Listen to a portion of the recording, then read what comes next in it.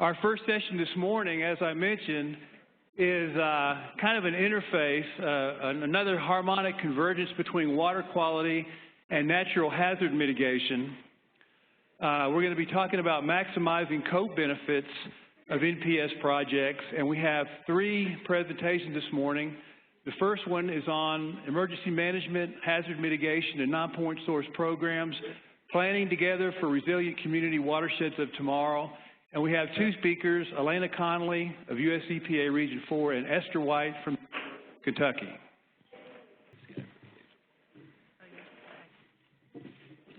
Good morning. Happy Thursday. Just kidding. I got you. Some guy in the back, he's like, oh my God, I'm going to miss my flight. I got to get out of here.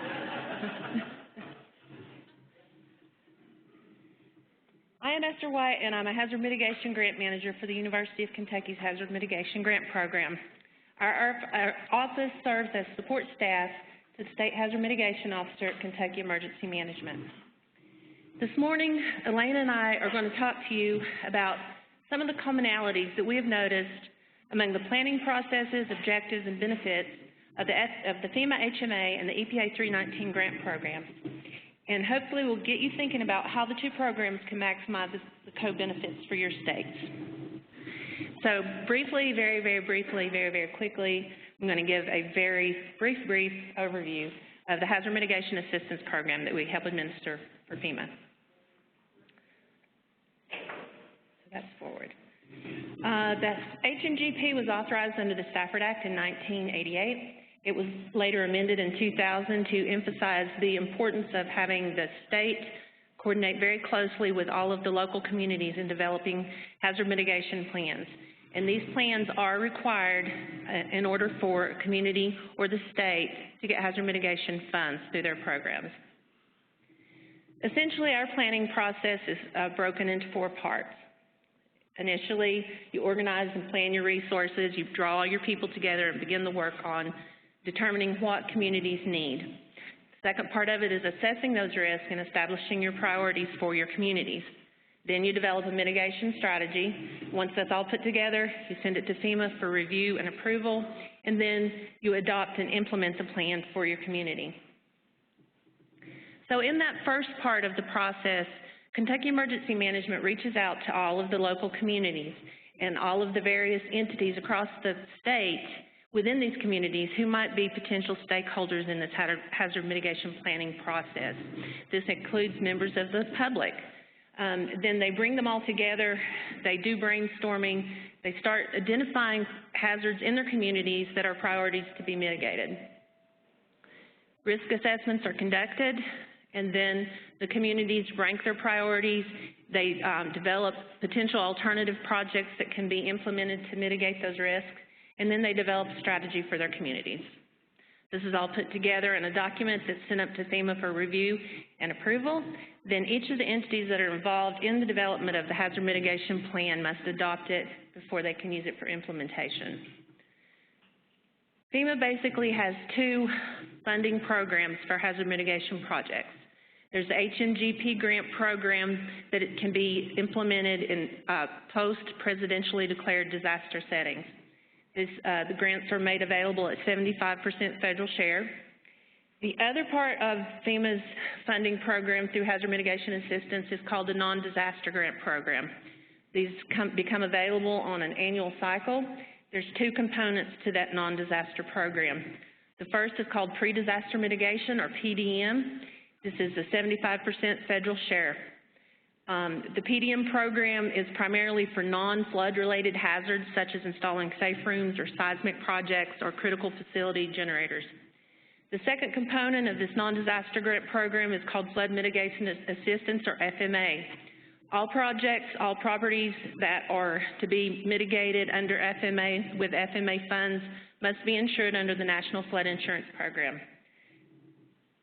To be further delineated and ranked of higher importance, properties that FEMA have determined to be severe repetitive loss properties are funded and mitigated at 100% federal share. Properties that have been determined to be repetitive loss properties are mitigated at 90% federal share. So some of the potential eligible mitigation activities for hazard mitigation funding that are related to watershed planning activities include acquisition, demolition, or relocation, structural elevations, detention retention basins, drainage improvement projects, stream bank stabilization, aquifer storage and recovery, floodplain and stream restoration, stormwater storage and diversion, dry flood proofing of historic and residential properties, and flood risk reduction projects. The minimum eligibility requirements are that, as we've already discussed, a mitigation plan must be approved and adopted. The mitigation project must be a standalone solution. If it's a project that is dependent upon the completion of another project, then it's not eligible for these funds. We have to determine that it's cost-effective, technically feasible, and it must meet all environmental and historic preservation regulations. It must have the support of the community, and all flood-related projects, with all flood-related projects, the community must be a participant in and in good standing with the NFIP. So communities consider all of the alternatives for mitigating their losses. Once that good fit is found for the project that they want to implement in their community, then they can apply for funding. Before we have them complete an application, we go through the benefit cost analysis process. This cost effectiveness is established using a variety of different methodologies that FEMA's developed depending upon the project type. Essentially, if the project benefits outweigh the project cost, it's considered to be cost effective. The local community or agency then assembles an application as a sub-applicant that is sent up to the state, to Kentucky Emergency Management, and they submit it to FEMA as the applicant. So I've got just a few slides here that show some examples of projects that we have completed in Kentucky that, while they mitigate risk, they also improve water quality. So this particular one, I'm doing before and after kind of shots, was completed along a section of Harrods Creek in Prospect, Kentucky, just outside of Louisville. And you can see before this project was implemented, the stream bank had gradually eroded away over the years and was in danger of imminent collapse and the destruction of all of these buildings up here on top of the bank. So this was a project that was completed for, now I can't remember, but I think it was only about $250,000. And they have since applied under this current open PDM 2018 cycle to mitigate 2 other sections along the same stream bank. This is an example of some structural elevations that we're doing along the Ohio River in Prospect, Kentucky, on the Oldham County side of the river.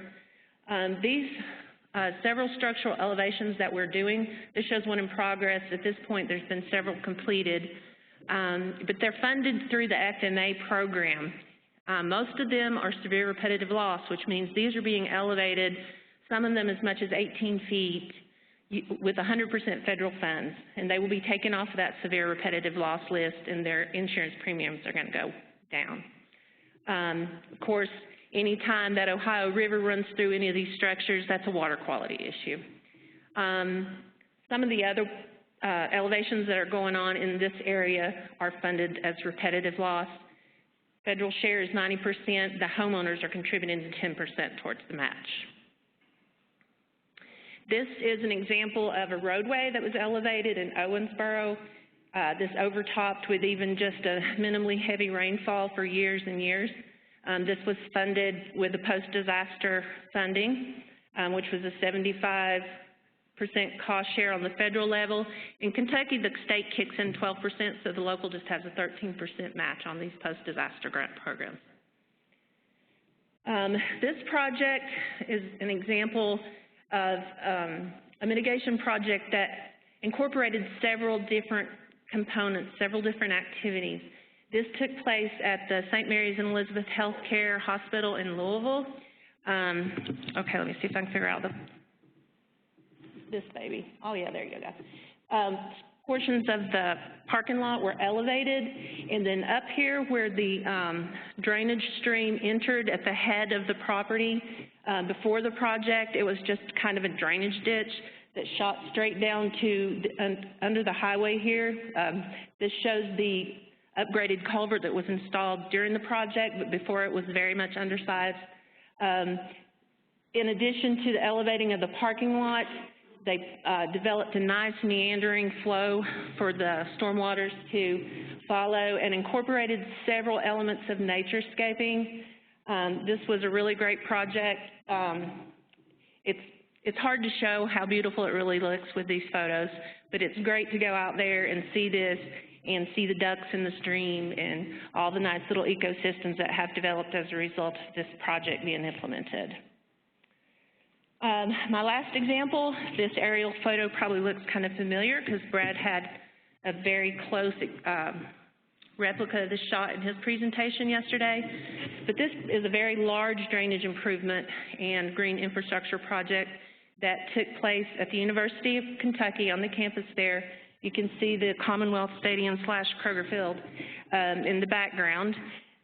Before this project was implemented, just off of the frame here is the Arboretum, the UK Arboretum, and it is up on a hill, and there's a very gradual slope that slopes down the hill. It used to run through, the stormwater used to run through this park, all of this impermeable area through here, and then there's a section along Alumni Drive where it comes down and meets, has an intersection with Nicholasville Road there. That used to be, yeah, this one. Used to look pretty much like it was just this drainage that runs straight down along that roadway. There was also a paved bike path next to it, and it discharged under Nicholasville Road here at this funky little undersized culvert. And the problem there was that even with just a 10 to 25-year event, Nicholasville Road would overtop here, and it would be seriously flooding, and it would flood downstream here, and it would damage some of these houses that were downstream.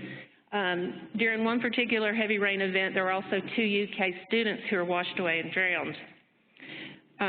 So that was a very tragic thing, but it made our benefit cost analysis very easy when it came to funding this really large project.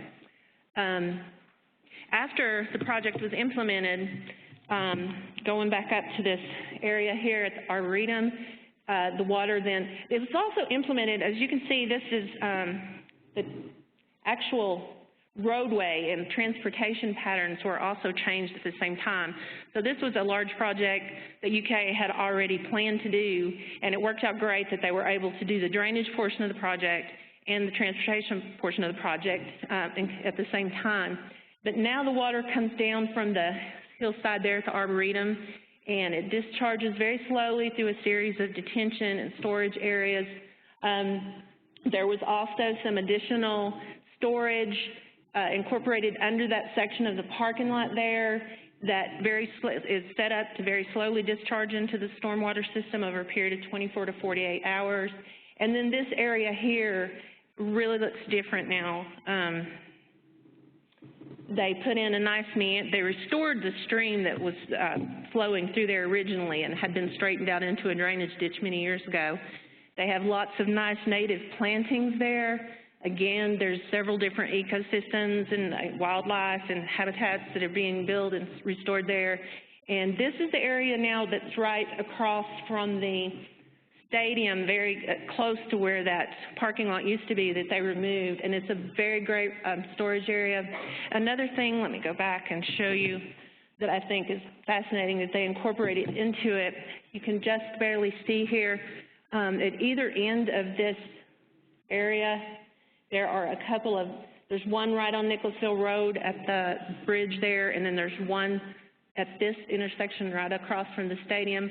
Those are nice little round platforms where they have outdoor classes for the agricultural and natural resources classes, so they actually get out there and they talk about these projects and the success of them, and it's a great little outdoor classroom. So due to time constraints, this was a very brief glimpse into our program, but I will be available this afternoon in 3:30 sessions to provide more information or answer questions, and I'd be happy for you to contact me at any time if you have questions, and I look forward to working with your programs more in the future. I'm going to turn it over to Alanna. Thank you, Esther. The Nonpoint Source Program Manager's goal is to achieve and maintain beneficial uses of water, such as swimming and fishing. And from listening to the conference presentations over the last 2 days, I'm very confident that we're not alone in this effort to protect both our groundwater and surface water qualities. We have heard strategic and comprehensive approaches with integrating source water protection, agriculture, wetlands, national estuary programs, forestry, and others into the Nonpoint source management programs and our watershed planning goals. The Nonpoint source program guidelines encourage us to build with other programs, and it's clear that engaging in intentional and collaborative planning to address watershed and community priorities is something that we can all work on. We're also seeing a higher level of engagement steps beyond our traditional resource leveraging, which is also vital, but there seems to be more of a holistic understanding of emerging threats to our environment, public health and security, our local economies. And we've heard about stepping across those deep lines and collectively planning and implementing actions for our more resilient communities. So our state and hazard mitigation managers, such as Esther, are a group of water quality managers that we can benefit from sharing and working with. We've heard that over the next year, approximately 40 of our 5-year Nonpoint source management programs will be going through updates. And this is a ripe opportunity for considering areas of collective concern with hazard mitigation managers. From Esther's discussion, there are areas of connection with hazard mitigation. She pointed out some education outreach, partnership building, and I also want to mention partnership sharing. Some of the presentations yesterday, especially I believe it was with the 2 ladies from Nevada, talked about how they were planning with their source water protection program along with watershed building. So partnership sharing is an opportunity for us to work with communities and plan, and to also help to reduce some of the competing priorities that many of our communities are facing. And just thinking about and considering how do we have unified strategies together.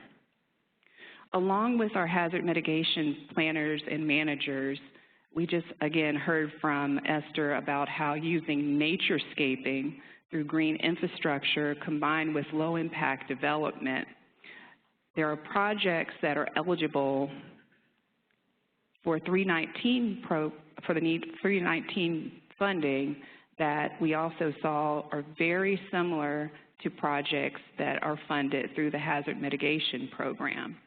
And it's an opportunity to take benefit of that. So this is an illustration of a city that most of us have seen, whether it be filled with buildings, new buildings, or wide streets, highways.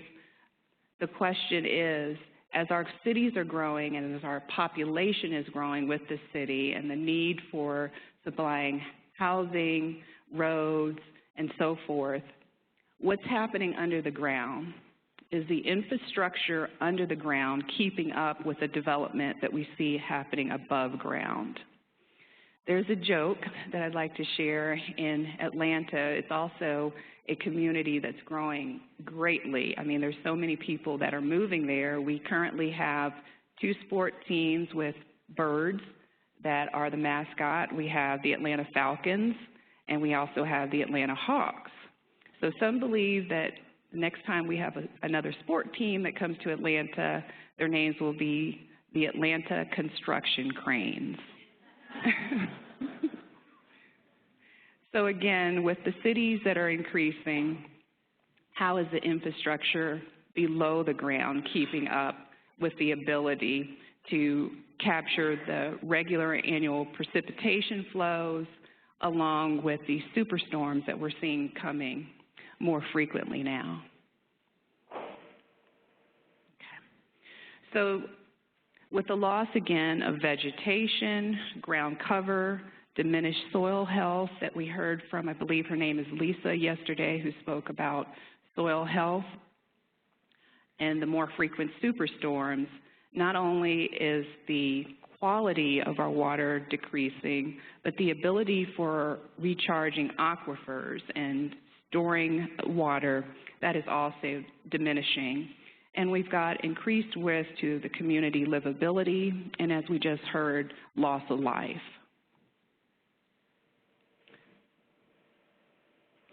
So there are studies that show the co-benefits of green infrastructure with low-impact development for both risk reduction from hazards such as floods, fires, and landslides, along with co-benefits of water quality and community health.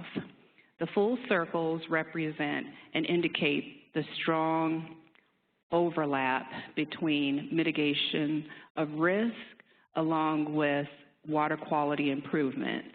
So this is just one study, and again, it does show the co-benefits that we've been talking about.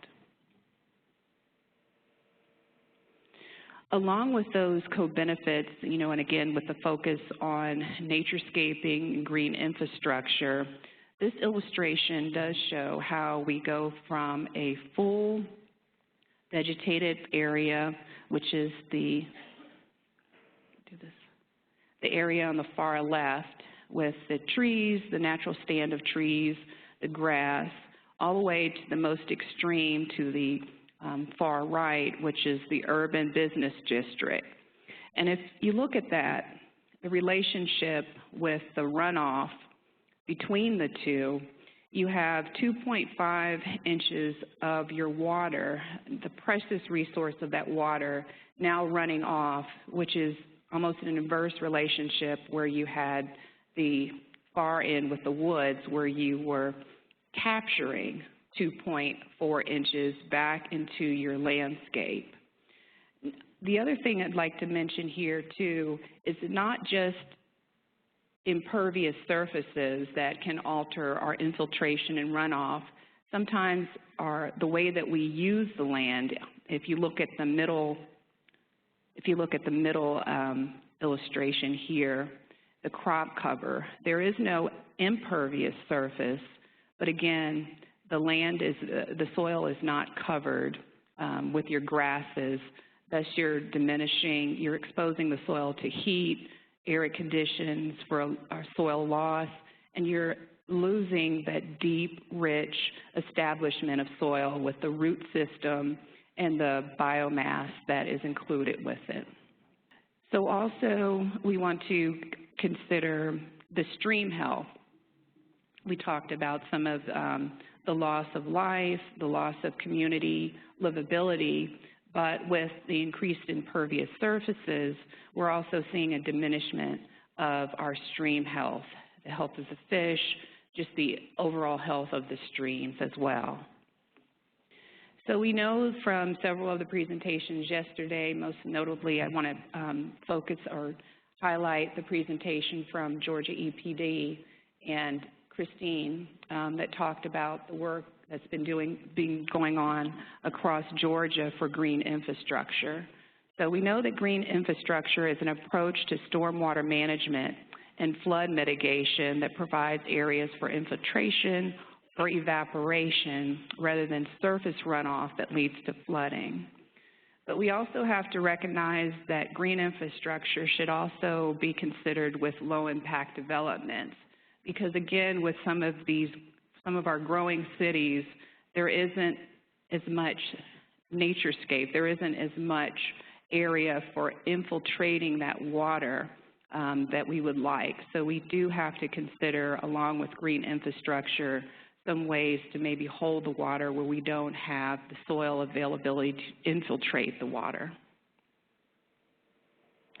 I'd like to go to an example in Kentucky. I'm a Nonpoint Source Program Manager at EPA, and I work with the state of Kentucky for the 319 program. And would like to point out one example here, and this is Boone County. And Boone County is a county in Kentucky that's been growing rapidly. It's one of the fastest growing counties in Kentucky. It's got a lot of things going on. And if you look at this photograph here, we have an area, this was taken in 2008, and then we come down here, and this is taken in the same area, but this is 2012. And I'd just like to take a second for everyone to look over that photograph and what are some of the differences that you see there. Look at that. Look at how it's been cut back. A lot of development has happened. Erosion. You've lost trees, your vegetation. In this area right here, we can see that you've cut back, and this is a wider area now, again, because it's been eroded back. So this is just one example of an area. It's Gunpowder Creek Watershed.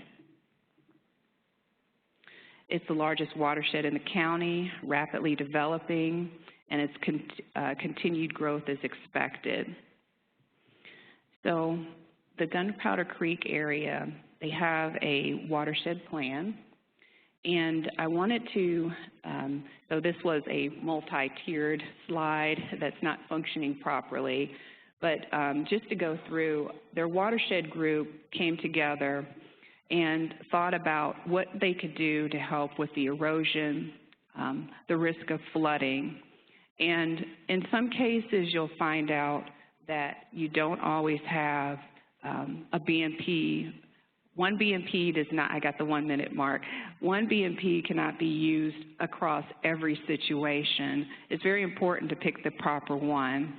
But just to move through this, I didn't want to specifically focus on BMPs here. I didn't want to specifically focus on the fact that they had a tremendous YMCA project that talked about flood reduction, talked about what can be done in the watershed to improve water quality. But I do want to focus on the fact of harnessing, again, the power of people and the power of partnerships and the power of a shared vision here.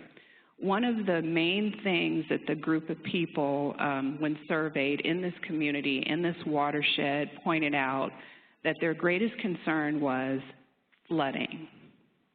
That was their greatest concern, was flooding.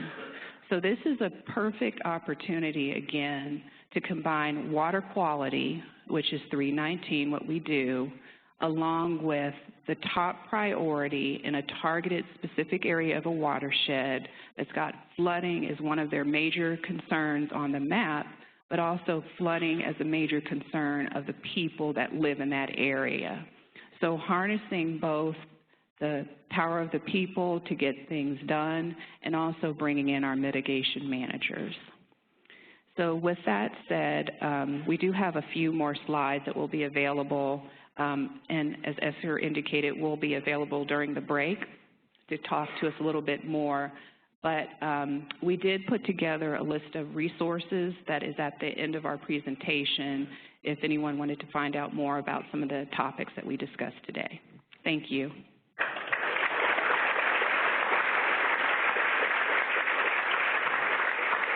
We do have time for a quick question here before we move on. The National Flood Insurance Program has something called Risk Map and also has the Cooperating Technical Partner Program that have what they call discovery meetings in watersheds, usually an 8-digit HUC, that do exactly what both presenters have talked about. Have those programs been integrated with 319 anywhere? It's puzzled me that we have 8-digit HUC meetings for our watershed plans for Nonpoint source. We may go to the same watershed and have discovery meetings for flooding issues when both overlap so much that we're wasting opportunities. You are hitting on the main theme of this morning's session. Esther, do you want to provide a quick response. We're going to get into this a little more with the next couple presentations. Sure, and I'd be happy to talk about it more in depth this afternoon. We're just starting that process in Kentucky. Alanna and I just started brainstorming, talking about this this past spring, and since then we have been working with our planning grant manager, and he is going to connect with the CTP and Kentucky Division of Water and the Watershed Planning group there and start working and collaborating with them over their next update, which is starting in 2019, I think. I said that right. So yes, we're just now beginning to work on that in Kentucky. And hold on to those other questions. A lot of these topics are going to be explored a little more in depth next. Bonini from Iowa, Natural. And then our final panel presentation, where we have some time in for some discussion, and we'll have time for more questions then. But I do want to introduce Alan from the Department of Natural Resources. He's going to speak on marrying flood mitigation and water quality improvements for a more resilient landscape. Thank you, Barry. Good morning, everyone. Yeah, I want to just jump right into this because I've got a lot of material. I'm trying to explain a $97 million program in 25 minutes or less, so I will just jump right into this. This is something that was new to me. I didn't realize this because I work in the Nonpoint source program, but Iowa ranked number 4 in the nation over the last 30 years in flood-related disaster declarations. Not something that I would have thought was our reality, but then again, when I think about some of the catastrophic floods we've had just in the time that I've lived in Iowa, it's really not all that surprising, I guess. It's resulted in over $13 billion in direct property losses as a result of flooding. So that increases the attention that Iowa has given to flooding and flood mitigation. Just recently, this past June, in the Des Moines metro area where I live, we had a 10-inch rainstorm over the course of just several hours, and it created all sorts of catastrophic flooding and damage to homes and businesses and public infrastructure just in the Des Moines metropolitan area. And we're seeing, as a result of climate change, an increase in the number of high-intensity storms across the state, whether it's impacting agriculture or public or private infrastructure. So it really has increased Iowa's sensitivity to and awareness of that we need to do something different if we're going to be able to sustain our economy. And I suspect most all of you are familiar with Superstorm Sandy that occurred on the East Coast several years ago now. And as a result of that, the U.S. Department of Housing and Urban Development, HUD, joined forces with the Rockefeller Foundation and organized a national disaster resiliency competition. There was $1 billion of funds that had been allocated by Congress that was set aside that HUD used to offer up this grant competition. At first, Iowa wasn't convinced that we would fit with this because our approach was different. HUD is our project ended up being a really outside-the-box approach for HUD. They're used to dealing with urban communities and working in census blocks and things like that. And our approach was very, very different, but they were very interested in what Iowa wanted to do. And while we were not convinced that it would make sense for us to apply, HUD and the Rockefeller Foundation actually approached us and said, no, we do want you to apply. So we did, and our Economic Development Authority for Iowa was the applicant because they are the CDBG administrator, and these were community development block grant funds that were being used, and we've all learned since then that those come with all sorts of very exotic and interesting strings attached to them, which for those of us in the non-point source world, it was a completely new and different experience. I have to give a shout out and total credit to the University of Iowa and the Iowa Flood Center because they were the lead in this project. It was really something that they took charge of. They wrote the application. They kind of worked with the Rockefeller Foundation to refine the application, and they really deserve all the credit for Iowa receiving this very significant grant opportunity. I mentioned about HUD and some of the rules, and this is some of the challenges that we faced as we were going through this process, and it's continues to be a challenge as we move forward. The qualifications were that to be eligible for this money and how you could spend this money, where you could make these investments, they had to be in counties that were declared major disasters in the window of 2011 through 2013. So you can see from this map here, these are all the counties that were eligible, but there's a whole lot of counties in Iowa that weren't eligible. And as we often talk about in our world, watersheds don't respect our arbitrary geographic political boundaries. And so it's really hard to match everything up. This lower map here is just a simple example of it, because not only did it have to have a disaster declaration, the project had to benefit low to moderate income areas, and it also had to, and this is something I have to read because I'm still not wrapping my head around this concept, environmental or infrastructure most impacted and distressed and unmet recovery need areas. That's a HUD term. We just call it mid-earn, and that's what they call it. But HUD builds everything around census tracts. And again, it's really difficult when you're dealing at the watershed scale. So this just happens to be a map of one of the project areas we're working on. This is a watershed, the North Raccoon, which feeds the water supply for the city of Des Moines and the Des Moines metropolitan area, which is over 500,000 people. It's the largest water system in the state. These colored areas are the only areas that qualify as mid-earn, and so there's a very small slice of this watershed that is eligible for participation in this project because of HUD rules. So we have to figure out a way to navigate through all these rules to get to the outcome we're looking for. On the larger scale, we received a grant for almost $97 million. We focused on 8 watersheds across the state and 3 cities, Dubuque, Coralville, and Storm Lake. They received significant damage during storm events during that eligibility of time. So they received a good chunk of the money, and then the rest of it is going to be devoted to these larger watershed areas. And as the title of my presentation indicated, the whole point of this strategy is to marry flood mitigation and nutrient reduction, water quality improvement to make Iowa more resilient, both in terms of how we manage floods and how we address our water quality issues.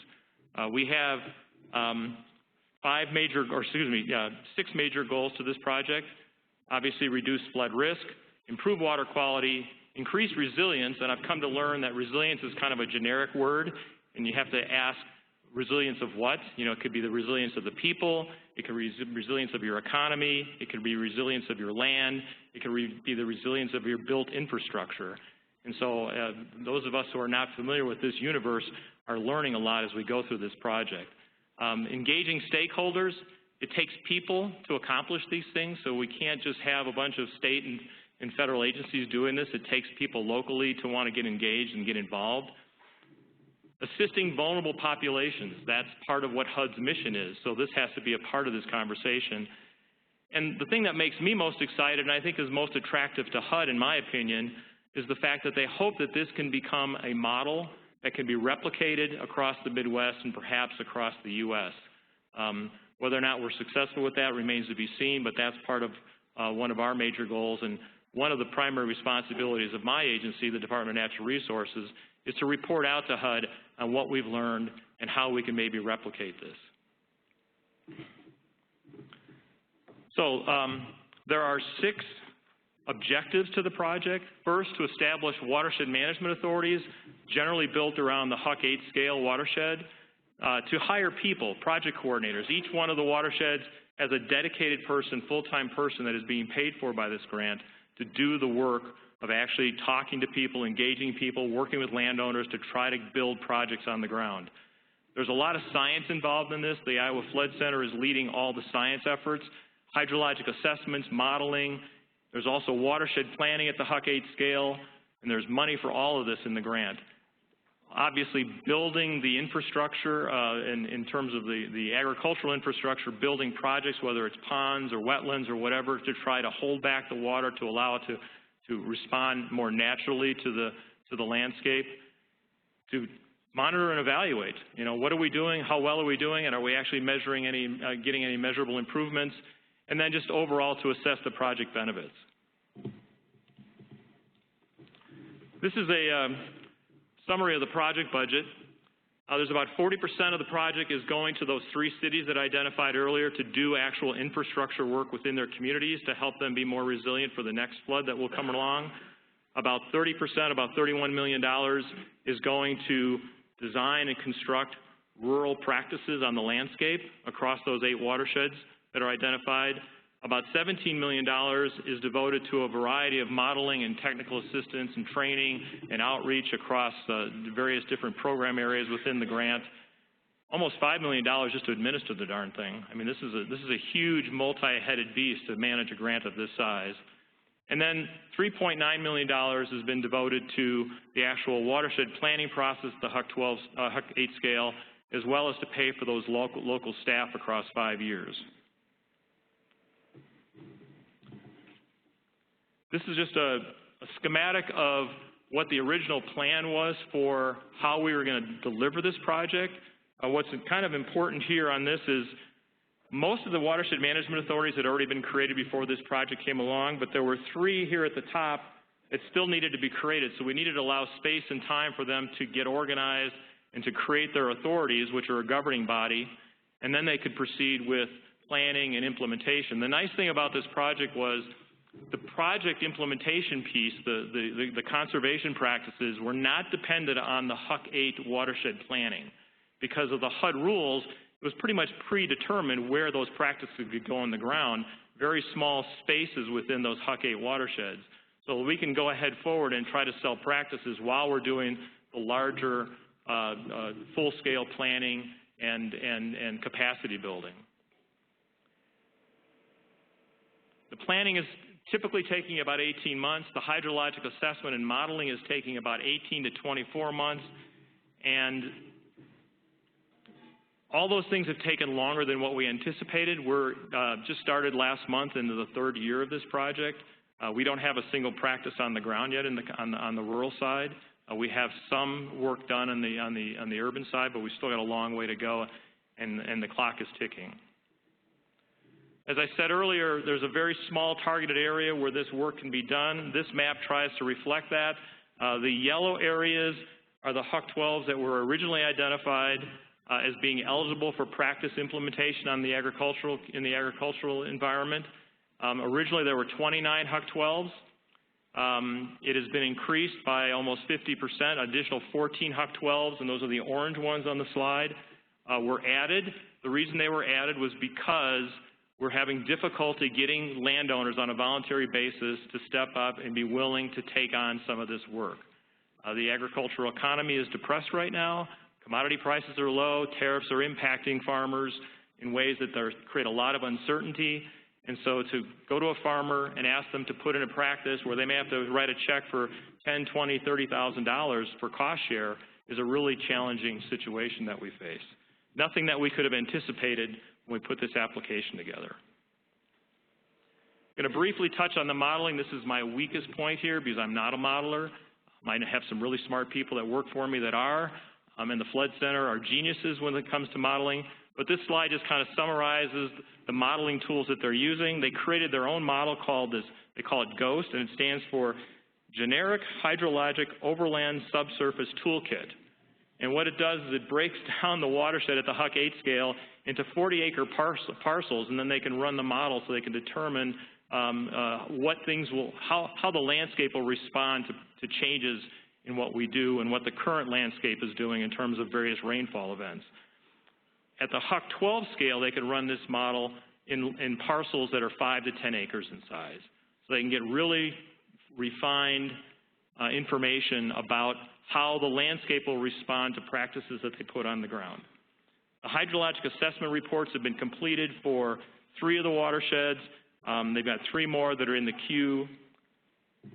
The model at the HUC 8 scale is going to inform the HUC 8 watershed management plans.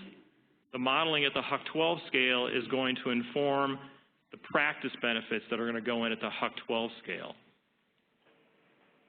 Another tool that's being used, Iowa recently completed what we call the Iowa BMP mapping project. We used LIDAR and aerial imaging to identify conservation and inventory conservation practices across the entire state. So here's an example. You've got pointer here. This shows terraces that can show up on LiDAR. This shows a pond. And we did a complete inventory across the state. And this has been really helpful for the project to understand what's the landscape currently look like in terms of conservation. So we can put that into the model and we can say, okay, this is what the current conditions, how they will function under various storm event conditions. So here's an example of a Huck 12 in the Clear Creek watershed, which is one of the watersheds eligible within the project. And these are the 6 different types of practices that the BMP mapping project has identified and mapped out within this watershed. So we already know what's on the ground in terms of these 6 conservation tools within that watershed. Another tool that is being used, and this is developed by USDA, it's the Agricultural Conservation Planning Framework. And what this does is it uses LiDAR, land use, and soils to determine what practices can go where on the landscape that are most relevant to that landscape condition. So it'll identify where's the best place to put grass waterways, where's the best place to put a wetland, where's the best place to do saturated buffers. So it can help guide where to go and who to talk to get those practices on the ground. You don't want to go to a farmer and try to sell them a wetland if their landscape and their land use is not going to be conducive to that particular activity. So this has been turned into a very useful tool. And here's again just another example. The BMP mapping tool identified 10 existing ponds in this upper Clear Creek watershed. The ACPF tool identified 45 additional locations where wetlands could conceivably go in that watershed. That's a very powerful informational piece to help guide planning, to help guide implementation as a project coordinator goes out and talks to people. I want to switch now to the planning, the watershed planning side of this project. There are several steps involved in the watershed planning phase. One is to form those watershed management authorities. And the important thing there is it's creating urban and rural alliances, urban and rural conversations. We've had some experience recently in Iowa where we've had this us-them between the urban and rural, and bringing these folks together at the same time under the same umbrella organization has really helped open up a conversation and a dialogue so everybody starts to understand everybody else's points of view and try to find the common ground so we can help start solving the problems. It's a governing structure. It's a unit of government, these watershed management authorities. So one of the challenges is literally getting them organized, creating a board, creating an executive committee, holding meetings, having quorums to be able to conduct business. They've also had to hire project coordinators. So they've had to go through the hiring process to hire these coordinators that are being paid for by the grant. The grant also allows them money to hire a consultant to help lead the planning process. And at this point, every one of them has hired a consultant to do that, and they're well on their way to completing their plans. They also had to hire a project engineer because to design and construct and certify these practices as they went in, they needed to have somebody with the technical expertise to do that. We couldn't rely on existing resources. NRCS doesn't have the capacity to do this. The state doesn't have the capacity. So they've hired private consulting firms to do this work. Obviously, the next step is to develop those Huck 8 watershed plans.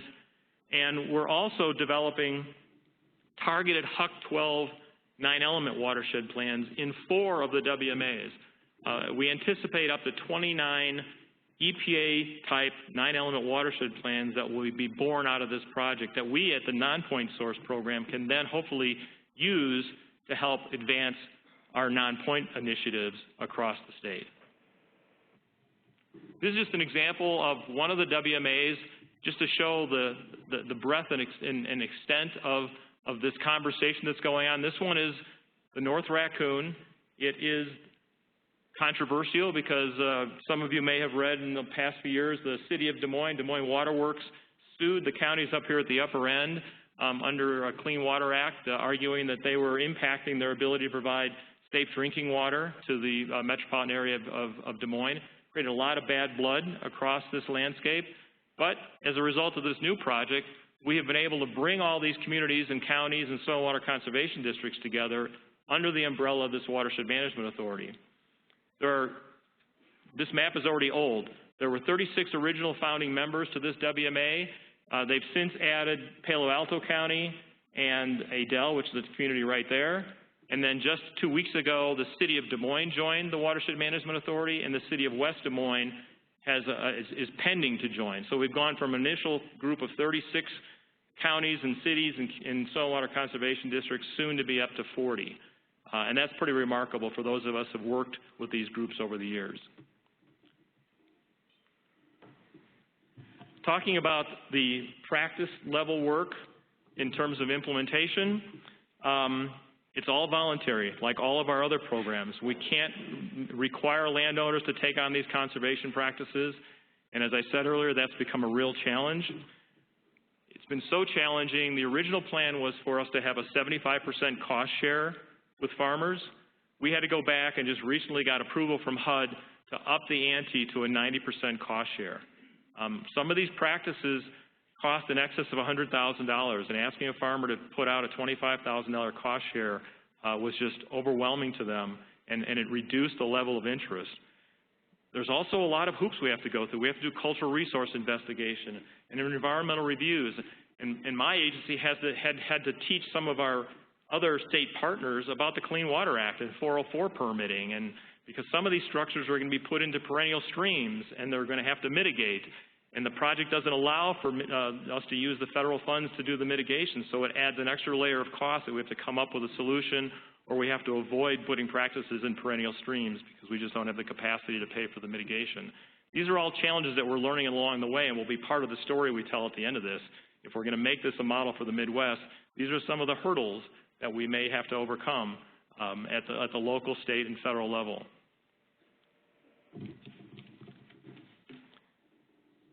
As I said earlier, you know, we've got $30-some million in practice. We only have about $2.4 million of interest at this point.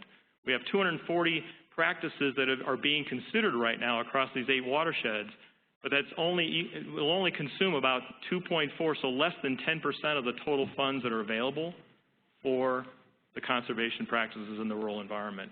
And we're into year 3 of this project already. It's going to be a real challenge. It's a huge lift for us to get this done. On the urban side, we've had some success, but we're also challenged there. Coralville replaced 2 stormwater pump stations. They've completed their work. Storm Lake is doing all sorts of green infrastructure within their community, and they will be done by 2020, as they assure us. Dubuque, which is doing most of the urban infrastructure work, one example is they've only remediated 8 housing projects out of an estimated 270 that they need to complete by the end of this project, which ends in September of 2021. So again, even on the urban side, it's a heavy lift to get this work done. Data collection and monitoring are a big part of any project like this. We're a science agency. The Iowa Flood Center, obviously with the university, is heavy into science. They've installed 20 hydrostation sites across the 8 watersheds, roughly 2 at each one. So and they're a full suite of information that they collect. Each one of those costs about $12,000 to install. They've also installed 10 water quality sites at the cost of about $35,000 apiece. Those are continuous real-time sensors, so we have real good information about what the conditions are in the stream itself.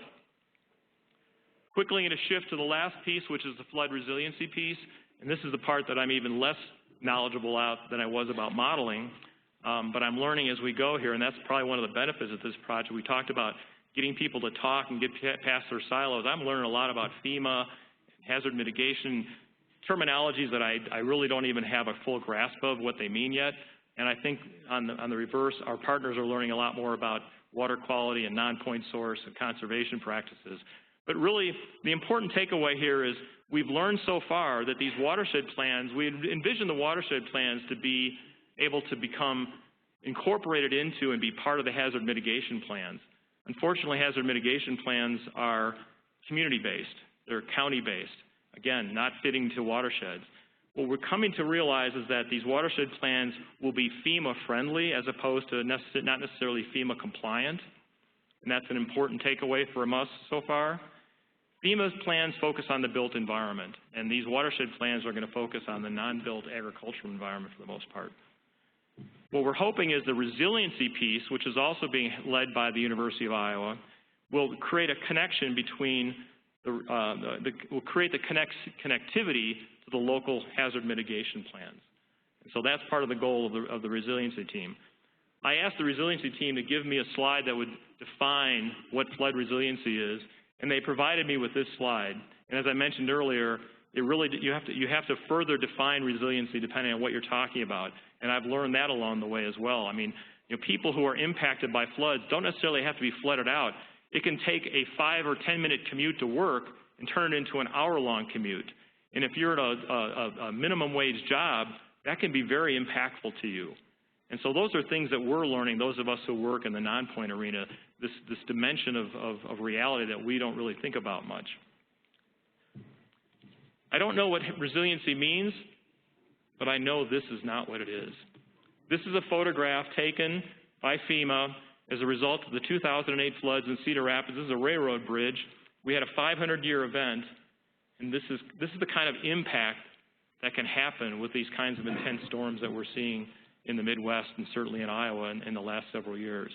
So I may not know what resiliency is, but I know what it doesn't look like.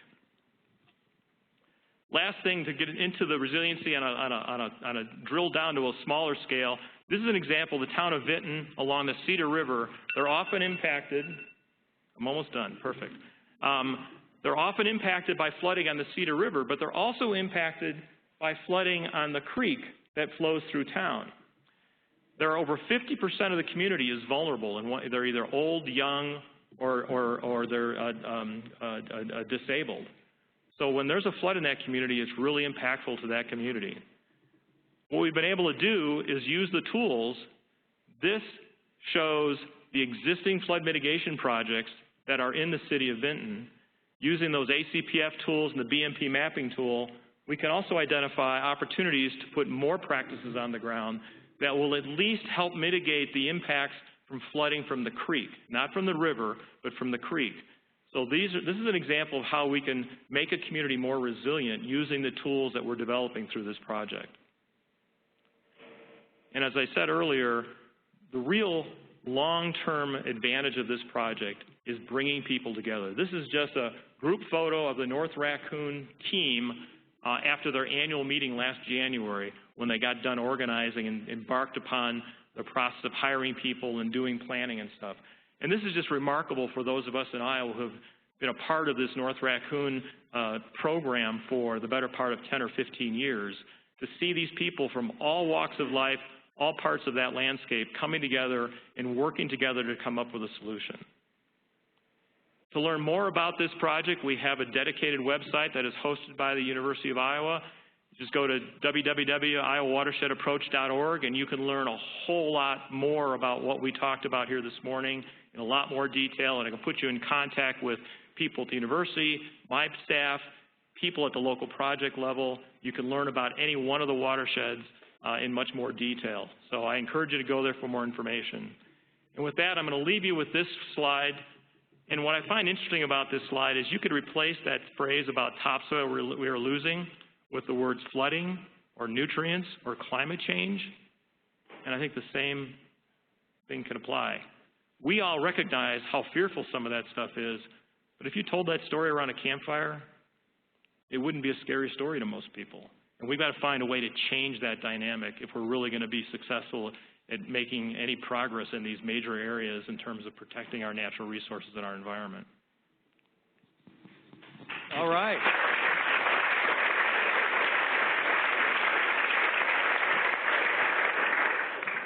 Hey, Alan, you showed a list of the BMPs. Is natural infrastructure or easements, I'm assuming some of those watersheds near the cities are developing, and is that part of the plan, trying to protect that existing natural infrastructure? Yeah, reconnecting the floodplain, for example, is one thing we can do. We can acquire easements. It gets a little complicated. Again, we've got these HUD rules that we have to follow.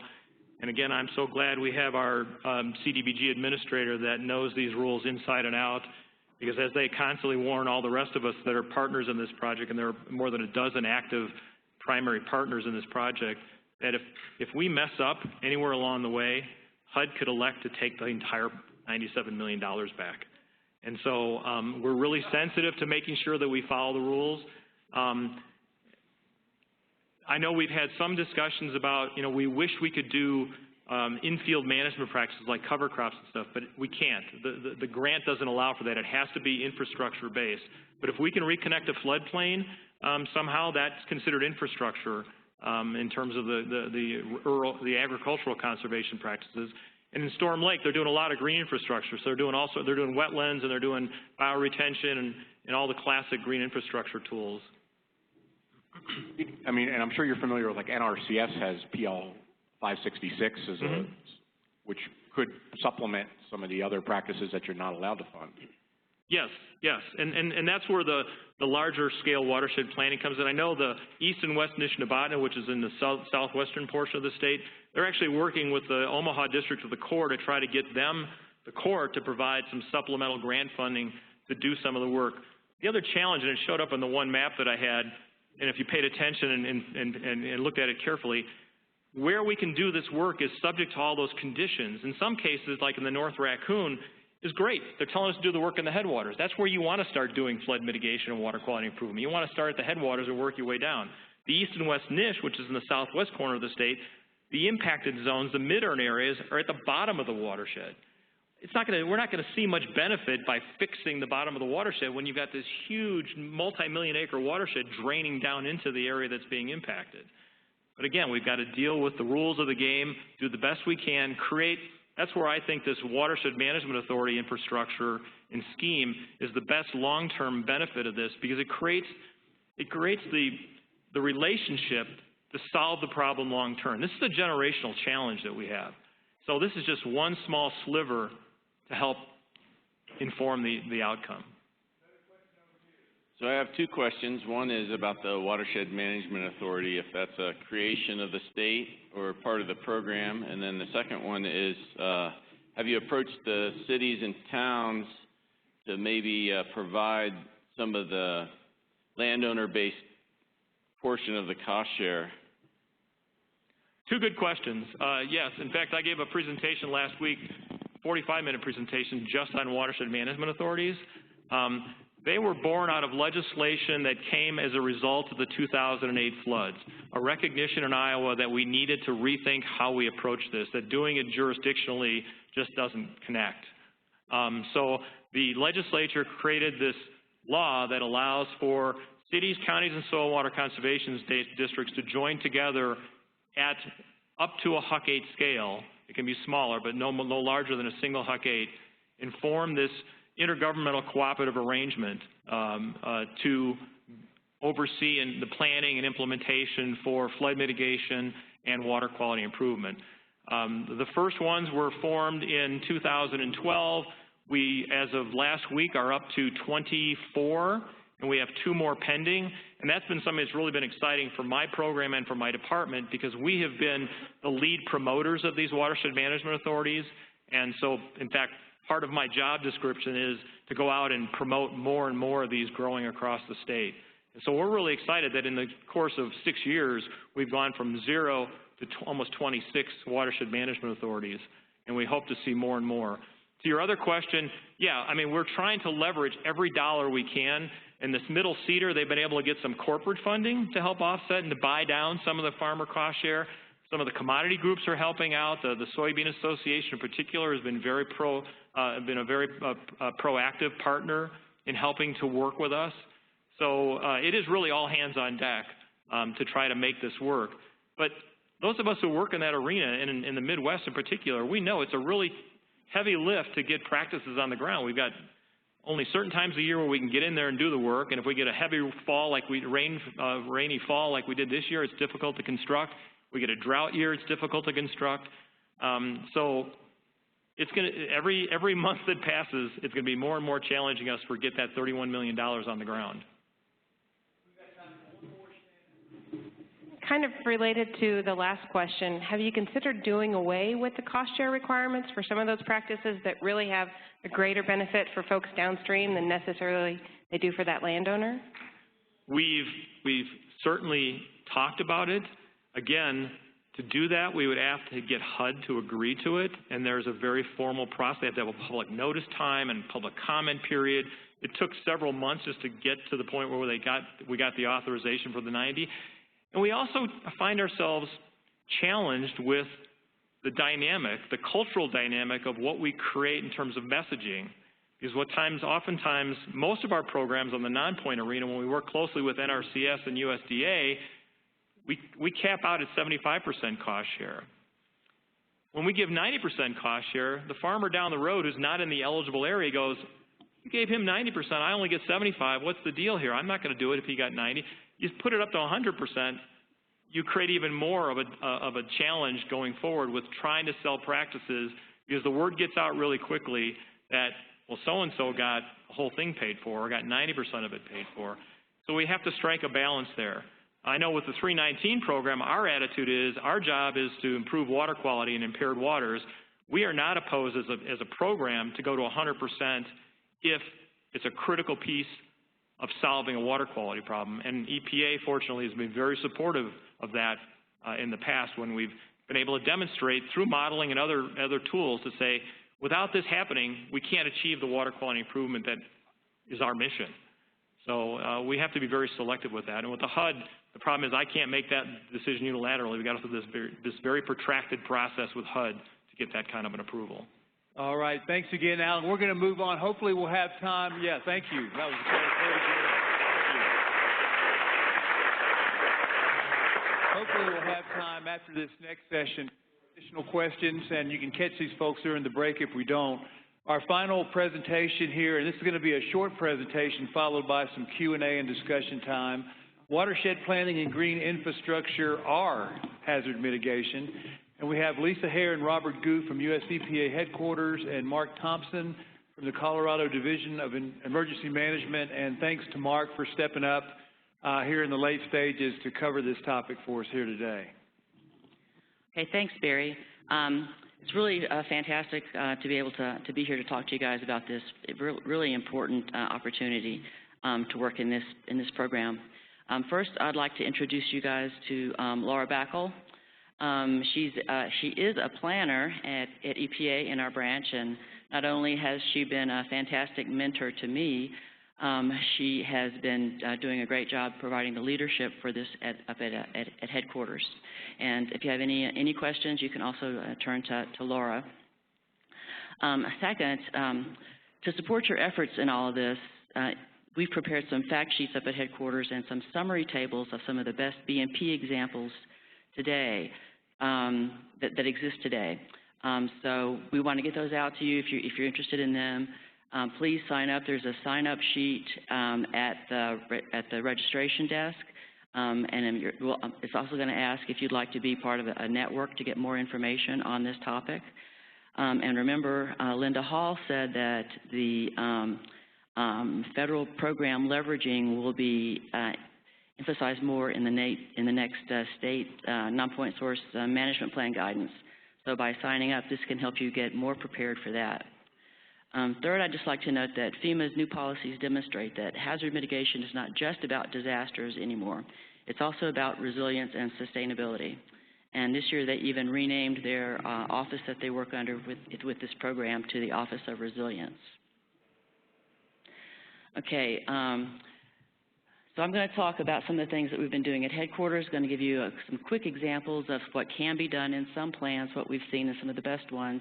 Robert's going to talk about the parks role in some of this, what we can do with them.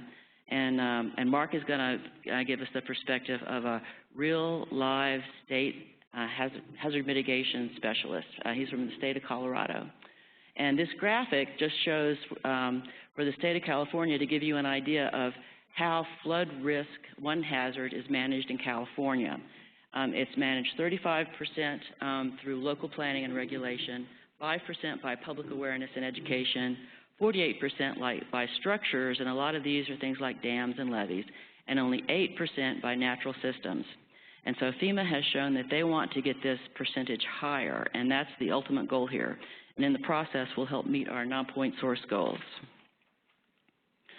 So some of the things we've done with FEMA partnership at headquarters is we have an MOU with them, and under that agreement, we've done these pilot projects in these regions to team with local or localities or states to explore getting into their plan green goals, strategies, and activities. And we've learned a lot, but we need to learn more from your experiences too, and then we need to share it among all of us so that we can be more successful here. We're also preparing with FEMA training materials with contractor assistance, and these will be ready for the user to tailor to their own audience. And they'll help the two areas of water quality and hazard mitigation understand each other better and the benefits of collaboration. Now next I'm going to show you a few very rare examples of mainly 2018 state and local hazard mitigation plans to show you what can be done. But don't get the idea that this is a kind of a done deal, because this is not really happening yet in almost all state and local plans. So what are we seeing in some state plans? Well, in state plans we see statewide initiatives, major programs and initiatives like the Puget Sound Partnership in Washington State's plan. State co-funded conservation and buyout programs are in Oregon's plan. GIS analysis, prioritization, water conservation and restoration for co-benefits, sort of like the Watershed resource registry that someone mentioned earlier this week. Doing that is in the hazard mitigation plan. Agricultural lands, contribution to flood resilience, and requests for hazard mitigation collaboration in 319 proposals, and training for localities on nature-based solutions and federal funding. But these are really super rare examples. Maybe just one example in one plan in the whole country, and they're not combined in plans, so you got to pull them together. What are we seeing? Oh, sorry, I was on the wrong slide there. So what are we seeing in local hazard mitigation plans? The importance of wetlands and mapping, MS4s. Well, this is specifically in Vermont's plan. Local plans in Vermont address the MS4 problems. They address the TMDLs to Lake Champlain, multi-jurisdictional water quality programs. They have local land conservation-based development. They get into wellhead protection, like septic tanks and ag, source water protection, stream floodplain restoration, stormwater infiltration, ag BMPs, watershed group-driven 319 plan integration, and economic and environmental protection as an economic and social priority. And to wrap up my piece here, our goal is to expand the reach and effectiveness of the Nonpoint Source program, not just because of the potential for FEMA funding and, for planning and projects, but because of the new partners you might be able to gain. And with that, I'll hand it over to Robert. Good morning. I think you're probably asking what role do parks have in terms of hazard mitigation. I think we've heard a lot of different themes over the course of the past couple of days. We hear the same themes over and over again: leveraging, partnerships, opportunities, planning opportunities, co-benefits, source water protection, integration. I want to introduce another term, multifunctionality. I think what we need to think about is that we shouldn't invest any money unless the practice has multifunctionality, at least go through that lens and see if that opportunity exists. We shouldn't design transportation systems, infrastructure without thinking about how many co-benefits can we realize through the use of those funds. And so that's what I'm going to talk to you in terms of parks. I think parks are an opportunity to leverage 319 funds, Safe Drinking Water funds, Clean Water Act funds, and other funding sources. Alan mentioned HUD. I'm going to talk about FEMA. Parks represent a great opportunity to change the way we think about urban design. I'm going to give you a quote from a guy named Andy Copland, who's the Greater New Orleans Foundation CEO. Parks are the greatest assets that we have in terms of serving double duty. And I'd like to carry that message through this presentation. Parks help foster a place attachment. That is, they promote community cohesiveness, and they provide a desire for the community to protect, return, and rebuild communities when there's a disaster. So just keep those themes in mind. We've gone through why green infrastructure promotes resiliency. It's clear that natural designs and green infrastructure can help mitigate and prevent flooding and other ecological problems that result from more intense storms. These are some of the things that we can use parks to abate or prevent. Enhance community resiliency, recharge groundwater aquifers, reduce flooding and property damage, that's avoided costs, as well as reduced mitigation costs. I've been working closely with the National Parks and Recreation Association and other groups such as the Trust for Public Lands and the American Planning Association to promote the role of parks in terms of protecting water quality and reducing hazards. There are lots of opportunities to work with NGOs. They have a lot of interest in this issue. The National Parks and Recreation Association has a great parks program that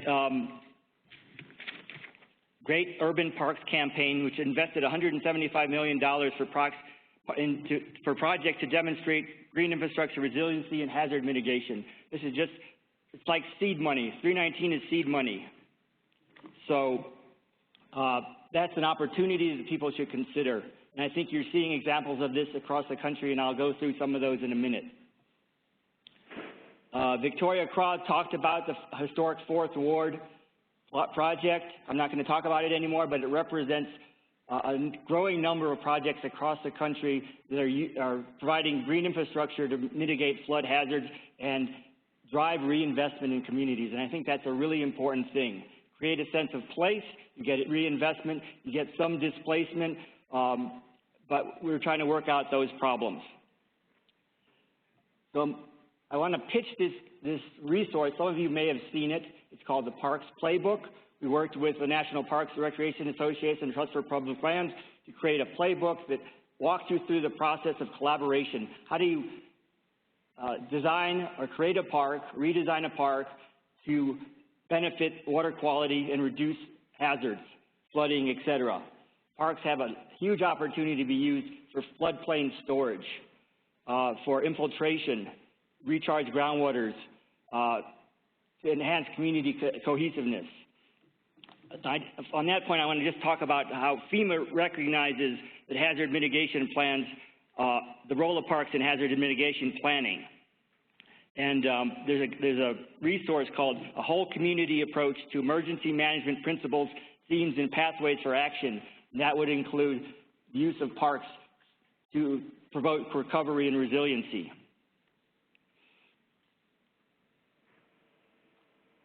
This is just a list of some potential partners, HUD, FEMA, FHWA, Federal Highways Administration. There are huge opportunities to partner for public health benefits, both in terms of regular recreational health as well as resiliency. And I just want you to consider trying to approach these entities and perhaps use 319 funds to seed collaborative efforts to use the parks as functional parts of the landscape. I want to leave a little time for Mark, but I want to talk about a couple of examples. In New Orleans, the city parks submitted a hazard mitigation grant program proposal to use the park to help drain flooding events. And I think a lot of other cities are considering this. Nashville redesigned their downtown so that the downtown park is now flood storage, but it has function when there's not a flood event. In Los Angeles, they took the Sun Valley Park and they created a huge infiltration gallery, and they're reducing flooding as well as recharging their aquifer given the drought issues in the West. In Brooklyn, the Brooklyn Botanic Gardens, they're going to they're going to take the park and turn it into a surface waterway which will manage flooding and create an amenity for the locals. And last of all, I want to talk about creative partnerships which don't necessarily involve, what I'm trying to get at is funding sources can provide for both design and creation of parks, but also ongoing operation and maintenance of parks. So New York City, the Department of Transportation is paying the Parks Department to maintain their right-of-way green infrastructure. And so creative solutions can occur to help the parks fund such activities. So there are huge opportunities in this vein, and I'd be happy to talk to anyone about this. Mark? Well, good morning. I have one slide, and this is it. It's exciting to be in a forum where FEMA funds are considered an other source, so this is quite refreshing for me this morning. You know, Alan, you raised some great points this morning, some things we take for granted. This project's great. We want to mitigate hazards. We want to protect our water quality. We don't want to pay for it. We run into that all the time with the mitigation grants, and so as a group that's interested in protecting water quality and mitigating against hazards, natural or otherwise, you know, if we break down our silos, we can share the benefit of those experiences, so that if you're trying to sell an idea to a local community that's going to have a cost share, you may be able to anticipate that and perhaps you know, nip it in the bud when it starts. And so when you talk about that, some small communities with FEMA grants, for example, the cost share would only be 10%. And in some rare cases, if you're looking at flooding, you know, they may eliminate it entirely for some structures. But you're absolutely right. FEMA is generally interested in the built environment, people and infrastructure and structures. And in our silo as traditional mitigation planners, that's what we've been focused on. Right now, the state of Colorado, we're updating our state hazard mitigation plan. And this year, we went to an all hazards approach, and we expanded our planning team. But I don't know that any of us in the room had ever heard of non-point source pollution before. So unfortunately, they weren't a part of that. So one of the questions I was asked to address is, how can you get involved in the process? And I would simply say, reach out to your state hazard mitigation office, wherever it's hidden. If you're at a local level, reach out to your emergency manager. Here in Colorado, they're typically tucked away in the sheriff's office. Because sheriffs own wildfires and they don't want to go to the wildfire, so they send the emergency manager. In other places, like here in El Paso County, they do belong to different departments. But you've got a great selling point. Right? When we mitigate, we're not just mitigating against fire to prevent damages. We're really trying to keep this a community that people want to live in, people want to work in, people want to visit. We do appreciate your visit this week, for sure. And so water quality fits right into that. It doesn't fit into the traditional FEMA definition.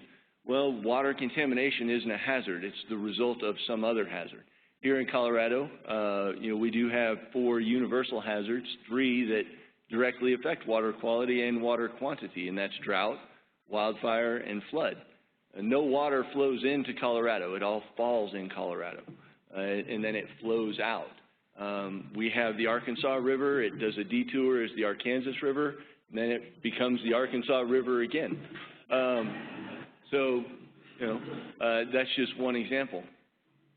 So the integration of what your efforts are, especially if you're able to sell the idea that we've got an other potential funding source that can also benefit hazard mitigation.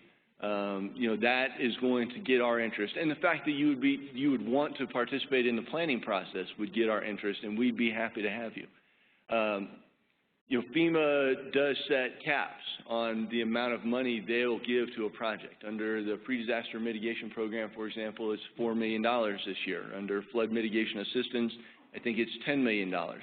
If you're talking about a huge project like you were just talking about, we may look to or hope to combine federal sources to accomplish one larger project.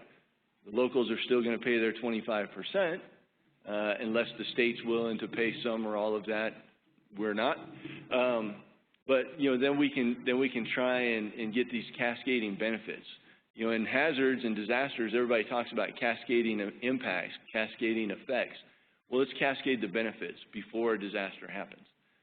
If we do this right, then our water quality is protected, and our built environment and our people are protected, and people want to come and continue to ski and hunt and hike and fish in Colorado, and you know, make this a great place to be. So, did I address everything? Okay, thank you.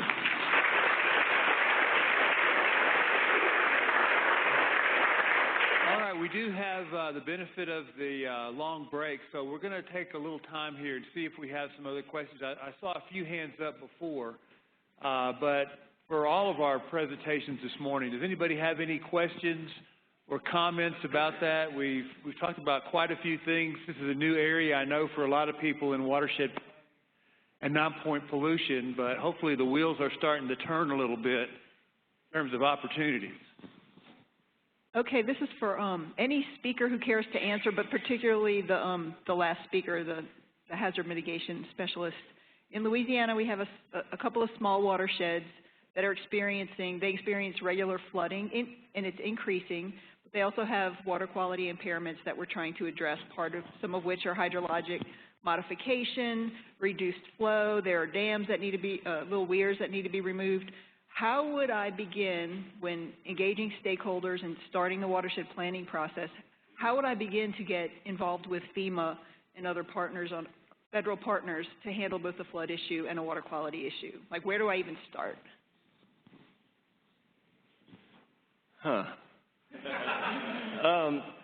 from the FEMA side and the hazard mitigation side, I'm sure earlier this week somebody's talked about benefit cost analysis. You've got to have the return on investment so that every dollar that the project costs is going to provide at least $1 in future savings for response or recovery. So with the FEMA grant, again, focused on the built environment, we're mitigating flood to protect the community. And if you're using the Flood Mitigation Assistance Program, which is funded by NFIP premiums, then we're protecting NFIP-insured communities and structures. So there are some little differences there with those two programs. And you could then try and calculate into the benefit cost analysis the damages to water quality. So if the flooding is damaging a treatment plant and you can't have clean drinking water, for example, until that is repaired, then those repair costs, based on the history that you had, can also be included into that calculation. And again, as far as the other federal partners, I don't know enough to answer that question, so I won't even pretend to try. But I hope that I've given you a start on the FEMA side. As a practitioner, I know I've learned through our project, what I would do is I would call our Homeland Security and Emergency Management Department, because they're the experts on FEMA. They understand FEMA inside and out, and so I would bring them into the room, bring them to the table and say, this is our challenge. What do you know about the FEMA construct, and how can we somehow bring that opportunity into this process to create the co-benefits that we're all looking for? I'm never going to try to even begin to be an expert in FEMA or HUD, but I'm learning enough to know who to call to say, hey, can you come in and sit at this meeting and help us understand if there's an opportunity here? That's my suggestion as a practitioner. Other questions? Hi, I had a question about the HUD grant that supported the project that was discussed. You mentioned that it was a result of post-Sandy, and I'm wondering, is that kind of a one-time thing, or do you know if HUD is continuing to offer those grants? I believe it was a one-time thing. It was a product of, I don't know how many billions of dollars that Congress appropriated in response to Superstorm Sandy, and there was $1 billion that was set aside to put out grants to try new and innovative ways to try to deal with what I think HUD recognized were going to be increasing challenges because of extreme storm events. Whether they do it again will really probably depend a lot on, A, when and where we have the next equivalent Superstorm Sandy, and B, the appetite of Congress to appropriate those kinds of funds. This question is mainly for Robert and Lisa, but any of y'all, Alan, chime in. So Alan mentioned the issue of watershed management plans and hazard mitigation plans not geographically overlapping. So Robert and Lisa, I was wondering what suggestions you have to resolve that issue, which can result in challenges finding enough willing participants to put practices on the ground? And if you have time, if you know of what funding sources have the fewest strings attached to implement these kinds of collaborations that we've discussed. Okay, so you're asking about if your watersheds don't overlap, is that presenting an issue for collaboration? Is that what the basis of your question? Alan mentioned that watershed plans are based on the watershed scale and hazard mitigation plans are based on political boundaries, and how do you have any suggestions on that? Well, hazard mitigation plans are based on political boundaries to the extent that administratively, they are administered by a state or a locality within those boundaries. But one of the main hazards they have to deal with is flooding, and that is watershed based, and that's where you're going to get all of your collaboration with your watershed planning. And if a state doesn't have a good relationship with its neighbor, and I'm going to have Mark address this when I finish, you may not be able to get a good watershed scale collaboration together if the jurisdictions won't cooperate. But flood risk management planning was the original hazard mitigation planning in this country. It's all modeled after what was originally done with flood mitigation planning on a watershed scale. So if you can get over the political hurdles of cooperating, you can get that done. And a lot of times it's done by creating watershed management authorities that are cross-jurisdictional, and watershed plans and hazard mitigation plans are put out on that basis with the authority of a multi-jurisdictional entity. And with that, I'll hand it over to Mark. So let me begin by saying that my expertise is on the mitigation planning. We've got a separate team that is the mitigation project experts. But if I understand it correctly, FEMA has only recently allowed watershed scale mitigation projects to be eligible. They've generally focused on more localized events in the past. So it's a new area. And some folks may just be waiting for somebody else to show the way, to create a best practice for others to copy. But yeah, working with the state hazard mitigation office, who's already in contact with the flood control or water conservation, whatever that state's partner is, or that state agency's partner is, to be able to start to set that up. It does depend to some degree on how counties, for example, interact with their neighbors. We've got some. The reason they're two counties is in their history they just hate each other and they're not going to work together on anything. And then, when you talk about a FEMA project, they do tend to look at standalone solutions, and it can't be a solution that's going to pass the problem to somebody else. So if you're looking at a localized flood, they're going to make you do some analysis, or they're going to do some analysis that says, okay, great, your town is good, but you've just really done a number on the next town downstream.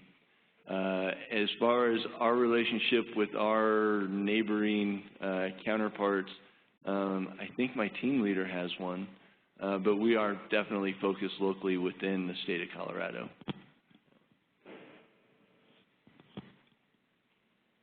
Again, based on what we're learning so far, and this is outside my wheelhouse, but again, when we consult with our Homeland Security folks, what they're telling us is those local hazard mitigation plans, as long as they specifically identify in them efforts, practices, activities, link them back, say if there's something in the watershed plans that says, if we, one of the things we want to do is do this, A. If that local hazard mitigation plan specifically says, as part of our strategy, we want A to be something that we accomplish, they're telling us that that may open up the door to be able to use FEMA funds to help pay for that activity A that may be somewhere up in the watershed, but you have to create that documented linkage in those hazard mitigation plans to make that project that's outside of your jurisdiction eligible for FEMA funding. That's what we're being told.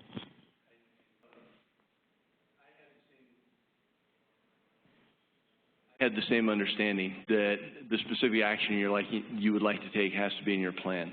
But you're talking about people interpreting rules written by people. The rule as written says that a FEMA project must be tied to the goals and objectives of your hazard mitigation plan. Some people have then interpreted that to mean the specific action you would like must be in your plan, and you've got to tie it to that. And that's what I was told when I went to this course at FEMA's schoolhouse in Maryland. And I came back out here to FEMA Region 8, and they're like, no. It says tie it to the goals and objectives, so tie it to the goals and objectives. If you can tie it to the action, that's great, but you have to tie it to the goals and objectives. And the reason I bring that up is all of you live somewhere that has a mitigation plan somewhere in its 5-year life cycle.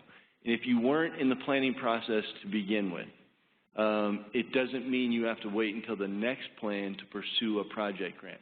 If you have a project and you can say, hey, 3 years ago you wrote this plan, and one of the goals is to protect life and property from natural hazards. One of the objectives is to reduce the impacts of flood, for example. You could come in as a watershed and say, we've got this flood mitigation project we would like to do, which, oh, by the way, will protect water quality. We weren't in the planning process. We say, okay, well, let's tie it back to goal number 1, objective number 1A. So I believe you were told that. But there are 10 regions, and so there's probably at least 7 regional interpretations of that rule. Again, people writing, people reading kind of thing. So again, ask your state mitigation folks, because they may tell you how your region is interpreting it, your FEMA region is interpreting it. And that goes across the entire mitigation branch from FEMA to state. All right, with that, give a hand to our morning speakers. That was really good. Okay, so again, this session is about success stories and highlighting non-point source program progress. And we're going to kick it off with Emily Bird from Vermont, one of my favorite states. Hi, everyone. My name is Emily Bird. I'm the non-point source coordinator for the state of Vermont, and I work in the Clean Water Initiative program. In Vermont, almost everything we do for water quality is non-point source, so we don't really have a non-point source program per se. It's kind of spread throughout all of our water programs, which is really nice to automatically integrate. The program I work for, we run all of our grant programs, and as projects are implemented, we track and account for the results, and we do a lot of communications with the public and the legislature and EPA on how we're doing. So I'm going to talk today about the past 3 years since I started working at Vermont to develop this tracking system and expand some of our communication tools. In Vermont, we're very fortunate. We have wonderful water resources, and I always joke that on my way to work, if I'm listening to public radio, I'm more likely to hear about a TMDL than a crime, which is really nice. And so we're very fortunate that there's a lot of support from the public and the legislature for clean water. And even though we have such amazing resources, we still have some water quality challenges in the state. And some major challenges involve excess phosphorus in Lake Champlain and in Lake Memphremagog that lead to these blue-green algae blooms. And a big part of the state off to the right, the Connecticut River, flows into Long Island Sound, and Long Island Sound has low dissolved oxygen caused by nitrogen. And if you look at all of our water quality impairments, 93 to almost 100% of those impairments are contributed from non-point source pollution. So to address a lot of these non-point source issues and our nutrient pollution, we have some major total maximum daily loads. Most of the state is covered by a major nutrient TMDL, and there's also a number of local water quality issues that we're also addressing as a co-benefit of implementing these larger TMDLs. And you may have heard that the Lake Champlain TMDL was rewritten a few years ago, and that was the result of the Conservation Law Foundation suing for lack of reasonable assurance that non-point source reductions could be achieved and for lack of incorporation of impacts of climate change in the TMDL. So they reopened the Vermont TMDL for phosphorus and rewrote it. And with that new TMDL came a need for reasonable assurance that we'd be able to meet those non-point source reduction targets. And EPA wrote the TMDL, but they said, Vermont, you have to figure out how you're going to provide that reasonable assurance. So the state of Vermont came together with what we call the Vermont Clean Water Act, or Act 64, that passed in 2015. And the motto of it is really, we're all in for clean water, and there are reductions required across all the different land use sectors, and trying to minimize the finger pointing by setting targets for all the different sectors. And that Vermont Clean Water Act gave us more strength to implement those non-point source reductions through regulatory programs and through funding programs. Some of the new water quality regulations in the state of Vermont are statewide, not just for Lake Champlain, required agricultural practices, so adding more regulation to the agricultural sector. We also have a statewide municipal road general permit where road segments have to meet a certain standard if they're in a certain proximity to surface waters. And we're also requiring grandfathered impervious sites with more than 3 acres of impervious to retrofit under a certain time frame. Additionally, it established a new clean water fund, which is supported by a property transfer tax surcharge. And that clean water fund is overseen by a clean water board, and there's a pretty lengthy public process every year to develop the budget for it. And with all of these new regulations and new funding, there's a need for more accountability. And we have new tracking, accounting, and reporting requirements associated both with the Lake Champlain TMDL and its accountability framework, as well as the state legislature to produce an annual investment report. So I was hired as a result of Act 64. There were new positions to figure out a way to track all clean water activities statewide in the state of Vermont, and that was a little overwhelming, but we are figuring it out, and overall we wanted to prioritize tracking in the areas that we have control over reporting and data. So we really are looking at the scope of our tracking being the state and federal funding programs. We partner a lot with our federal partners in order to set up this tracking, and also through regulatory programs, because we're able to set those reporting requirements in a way that meets our accountability. So there's 2 applications here. First, with this tracking, we're able to measure our progress implementing these major TMDLs, and then that's mostly driven by the Lake Champlain TMDL accountability framework, although we hope to apply this to some of the other TMDLs in the state.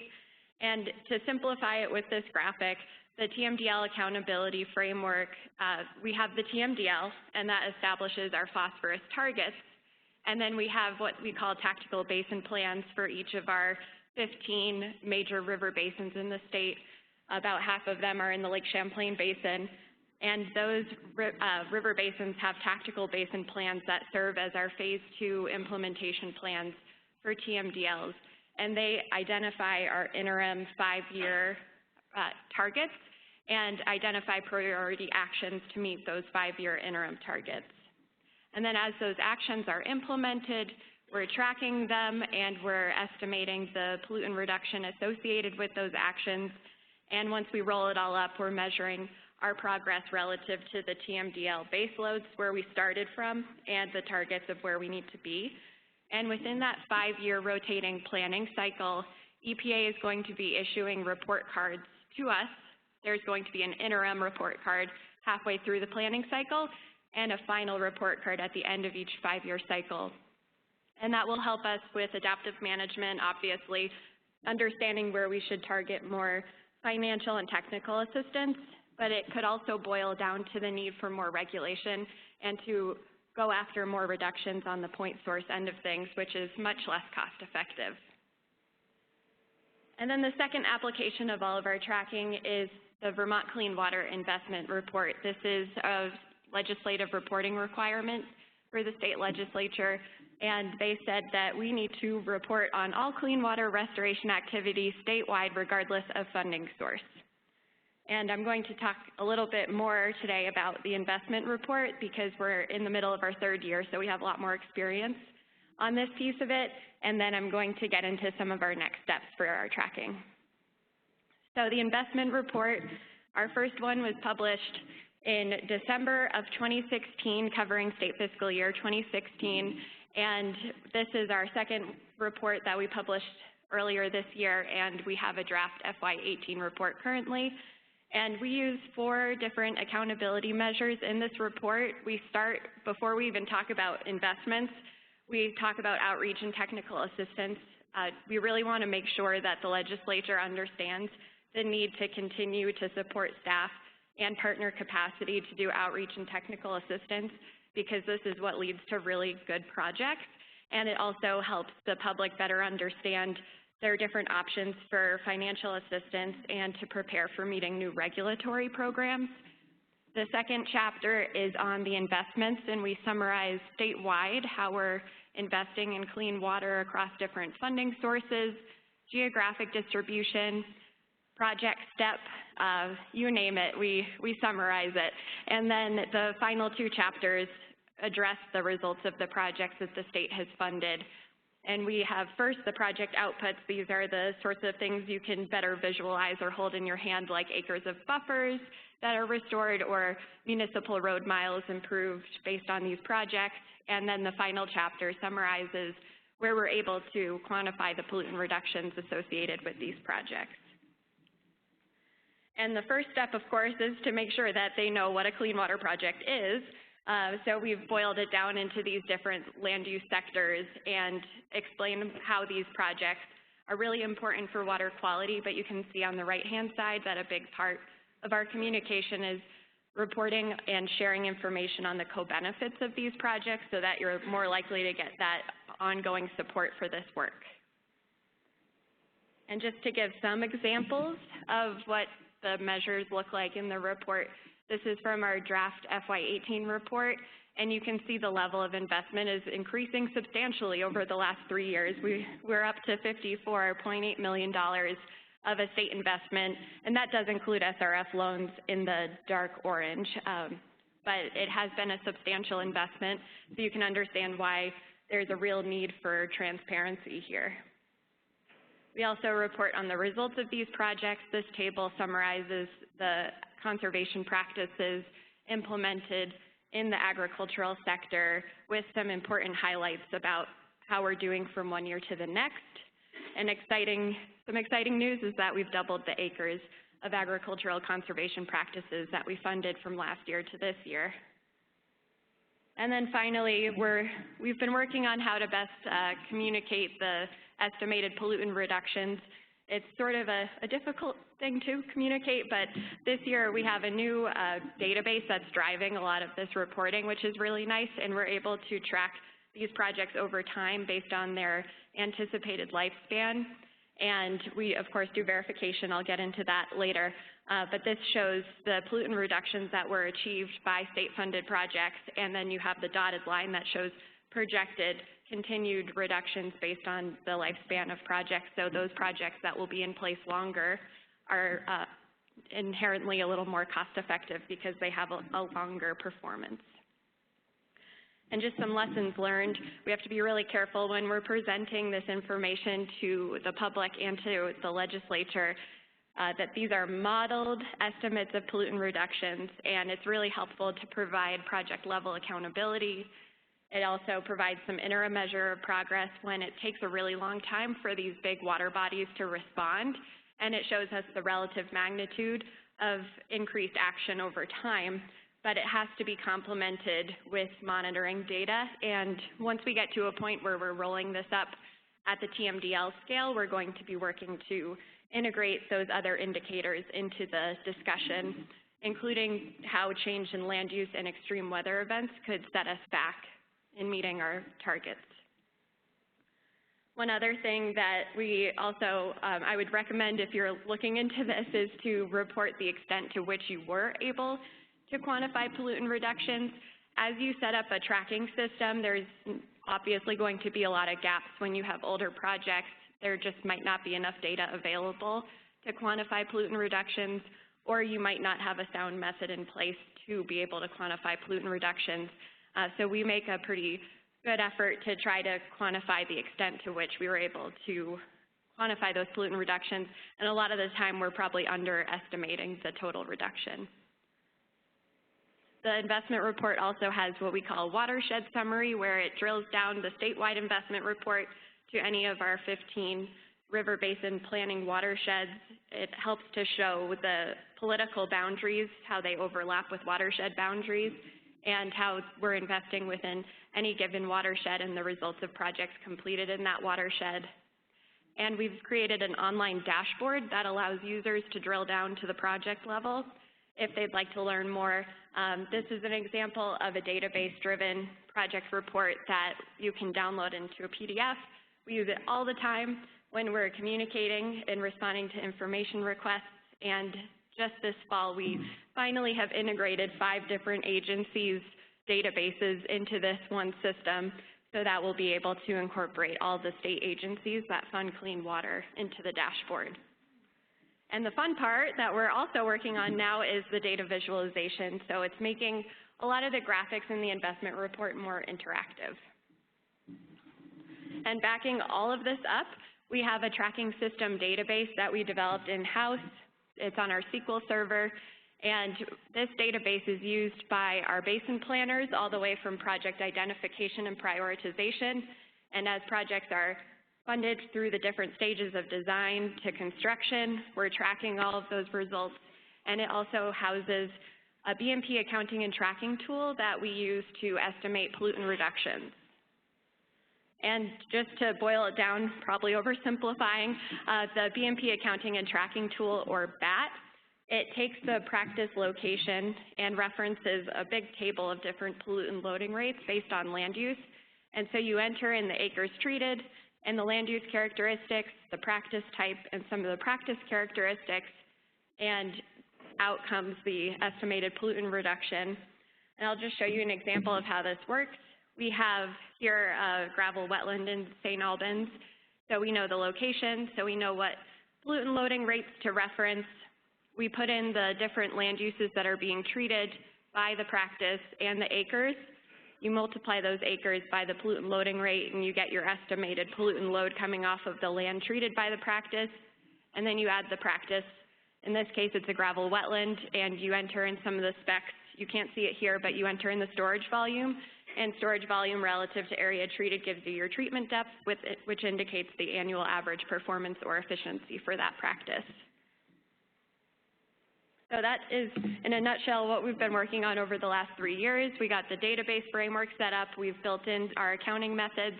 We've set a data standard for 5 state agencies, and we're working on federal agencies now. We've been populating the database, and we've developed this new investment report. And then what we have next, which is also seeming to all happen in the next 6 months or so, so I'll try not to panic, but we're working on filling in some of our accounting gaps. We are in the process now of developing a method for accounting for river and floodplain restoration projects, looking to the Center for Watershed Protection as one example, and working on filling in some of these other gaps. And once we have those pollutant loading rates for the Connecticut River portion of the state calibrated to Vermont, we will be able to plug those into the system and start accounting for BMPs in that part of the state as well. The next steps are also to actually integrate those federal funding programs, and as new regulatory programs are rolled out, we're working with those regulatory programs to make sure they're setting up reporting requirements that will allow us to measure progress. And so as those are all rolled out, we're integrating them into our tracking, and we're also developing a verification protocol. I have to give a shout out to my colleague Helen Carr. They developed a Survey 123 application. You can use it on your phone or any mobile device and go out and field verify these practices to check if they're still there, hopefully, and also if they are being adequately maintained by doing some visual inspections. And as part of this verification protocol, we're working on establishing minimum operation and maintenance standards based on the practice type for all the projects we fund. And then we're also providing standard operation and maintenance agreement templates. So every time we fund a project, there has to be an O&M responsible party who will be responsible for maintaining the practice over its lifespan, and they'll sign off on implementation of those O&M standards. We're also doing some documentation of all of these methods so we can have it all in one standard operating procedure that will be a working document that we'll post online. And this is really important before we start reporting on our progress implementing the Lake Champlain TMDL, to be very transparent about how we're crediting. And then the next step over the next year or so, you'll see the Missisquoi and Lamoille basins, they're up in 2019 for their first interim EPA report card. So we're working on developing a progress report that we can share with EPA to communicate how we're doing implementing the Lake Champlain TMDL across the different funding and regulatory programs. And then EPA will let us know how we're doing, and we'll make adjustments according to that, and then we'll have the final report card issued at the end of the 5-year planning cycle. So here is our website. You can see where our investment report is located, as well as our project's dashboard and my contact information. Happy to take any questions.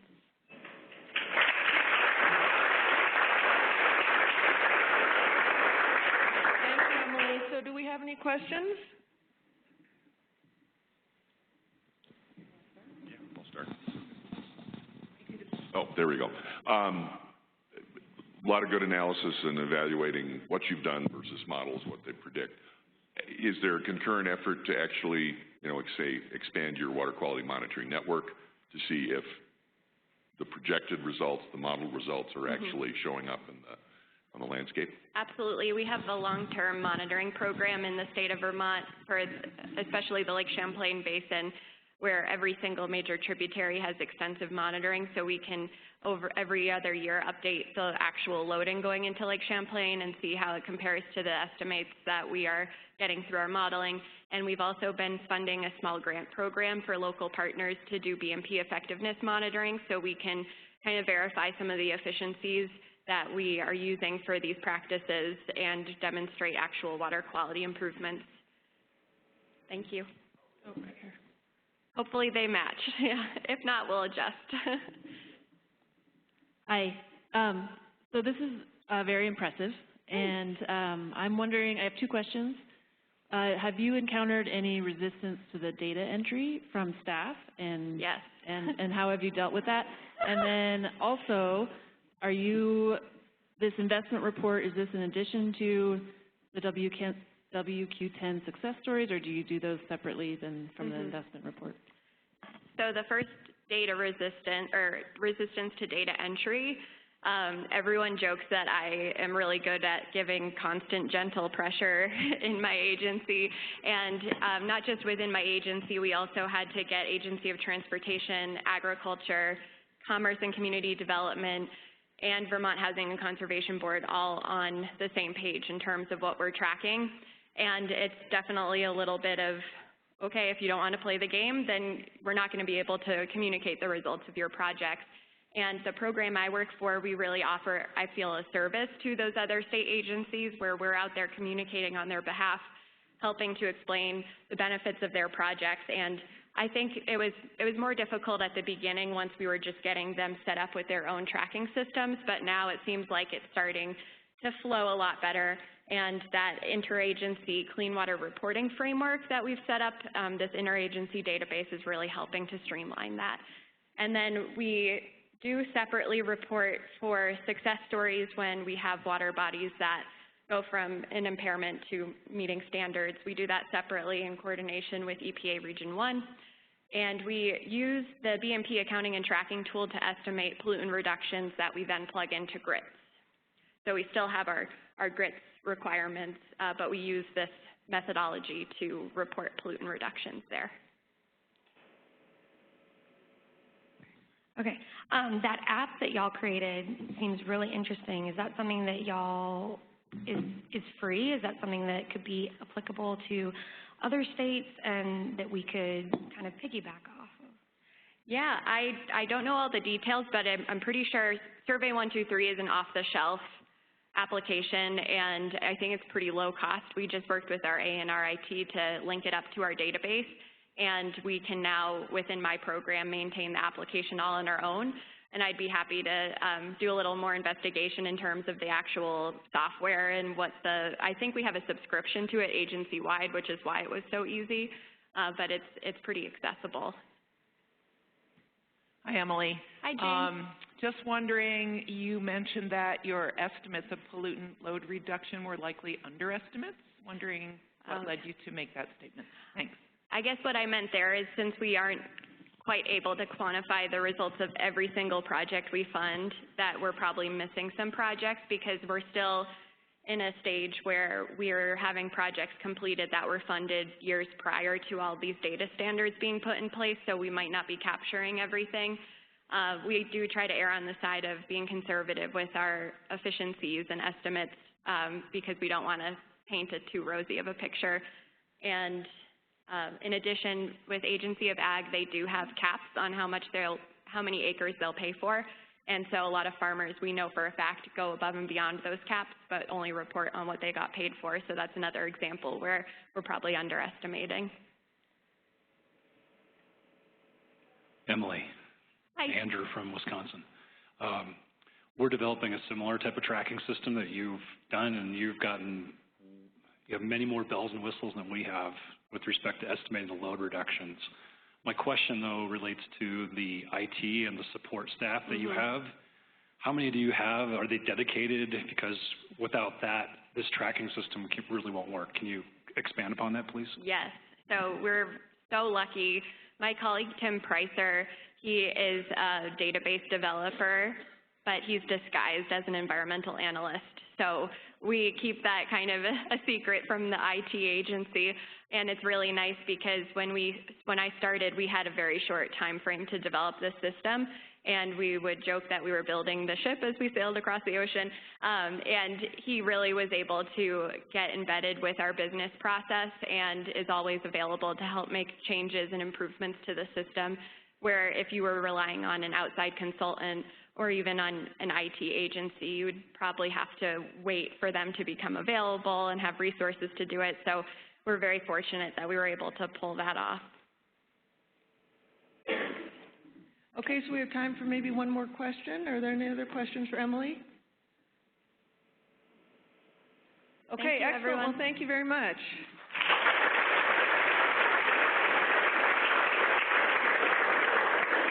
Okay, our next speaker is Jim Bowcutt from Utah Division of Water Quality, and he'll be talking to us about determining project effectiveness using physical, chemical, and biological parameters.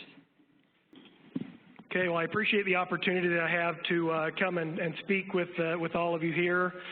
This is probably one of my most look forward to venues that I attend as the Nonpoint Source Program Coordinator for the state of Utah. It's always great to hear, what other states are working on and realize that a lot of the issues and a lot of the concerns that we have in the state of Utah are very similar to what the other states have, and it's nice to be able to hear the way that you're addressing those issues. So it's great to be here, and I think that Colorado Springs is a beautiful place. Kudos to the planning committee that put this together. The presentations have been amazing. So I am the Nonpoint Source Program Coordinator for the Division of Water Quality, and today I'm going to talk to you about determining project effectiveness using physical, chemical, and biological data. So when I became the Nonpoint Source Program Coordinator back in 2010, I had kind of moved up through the ranks. I'd started out at the local level. I was working with the local partners. I was doing the permitting. I put a lot of the projects on the ground there.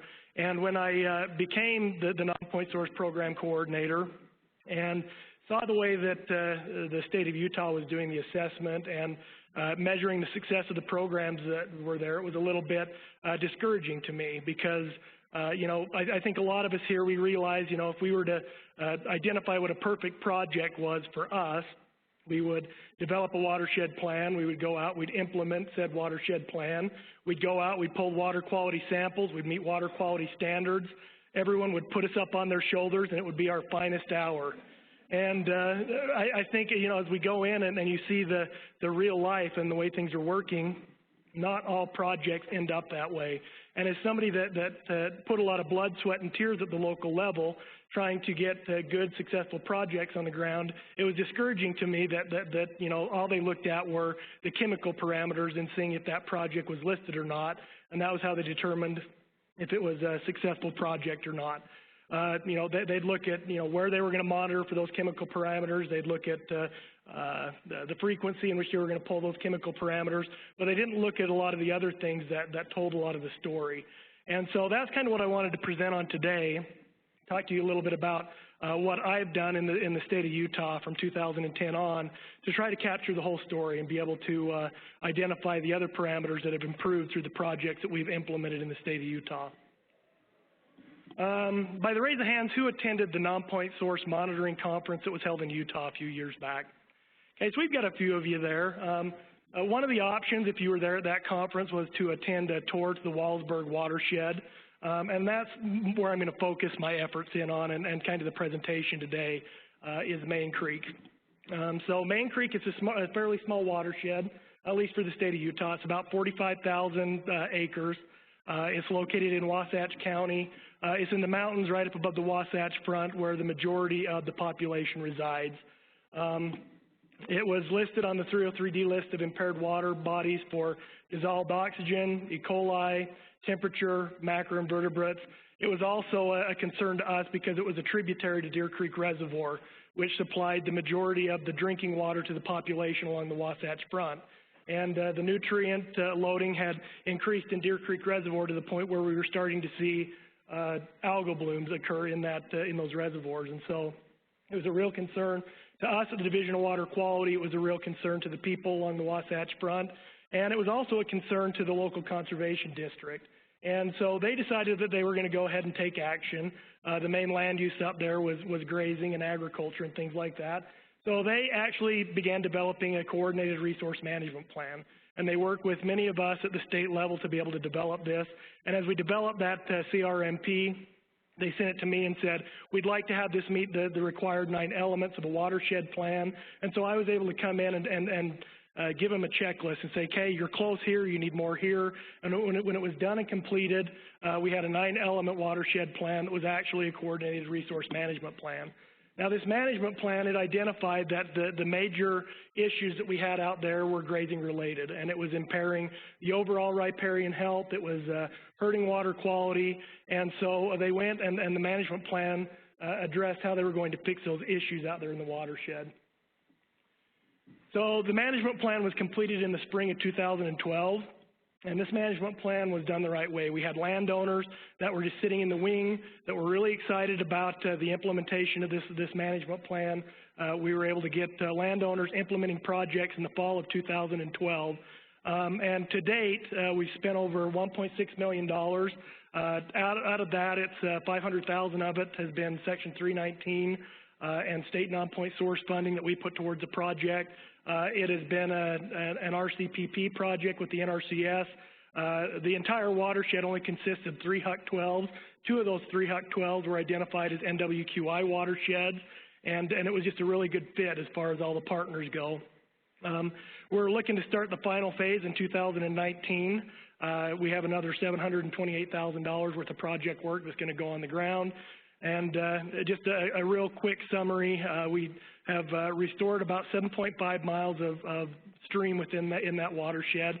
That includes, sloping the banks, going in there, replanting the vegetation. We did put in some rock structures to be able to help minimize erosion. And then the other thing is we put in about 49,000 linear feet of fencing. And that was used to create riparian buffers and also put in improved grazing pastures up on the uplands. We found that a lot of the loading and stuff was coming from the uplands.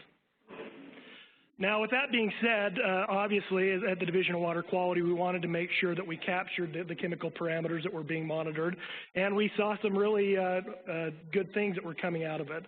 You can see here, that the E. coli loading drastically decreased versus the pre-project implementation and the post-project implementation. You can see that there's definitely a downward trend in the E. coli concentration, and the loading into Deer Creek Reservoir has also significantly decreased. But the thing is we're still not there yet. We still cannot delist these water bodies.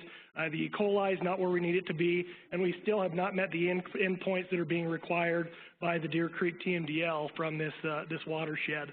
But once again, it didn't discourage me much because I knew that it wasn't telling the entire story of what was going on there.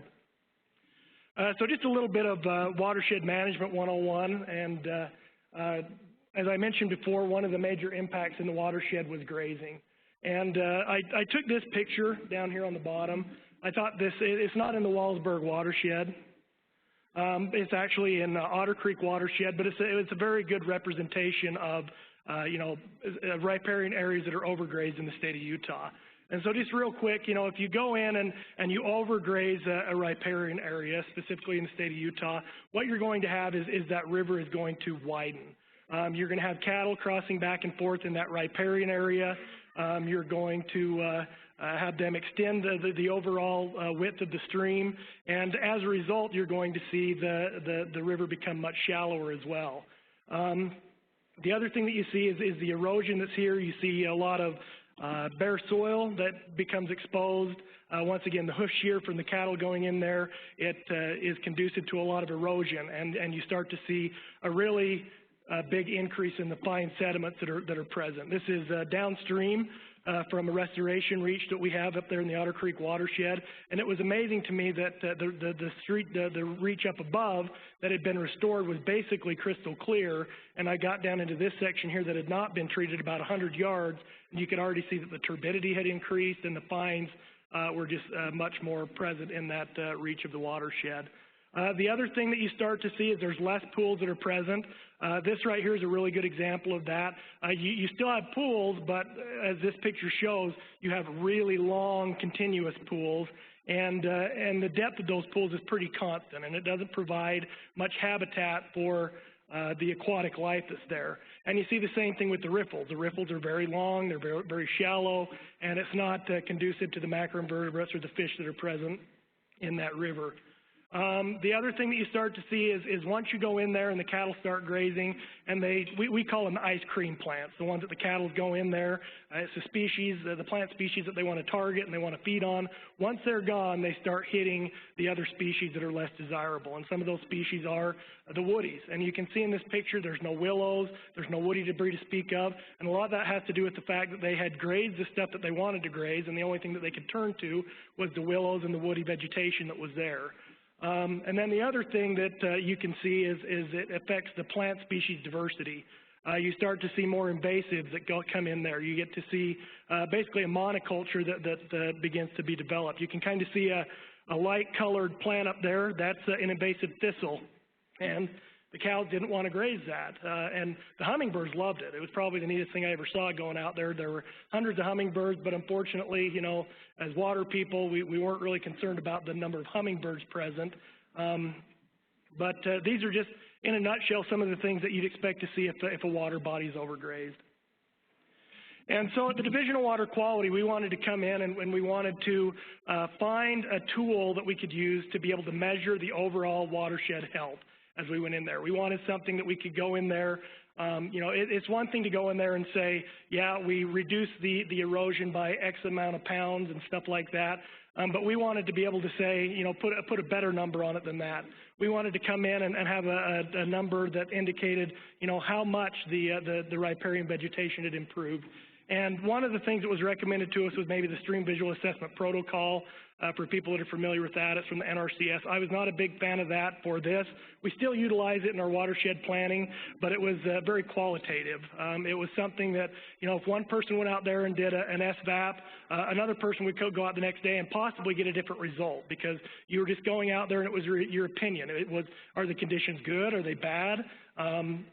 What does that mean? I mean, what's good and bad to me is different than good and bad to another person. So I wanted to find something that was much more quantitative, something that could be replicated, something that when you went out there, you were able to put a number to something. And at that time when we were trying to figure out what kind of a tool we could use, the Riparian Stream Team, which is a culmination of various state and agency partners in the Intermountain West, we're putting on a training of the multi-indicator monitoring, or the MIMS protocol. By the raise of hands, who here has heard of MIMS, or the multi-indicator monitoring? Does anybody here use that to document the success of their projects? It was kind of a novel idea for us as well. But I'm going to give you the 10,000-foot view of the multi-indicator monitoring protocol. This right here is my manual for the MIMS protocol that I carry with me when I go out in the field. And you can tell it's pretty thick. You can see the supplemental materials that I have. I'm not going to be able to cover this in the next 20 minutes. And so I'm just going to go in and give you a summary of what we are looking at with MIMS and the results in Main Creek that we've seen from MIMS. So first of all, MIMS, you go into your restored reach and you randomly select a project area. And once you've selected your project area, you throw your rebar down, and that's going to be your monitoring area that you're going to go to every time that you go out and do this monitoring. The other thing is you don't look at the whole 110-meter reach in totality. You go and you split that up into 80 different plots. And so it's very cumbersome. And when you go out and do a MIMS protocol, it usually takes a full day from sun up to sundown, depending on the number of people that you have there. The site is monitored before the project's implemented, and then again 3 to 5 years after the project has been completed. So that gives you time for the vegetation to take hold, and allows you to see the advanced stages as far as what the project has accomplished. And then the other thing that we do in the state of Utah, people when they go and graze, a lot of times in the state of Utah, they'll pull the cattle off the riparian areas in the winter months. And so we try to go in the winter months after the cattle have been pulled off of those pastures. It really doesn't matter when you do it. You just need to make sure that when you do the MIMS protocol, you do it the same time of year every time you do the monitoring. So some of the things that we look at in the MIMS protocol, one of them is the green line to green line transect, and it's basically the width of the stream. It's where the riparian vegetation starts on one side of the stream and where it starts on the other side of the stream.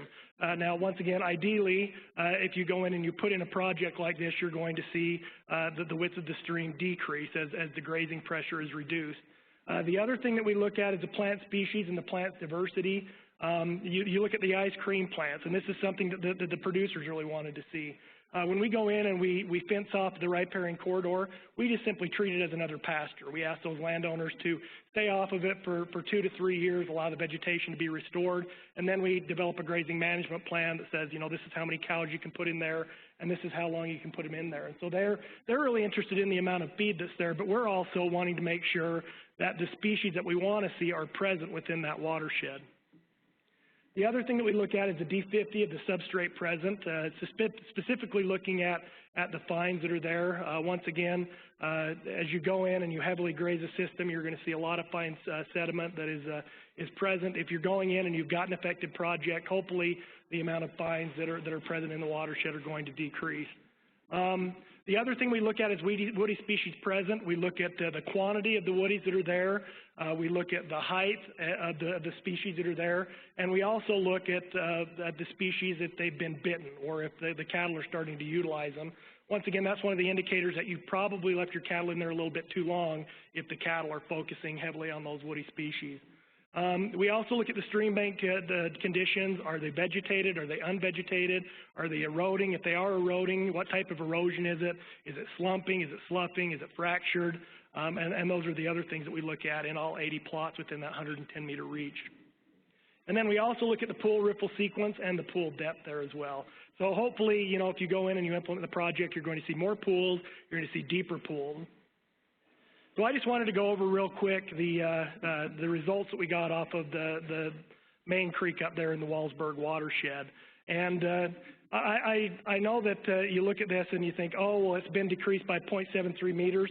But I remember one of the comments that I had when from somebody that was at the Nonpoint Source Monitoring Conference in Utah. They said, well, I wish there would have been a little bit more water in that river so I could have seen how things worked. And my mouth dropped open. I'm like, you're in Utah. All right, we don't have an excess of water. It's the second driest creek or state in the nation, and most of the rivers that we work on, you can almost jump over, and that says a lot. I'm not by any means a great athlete, so if you can jump over them, they're probably pretty small. But we saw it, and it went down from 4.6 meters down to 3.87 meters, so nearly a 16% decrease, and so we were very happy to see that. The other thing that we saw is, once again, the key species, or the ice cream plants that we talked about that we wanted the cattle to graze on, increased significantly. You can see up above, this is the before picture, this is an after picture. That is the same reach of the river right there. The top picture, you look at that, it looks like a golf course up there. The cattle have overgrazed that. There's very few willows. The after picture you can see, and this was, the reason that we decided to do this 4 years after is because the week before this, they had put the cattle back in the riparian area, and this had already been grazed again, that bottom picture. So the fact that there was that much vegetation present after they'd already put the cattle in and regrazed that area was very impressive. So it went from an average height of 8.4 centimeters to an average height of 68.7 centimeters as far as the key species that we wanted the cattle to graze on. Stream bank cover was another one. Once again, this is the same area up here on top and down here below. You can see that there's many exposed stream banks along there. The cattle has really done a job in there as far as reducing the vegetation and keeping it covered. You can see that as we went in, we found that, you know, before 88% of the stream banks that we evaluated were covered, whereas afterwards when we came back in after project implementation, almost 100% of the stream banks that we looked at were covered. I mean, that's really impressive when you look at that. You can see the number of willows that have come in right here. It was really good to be able to see this. And the thing about this is you can come in and before and after pictures are great. I mean, anybody that looks at this can say, oh yeah, this right here is obviously better than this right here. But when you can come in and you can actually put a number to it, it has a lot more weight and a lot more clout when you're talking about these before and after pictures and the areas that you're working in. Stream bank stability was another one that was really impressive as far as what we saw. Only 27% of the stream banks throughout that reach were considered stable. When we came in and the project after it had been implemented, 95% of them had been stabilized at that point in time. And so we were starting to see a pretty significant decrease in the amount of sediment in the stream, and that can actually be brought up later in the presentation. But the average woody plant height was another one. Once again, you can kind of see here with the before. This is the same bend right here. There's almost virtually zero willows present in that area. And overall, you can see down below the number of willows increased, not just the quantity, but also the overall height. When we did find a willow in the reach before the project was implemented, it was about 1 meter. Afterwards, we had a lot more robust willow population, and the average height was about 1.6 meters.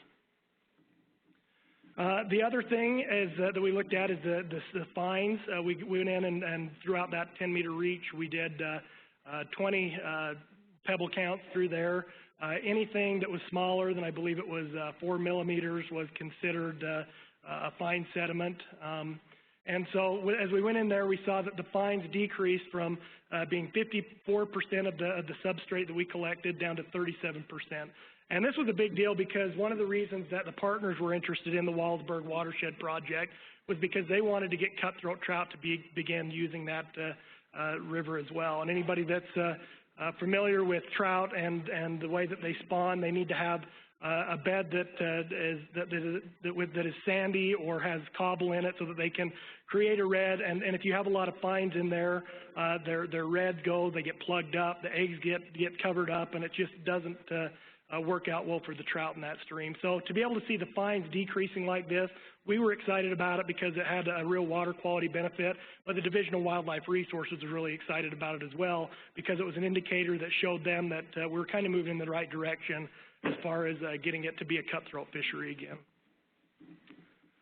The pool riffle sequence, as well as you can see before, there was 92 pools in the reach that we monitored. Afterwards, there was 112 pools throughout that reach. And the other thing that we saw is not just did the number of pools increase, but the overall depth of the pools increased as well. And I remember when this project first took place, I was sitting on the ground with our representative from the Division of Wildlife Resources. His name was Justin Robinson, and it looked pretty bad. And I asked him, I said, do you really think that we're going to be able to restore this river to the point where we can get cutthroat trout out here again? And he sat and he thought for a minute and he said, you know, Jim, I said, I think that we can, but we need to get more pools, we need to get deeper pools, and if we can do that, it'll allow these trout to survive in the summer when the water temperatures get high here in the state of Utah. And so to be able to see that we got the average pool depth up, as well as the number of pools, it was really exciting to see as well. And the other thing that really made me happy and made the Division of Wildlife Resources, it is designated as a cold water fishery. And we began project implementation in 2012. And so in order for it to meet water quality standards, it can't exceed the standards more than 10% of the time. And I remember when our local people came in and handed me the water quality data for 2014, I saw, well, we're actually meeting water quality standards for once. And I thought, well, it was a good water year. I put it down. I didn't think anything about it and just assumed that it would be, you know, exceeding standards again the next year. When the next IR came out and I saw that it was still meeting water quality standards, then my eyebrow came up a little bit and I thought, wow, that's something. And then when it came in 2018 and it was still delisted, especially with, you know, some of the hot summers that we had, that was when I stepped back and said, I'll be damned. You know, I think that what we've done out there is making a difference as far as it comes to the temperature. And I always just assumed that, you know, in order to see the temperature reduction, you had to get full adult trees there, you had to get full shading on the on the stream and stuff like that. But I think the proof is kind of in the pudding here that, you know, the efforts that we did out there have really helped the water temperature as well.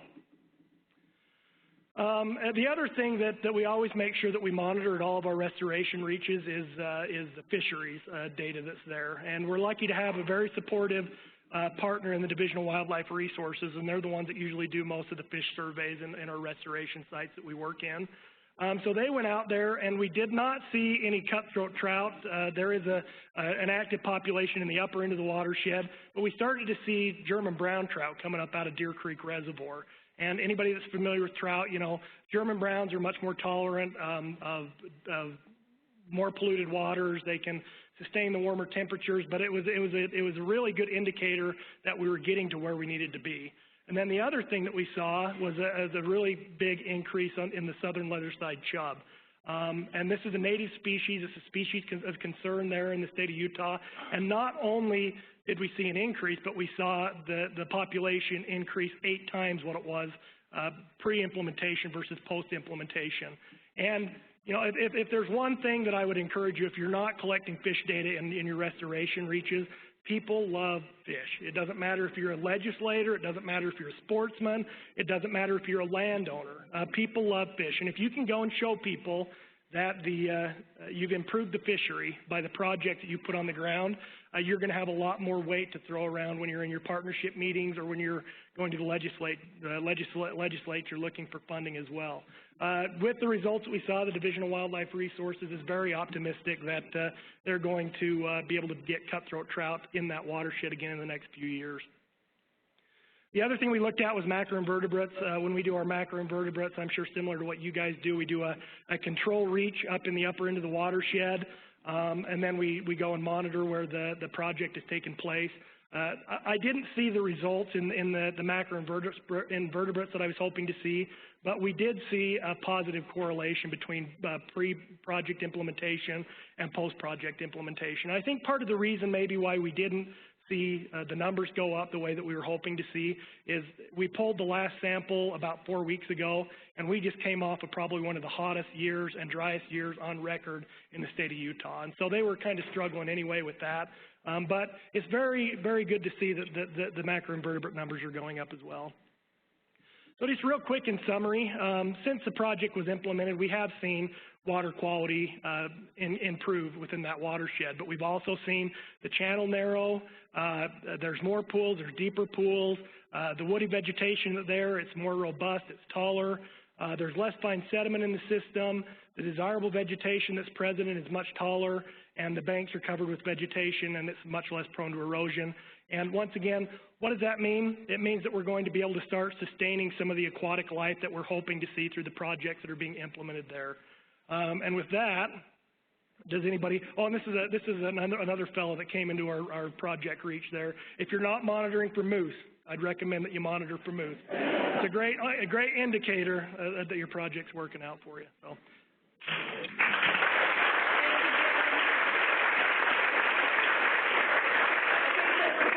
Start at the back of the room this time. Does anyone have any questions for Jim?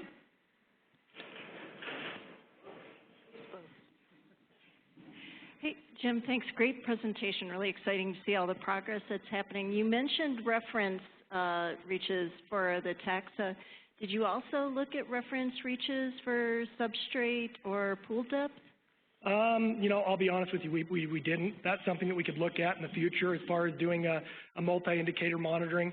Once again, where you go in there and we've done, I don't know that it would be the same, because if you were to go in and pull a reference reach up in the upper end of the watershed, specifically there, you're going to be on Forest Service land, and it's going to be an apples to oranges type deal. You're going to be looking at, you know, pine trees and quaking aspens versus a pasture type approach down there. So I'm not sure that that would be a good fit in that situation, but it's definitely something to look at. So.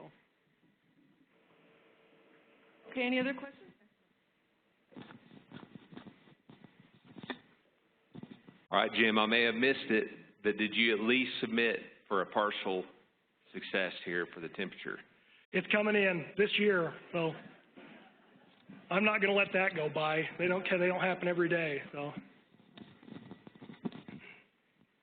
Okay, here we go. Hi. Did you encounter any resistance from landowners from going out and doing the monitoring on their property? No, this was an amazing project from start to finish. The landowners were on board. Like I say, through that 7.5 mile reach that we had, they just basically said, if you're going to go out there and monitor that project, you're welcome to do it, and they welcomed us with open arms. So it was really good. They had a stake in the game. They wanted to show that they were being good conservationists, that they were taking care of their property, and the numbers that I just showed you up there are the numbers that they want getting out to the general public. That they're going and they put some of their own money into those projects. If they can say that they're doing these types of projects and that they're improving the natural resources that are out there, they were fully supporting us going out there and showing this kind of data. So did you tell them that if you found any decrease in environmental problems or increase in environmental problems, that you wouldn't hold them accountable? Yeah, we made very sure that they realized it was, you know, the Nonpoint Source program is a voluntary program, and that we weren't going to take any regulatory action. I was really interested that you did stream bank stabilization as well as channel restoration work. Were you able to use USDA funds for that work? Use what, did you say? I'm sorry. Were you able to use the NRCS funds for stream restoration work in addition to riparian exclusion? Yep. The NRCS was on board. In fact, some of the stuff up there, we had channelized river up there, and the NRCS with their RCPP funding paid for us to go in and actually reestablish the sinuosity in some of those reaches where it had been channelized. So the NRCS has been a very good partner. In fact, even a lot of the projects that were not NRCS funded, we had the NRCS engineer coming in and doing a lot of the design work for those projects as well. So I think our NRCS folks need to talk. Yep, great presentation. Given that the project has improved the potential trout habitat in that stream, has this story been written up in a Trout Unlimited newsletter or in other magazines that have to do with trout habitat in the description of the project? I think, you know, the Division of Wildlife Resources and Trouts Unlimited were both heavily involved in this project, and I think they're still kind of in the sit and wait stage because they're so optimistic that they think that the cutthroat are going to eventually move down from the upper end of the watershed, or at least that it will be improved to the point where they can go and plant cutthroat trout up in there again. And I think, you know, I think in 2 to 3 years, I think you will start seeing some more of these success stories go out from the Division of Wildlife Resources and from Trouts Unlimited. So I think they're just biding their time a little bit. So. Hey, Jim, did your project include any fencing the riparian area? Yes, it did. Yep. And once again, when we fence the riparian area, we just simply We try to get the fencing out far enough that we can treat it as another pasture. We have them rest it for 2 or 3 years, and then we allow them to go in and graze it again with a grazing management plan, which is developed by the Department of Agriculture and Food, or the NRCS. It just basically states, you know, this is how many head of cattle you can have in there, this is how long they can be in there, and we're fine with that. In fact, I would prefer to have them go in there. It helps with the invasives, and it helps to go in there and stress the willows a little bit. We found that they grow a little bit better once the willows have been stressed a little bit and been bitten. So. That's a formal agreement with the landowner? It's when possible. That's what we push for. It's not always the case, but we do push for at least 1 year rest on it. So ideally 2 to 3 years rest. So. Okay, well, thank you, Jim. Let's give him a big round of applause.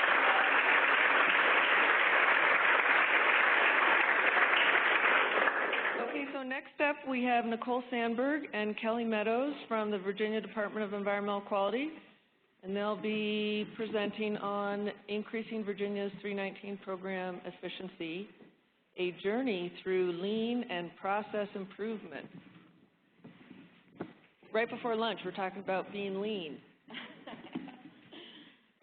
We are very aware that we're the last presentation between you and food, so we'll try to use your time efficiently.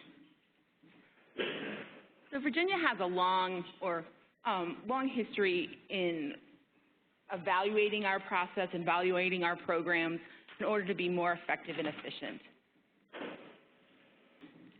I believe that every program, every non-point source program here represented could benefit from some type of review of your program, review of your work processes in order to improve something and become more effective and productive. And why is this important? In a time when we have limited and uncertain financial resources, uncertain and limited staff resources and partner resources, we need to make sure that we are utilizing those resources as efficiently and as effectively as possible, and that we are working towards a common goal.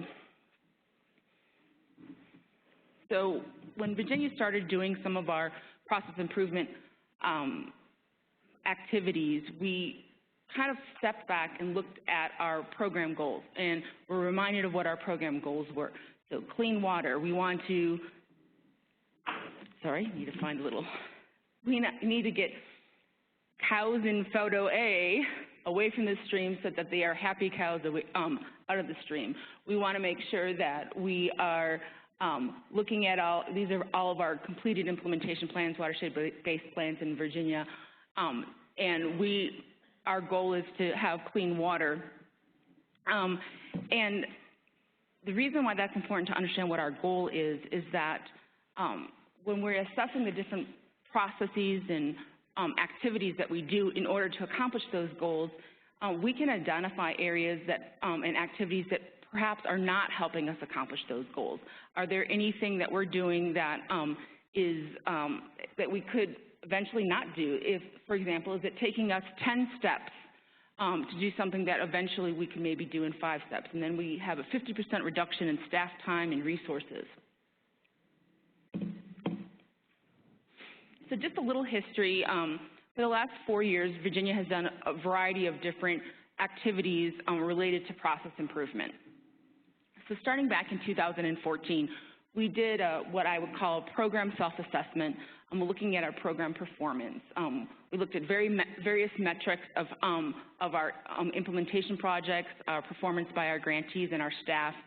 And as a result, in 2015, we ran a very intensive capacity building training program. And those of you who are in Boston in 2016, this may sound familiar because I gave a presentation on this intensive program and some preliminary results that we saw in 2016 from this effort. And so now, 2 years later, 2 years removed from those initial assessment processes, we've been able to discover a little bit more of what we need to do to improve. And so moving forward in mid-2016, we had the opportunity, meaning we were required, to do a process flow assessment. The carrot that was pulled in front of us is that we will get you a grant and project management database if you document what your full process is for the 319 program. And so we did that in 2016, and that project eventually led into what we call as our Emerging Leaders Project, and then our 319 lean process, which Kelly will talk about in a second. And then eventually that lean process is leading to, in 2018 and then beyond, what we're calling our Virginia 319 program reset, and we'll kind of wrap up the presentation with a little bit about that.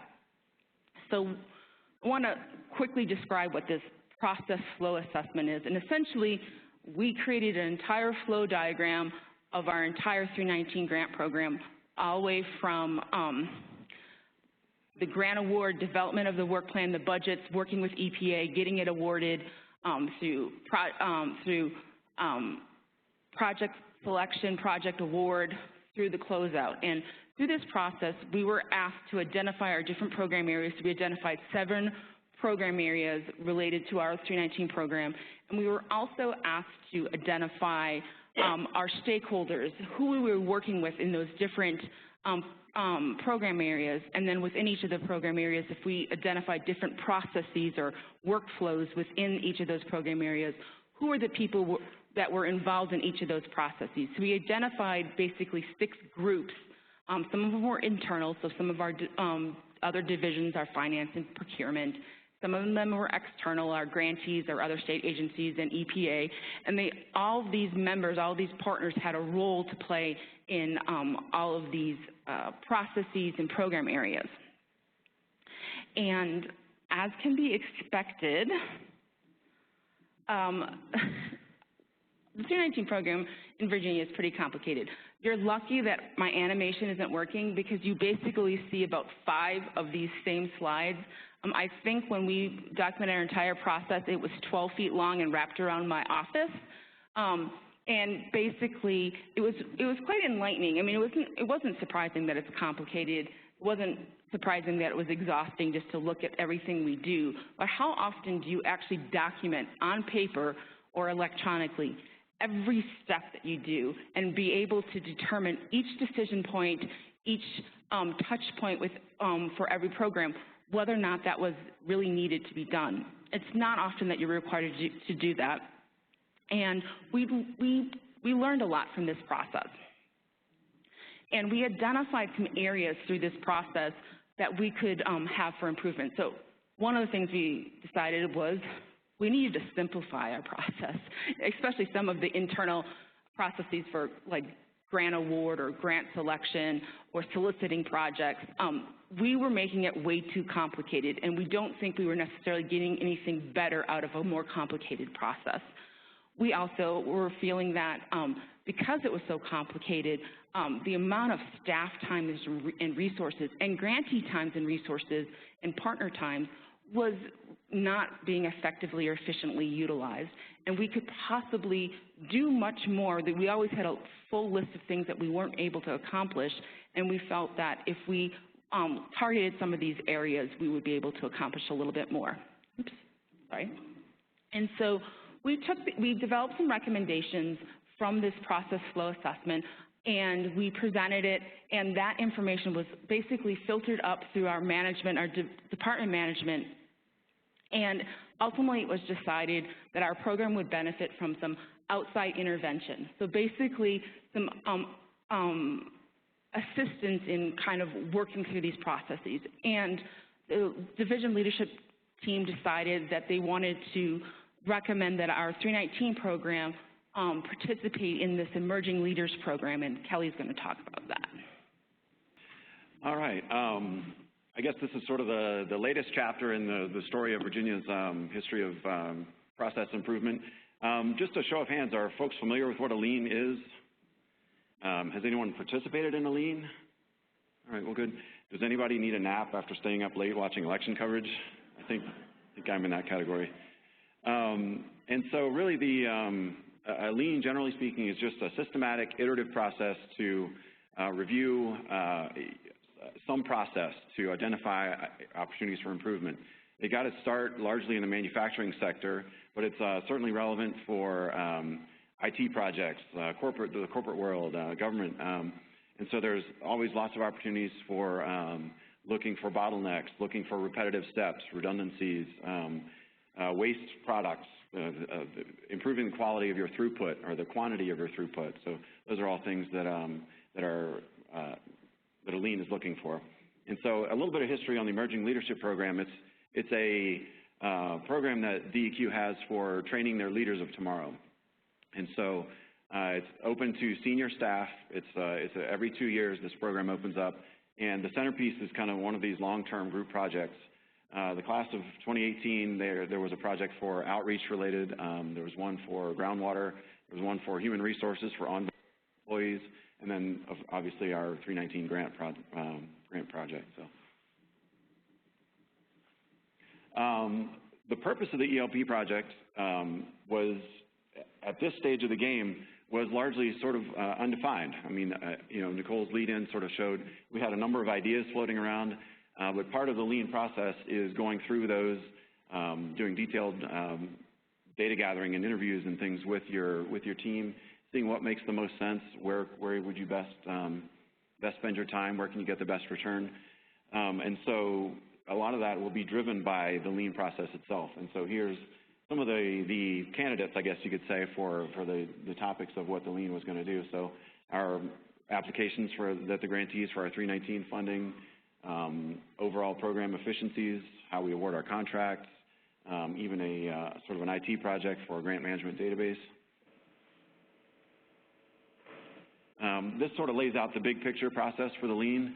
Again, it's an iterative multi-step process, so we had a number of surveys of program staff, and when I say program, it involves sort of the technical folks in the 319 program, but also, as Nicole noted, the folks from our finance department and from contracting and procurement, and then moving into in-depth interviews with staff, and then had a number of all-day meetings. So it is a resource-intensive process, but we certainly feel like it's well worth the effort. The first step was sort of a preliminary survey, and this was sort of driven by the emerging leader team. Some of them were, most of them actually have background in the water program. None of them had background in 319, so it's good to get sort of a very capable but also very objective team to sort of help guide us through the process. A couple of the items that they were surveying initially were, what are some of the processes and how long does your staff, how many staff spend on it? They asked them what phases of the program do you think would benefit the most. They asked them to rank those processes. So which one do you think would be the best? And so getting a lot of information from the staff who are actually involved in the process and sort of beginning to lay that groundwork. From the initial survey, they went to one-on-one interviews between the emerging leaders and the individual staff members.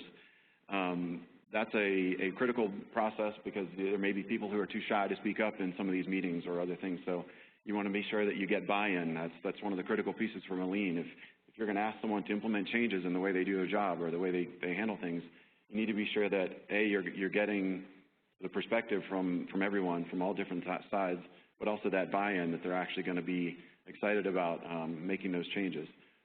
And so the interviews were the questions that they asked were built on the initial survey responses. So then moving in and some of the common themes or topics that started to sort of bubble up, as you start with this big list of things, of possible projects, you're starting to narrow your list. Again, the idea of refining the way we do our requests for applications for our grant funds, streamlining the contract issuance process. Another one was involving our regional staff more in both in the program as a whole. Just DEQ, we have our central office in Richmond, and we sort of handle more of the program administration and coordination type things.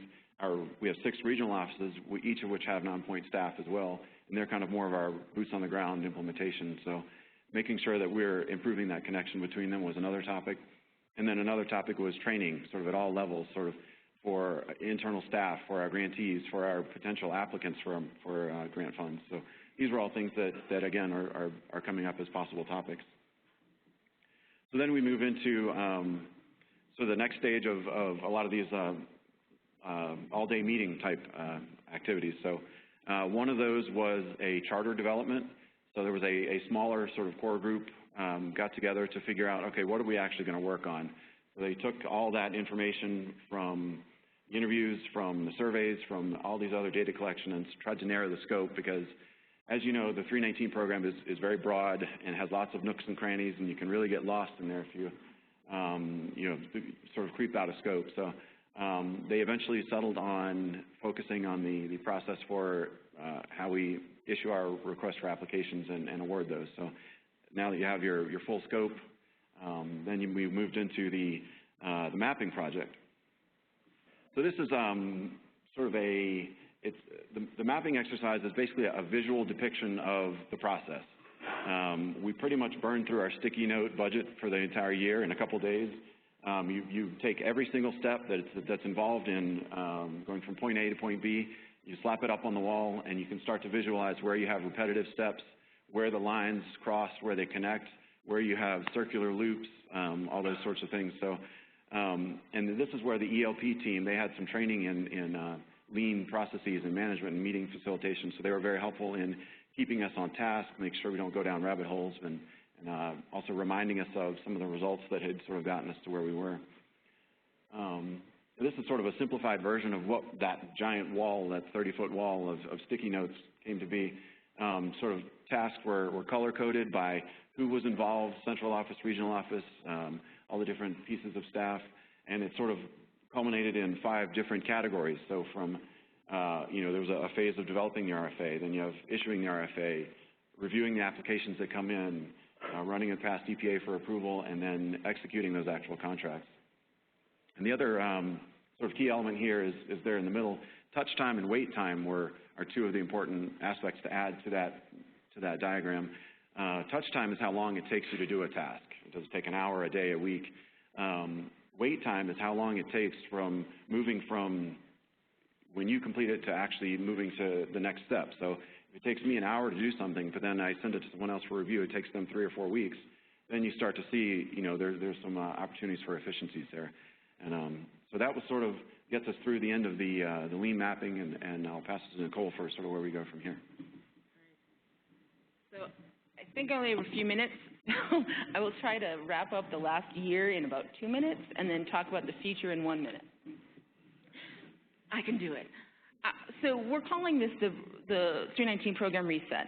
And so the final report and final recommendations from the lean process and ELP, we don't have it yet. We thought we were going to get it and be able to show you all these cool, fancy results, but it's still being approved by our leadership team. And but one of the things, because this was an iterative process, we were able to identify some action items during the lean process, and we had some cool timing. So the lean mapping process happened in October, November of last year, and the Nonpoint Source program was issuing an RFA at the same time. And so we were able to step back and implement some of the preliminary action items that were identified. So we looked at our request for applications. We made some adjustments in the way we were developing our RFA, what it contained in that RFA, how we were going to evaluate the proposals once we got them. We also identified and made some changes in the way we were going to review proposals. And the idea was if we made these changes, hopefully we'd get a better quality proposal, better representation of the applicants, and ultimately we would have efficiencies when we were awarding contracts. So what were the results? 100% of the proposals that we received were funded because the quality of the proposals had increased immensely from what we had in the past. We had 50% of our applicants were new applicants who had never participated in our program before. 75% of the applicants were in areas in which we had never had implementation projects before. We also, as far as the subawarding contract, we were able to reduce our process, from when we finally got the list of approved projects to when we were going to send out the subaward agreements. We were able to reduce that by 60% of our time, so going from 6 months to 2 months. Oftentimes, one of the stumbling blocks in developing these contracts was the quality of the proposals. We had to keep going back and forth through our regional office and through the applicants to make changes to it, and we were able to reduce that amount of time by 50%. So we went from 4 or 6 iterations of that back and forth down to 2. And so what do we hope to accomplish in the next steps? We're going to review the final recommendations by the ELP, and we are hoping that we can implement some of those recommendations. We also hope that the process experience that we went through, we will be able to utilize that experience for some of the other areas of the 319 program that were identified during our initial process flow assessment, and we can do a mini process improvement plan or project, or PIP. We also plan on developing some training tools and some SOPs, and update our SOPs so that we can actually implement these activities. And one thing that Kelly talked about is this was a very time-intensive process. We were very lucky that our department management recognizes the importance of these process improvement types of opportunities, and we recognize that we wouldn't be able to do this without it. We think that internal program assessment by the staff involved in the program has great merit, but we also recognize that the fact that the ELP brought people from different media, so we had people from waste and land and other, and not necessarily working in the 319 program, they brought a different perspective, and they were kind of had an unbiased, they didn't have a stake in it, so it didn't hurt them if they wanted to change a process, even though I developed a process and my feelings might be hurt because you want to change it. So it was allowed us to kind of broaden our perspective. And with that, I think that we're done.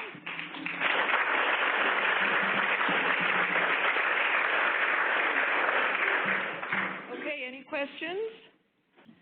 Can you just go into a little more detail about changes to your application process that led to such an amazing increase in the quality of applications? Sure.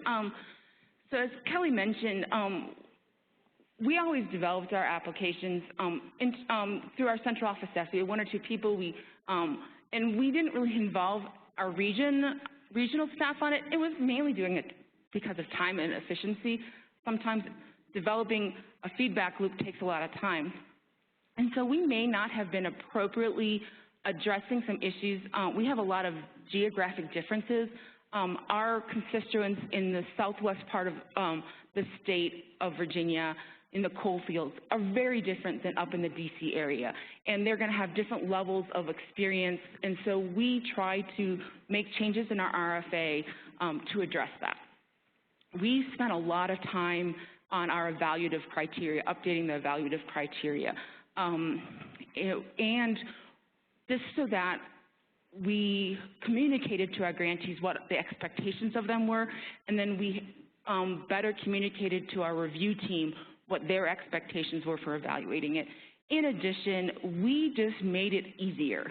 We automated a lot of it. Now, we don't have a grants database. We don't have an RFP, like some people have web-based application processes. We don't. So we automated as much as possible, and it reduced a lot of the redundancies. So. Hi, this is Andrew again. We did a lean project in Wisconsin with a group of individuals to review our procedures for reviewing nutrient management plans for concentrated animal feeding operations. And the point I want to make that this can be a very valuable process to involve other stakeholders in, so everybody understands what's required, what's not, and there's better understanding of it. That was one of the major outcomes from going through in our experience. The other comment was that we clearly identified what our staff and financial resources needs were for having a viable program in lean, which those stakeholders then went to the legislature and said, we want to maintain a viable program in Wisconsin. So it can have multiple benefits. I think we didn't involve anyone external to DEQ. There was originally something that was on the charter, but due to time and resources, it was decided to do an internal lean process. But I think that's something that getting the perspective from who we're working out in the field we would benefit from the results of that. Thanks, Michelle. We were asked after the presentation on hazard mitigation integration with watershed planning to clarify for the tribes, some of the tribes that may not have hazard mitigation plans in place, or for those tribes that may have hazard mitigation plans that were approved at one time, but they've expired, the importance of having, what the importance is of having a plan in place in order to receive FEMA money, and Mark has agreed to address that. All right, so a couple of general rules for the annual programs, pre-disaster mitigation, flood mitigation assistance. The governing body that wants a project grant must have a current FEMA-approved mitigation plan in place, and they're good for 5 years. And that governing body must have been a full participant and formally adopted that plan during the process. And you can't just come in afterwards and say, you guys did all the work, now we adopt your plan. It's got to be documented in the process. You have to have that plan to apply for and receive funding from the annual programs. In the case of post-disaster mitigation funding, you have to have a plan to receive the money. You do not have to have an approved plan to apply for the money. The only exception in either case is if you have an expired plan, you can apply for and receive a grant to update your plan using a consultant. When you talk about the tribes, generally two types. There's ones that are federally recognized that apply to and receive directly from the federal government, and the ones that go through their states. In Colorado, our two tribes have plans. One's expired, one's underway, and they would apply through us to FEMA for project grants. I know a lot of the other larger tribes deal directly with the federal government, so they would have the opportunity to apply directly to FEMA and not go through their state. And that's, I don't know all the differences between the two administratively, but that's it in a nutshell. And it's now my pleasure to turn you over to Carter McCullough from Nebraska DEQ.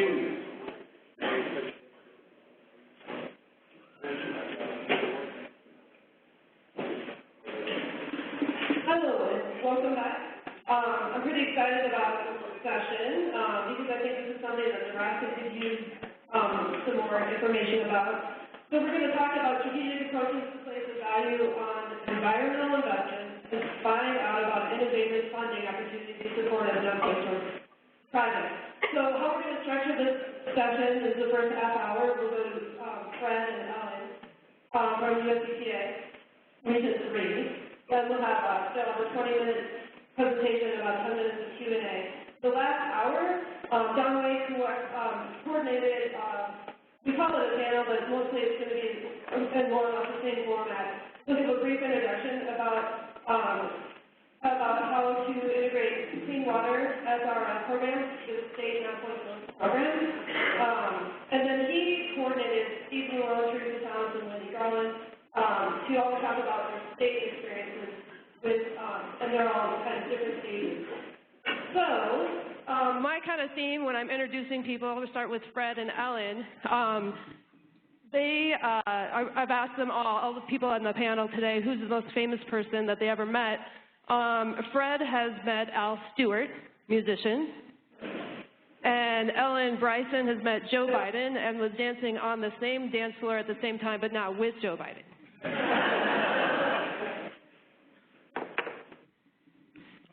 I was also drinking wine with Al Stewart, but not dancing with him. I have a quick, thanks for coming back from lunch. I know it was a struggle. I have a couple quick questions to ask you before we get started. How many of you fund best management practices to improve natural infrastructure? I think pretty much everyone should be raising their hand. We'll get to that. How many of you fund or have watershed-based plans that are in developing areas, whether it's urbanization or some land use changes? Do the plans that you have take into account the loss of natural infrastructure? Because it seems like, I know we just focus on fixing or putting Band-Aids on the problems and not really looking at further degradation of the watershed because we're stuck with the TMDLs and the program that they've set out for us. And how many of you have watershed plans or thinking about watershed plans in healthy waters or healthy watersheds for protection? So if you raise your hand to any of these, you need return on the environment because, as I think it was Lisa yesterday said, messaging matters, and here's where we get into a new way to message our needs. Absolutely. Thank you, Fred. I guess I'm going to have to stand still, which I don't do very well. Maybe I'll try this. So Fred and I work together in EPA Region 3, and we're both, as you can tell, Fred's very excited about ROE, as am I. Just a real quick aside, 319 is not my main job at EPA. It's kind of, I just am drawn into that one. I am the project officer for the state of Maryland.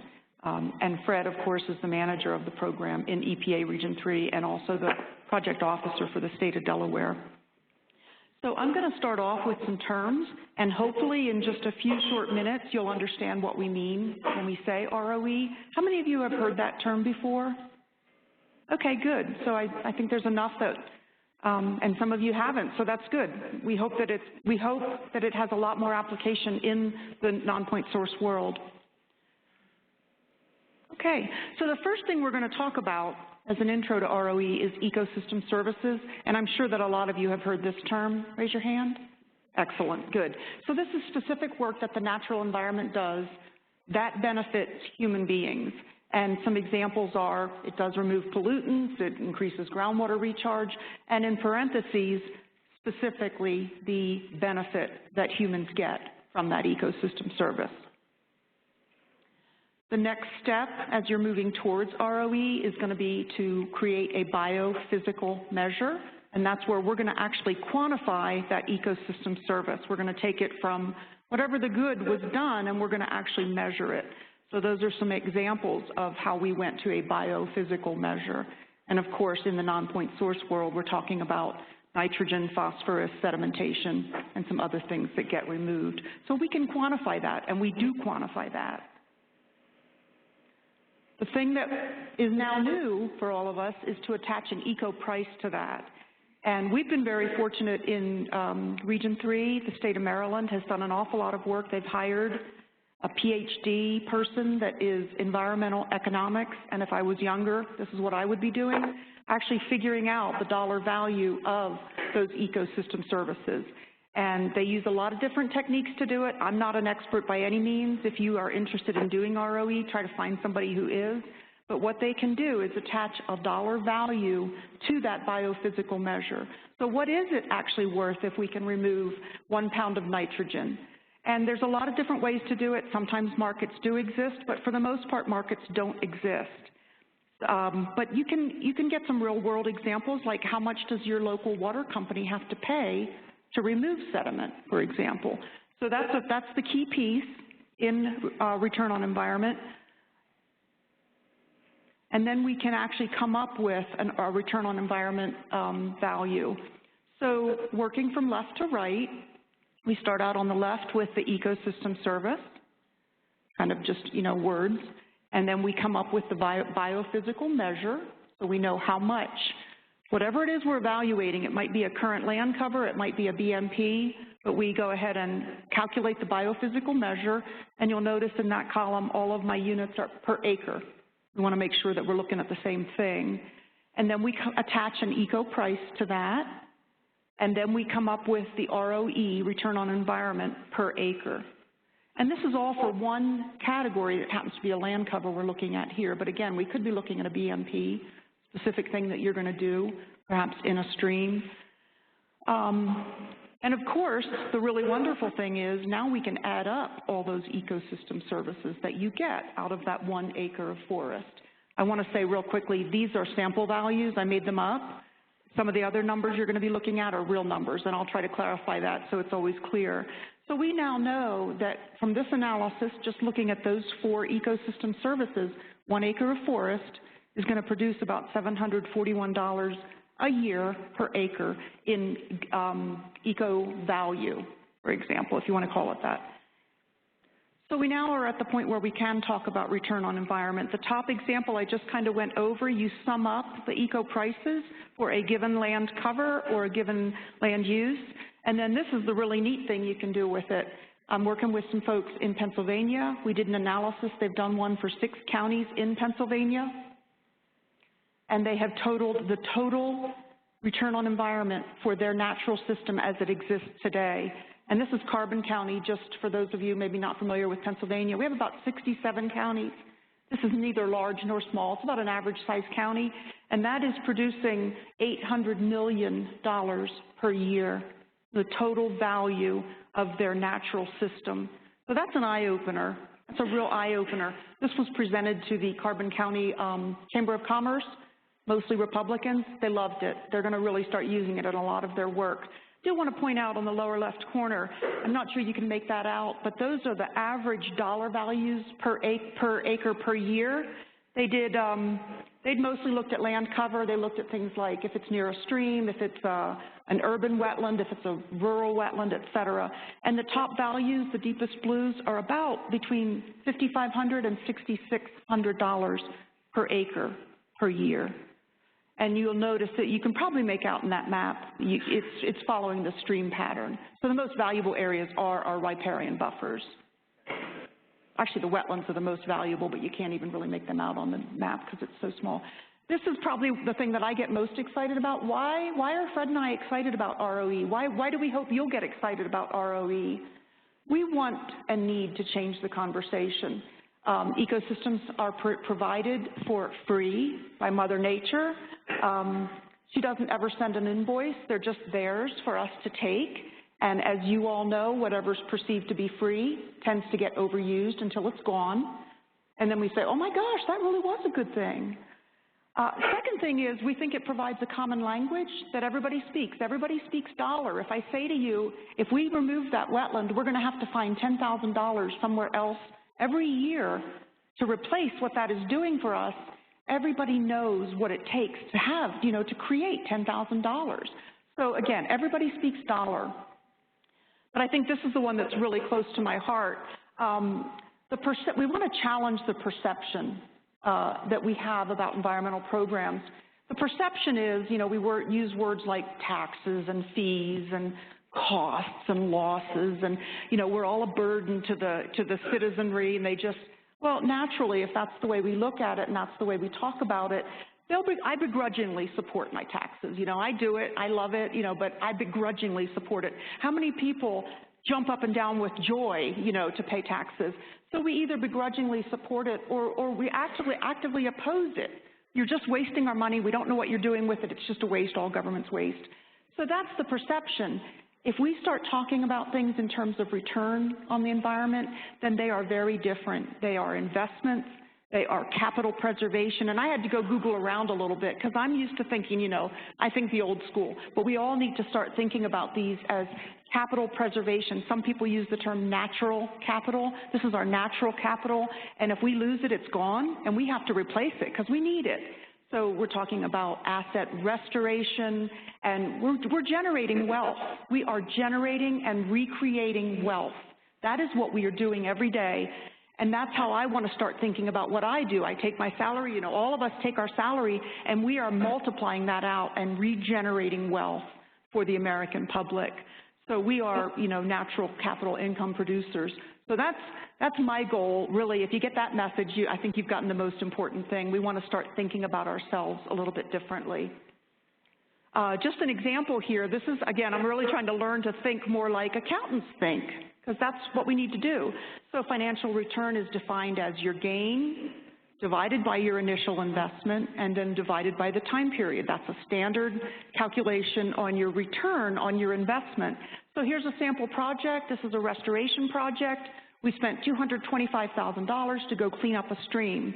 The new part, of course, is in the lower rows where we now calculate the total annual benefits from that project, and they total $57,000. Every year, it's producing $57,000 of income. And then we get a return all the way over in the far right. This one returned 15%. So here's my goal. Oh, darn, I missed my animation. We've got these lovely restoration projects, and they always thrill me to see them. It's, you just get such a good feeling to see the befores and the afters and to think, that's what I'm engaged in, that's what I'm doing. But we also, I think, want to start putting up signs like this that say, this is generating an annual return of 15%. And, oh, by the way, the S&P produces about 10%, and really make that clear to the public. And my last little goal is I would love to change EPA's name. This is what we've been doing, building, preserving, and restoring America's wealth since 1969. So Okay, I'm going to dig in a little bit more. I'm going to skip that one and show you some specific projects that Fred and I are aware of in Region 3. As I said, Maryland is has done a very sophisticated ROE project. They have evaluated their ROE across the entire state. They hired the environmental economics PhD. They used 7 ecosystem services seven that they looked at, and they are sharing the results with folks online. They've actually intersected their ROE with their parcels, so you can actually go into this tool and you can see ecosystem services that are generated for that specific parcel, and they're hoping that their decision makers are using that. The folks in DNR that are looking at purchasing new lands, the folks in their conservation groups and their nonprofits are using that. I don't know if you can make it out, but one of those numbers is like $34,000 in terms of stormwater, helping the stormwater. So that's that parcel. Just because you have to see a map, this is the entire state. The total value, I want to draw your attention to it, is $8 billion per year. So this is not chump change by any means. These are really valuable services that are providing real value to us. And if they're gone, we're going to have to replace them. Just some real quick snippets. I know I'm getting a little short on time. You can look at the different forests and the different protected lands, and you can see what the total values are that they generated. Again, all this, you can do all kinds of analysis and come up with different numbers, but it is it's a respected science. This was interesting to me. This is by jurisdiction. Dorchester County on the far right is the one that's producing the highest value. Dorchester County happens to be probably about 50 to 60% wetland, and it also happens to be in the path of sea level rise. Something like half of the county is going to be gone. So these are new awarenesses you can get. I'm also familiar, I showed you a map earlier, Keystone Conservation Trust and Audubon in Pennsylvania have done the Carbon County, and they're working with groups to create riparian buffers, green ribbon landscapes, to purchase open space, to incorporate into their comprehensive plans. Right now, they want to change the conversation. They want to make it so, hey, look at your comprehensive plan. How does that compare to your ROE values? And again, there's that map. That's Carbon County. Real quickly, and I think Fred's going to join me here too, potential use, why we see it as value in the NPS world, some of the things that we would like to try to do, and we hope you'll think about doing as well.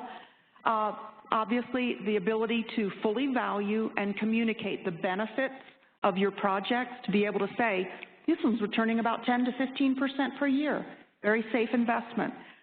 We also think it's got great value, its ability to compare apples to oranges.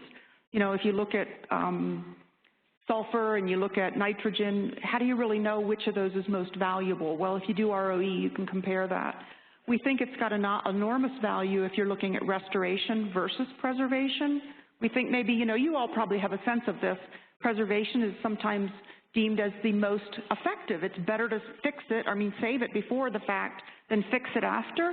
With ROE, we can show that, and then we can have the justification in our plans, in our management plans and in our watershed plans. If you've got that ROE value, you could use that as justification for purchasing easements.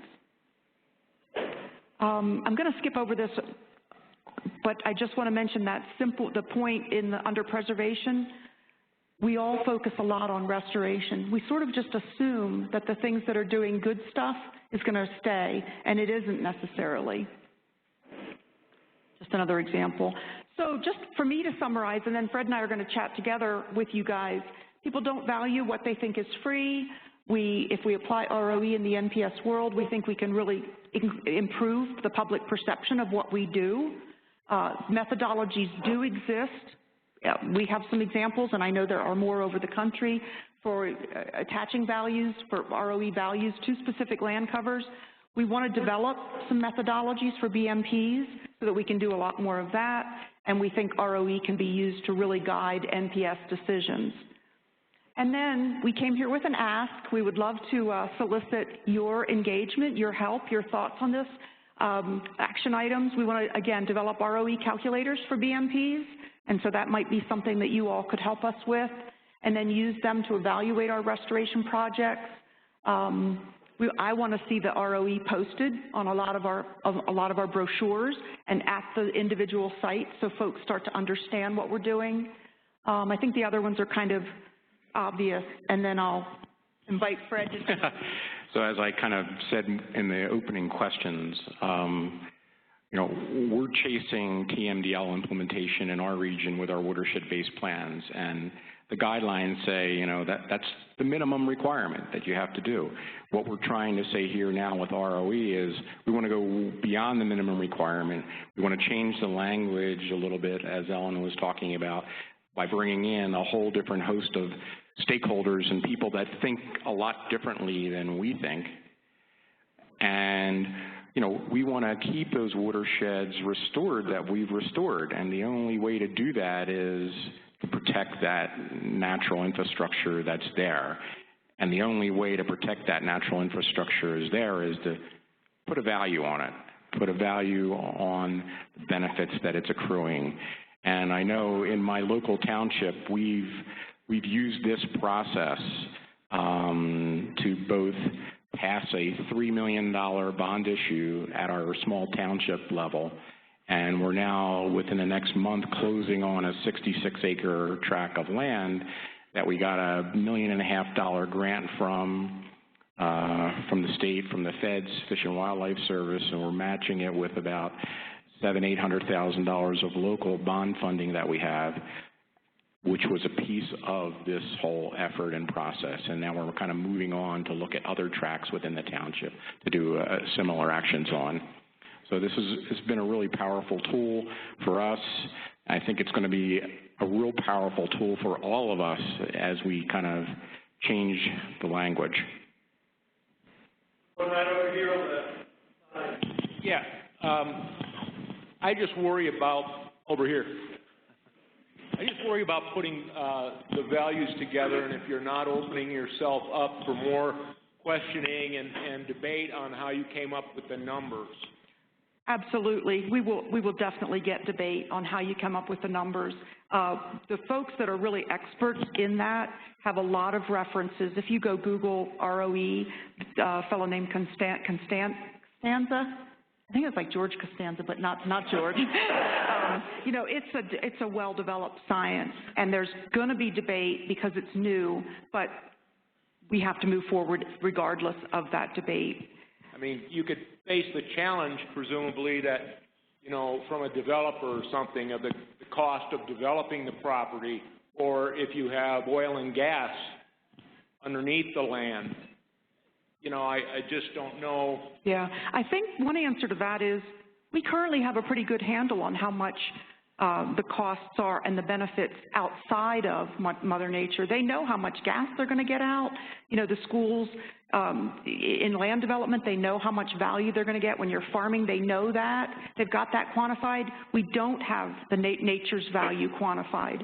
And even though it's going to be difficult, we need to move forward anyway. Okay, Angie from Indiana. So this sounds similar to an effort that's going on in the Great Lakes, so I just didn't know if you were aware about that. They're calling it blue accounting related to Annex 4 in Lake Erie, and I know the Nature Conservancy is interested in this, so just thought you might want to, you know, hook up so that everybody's speaking the same language. Absolutely, thank you. Yeah, folks are doing it a lot, and I think we would love to see that happen more, blue accounting. Another term, kind of bringing together the earlier gentleman's comment, true cost accounting. You know, right now we just are looking at it, and we're looking at everything the market can do, and we aren't including the cost of the loss to the environment, the degradation, and that needs to be included. We don't know how far we can take it, but first thing, let's just be aware of it. We'll break it down into maybe a little simpler concept. How accurate do you feel that your numbers are, and are you confident enough in your numbers that you could use ecosystem ROE as an offset for match on 319?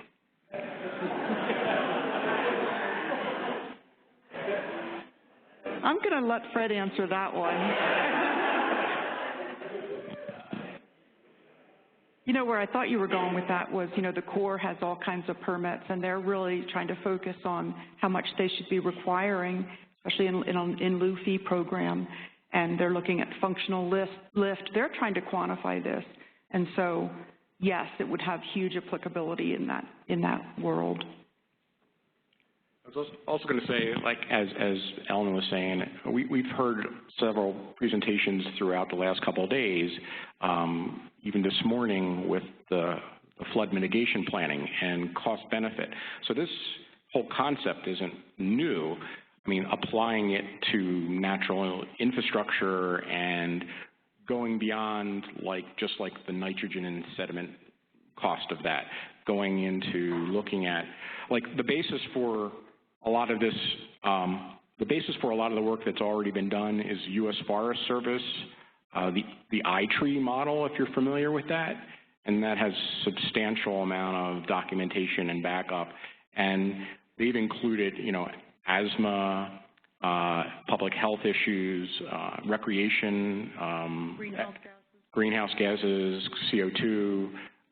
They even have energy efficiency information for their urban forestry sector. So that's kind of like the foundation of this program. But yeah, getting back to your issue of match, I mean, I know that's all. I think using land as match for where BMPs are already being installed, I'm not sure that's been, vetted out too well. I don't believe we used that as an eligible match in our region. But I guess if we looked at these as BMPs and we're installing something, or again, if we're purchasing the easement rights, that purchase may be an eligible match. So I guess it really depends on the circumstance. We have about 4 minutes, so I know we have at least 2 more questions right here. Sherry Dewhurst, EPA Region 2. And within the last 2 years, I've actually published 2 papers on how watershed managers can most effectively engage with economic analyses. And not to be, bring a bummer to this conversation, but there is definitely a very wrong way to do environmental analyses that we as scientists might not understand as we begin to embark on this. And one of those ways is just taking any old value and aggregating it into this really big, exciting number and saying, oh, well, this is how much it costs. And I don't know anything about this study, and I'm sure it's fine, but the point that I want to make is that we do need to be aware of that for all of these reasons in getting criticism. Nobody wants to be presenting something that could then be considered junk science that is not helping our credibility as a group, especially these days. And the other point I want to make is that there are actually ways.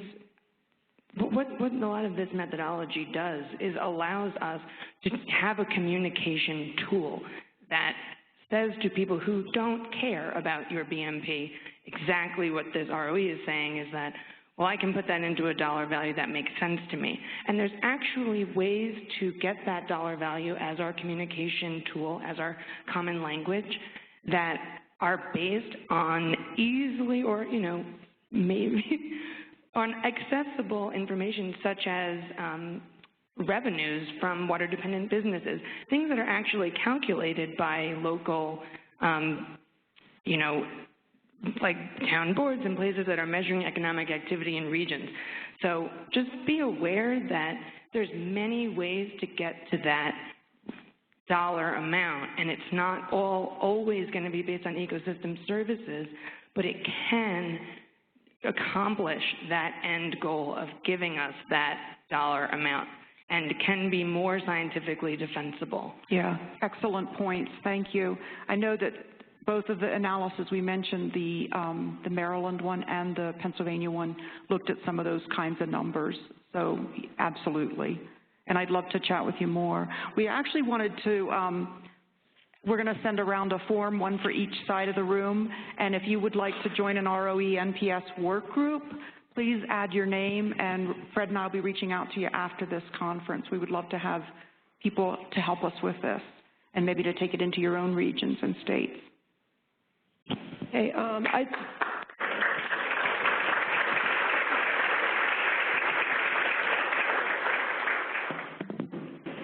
one more question, and I think hopefully you can catch them afterwards. So next up is Don Waye. He's with the EPA's Office of Wetlands, Oceans, and Watersheds for the last 16 years.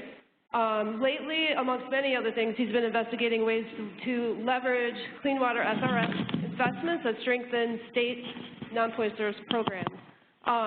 His most famous encounter was that he had dinner with Harrison Ford at an EPA conference.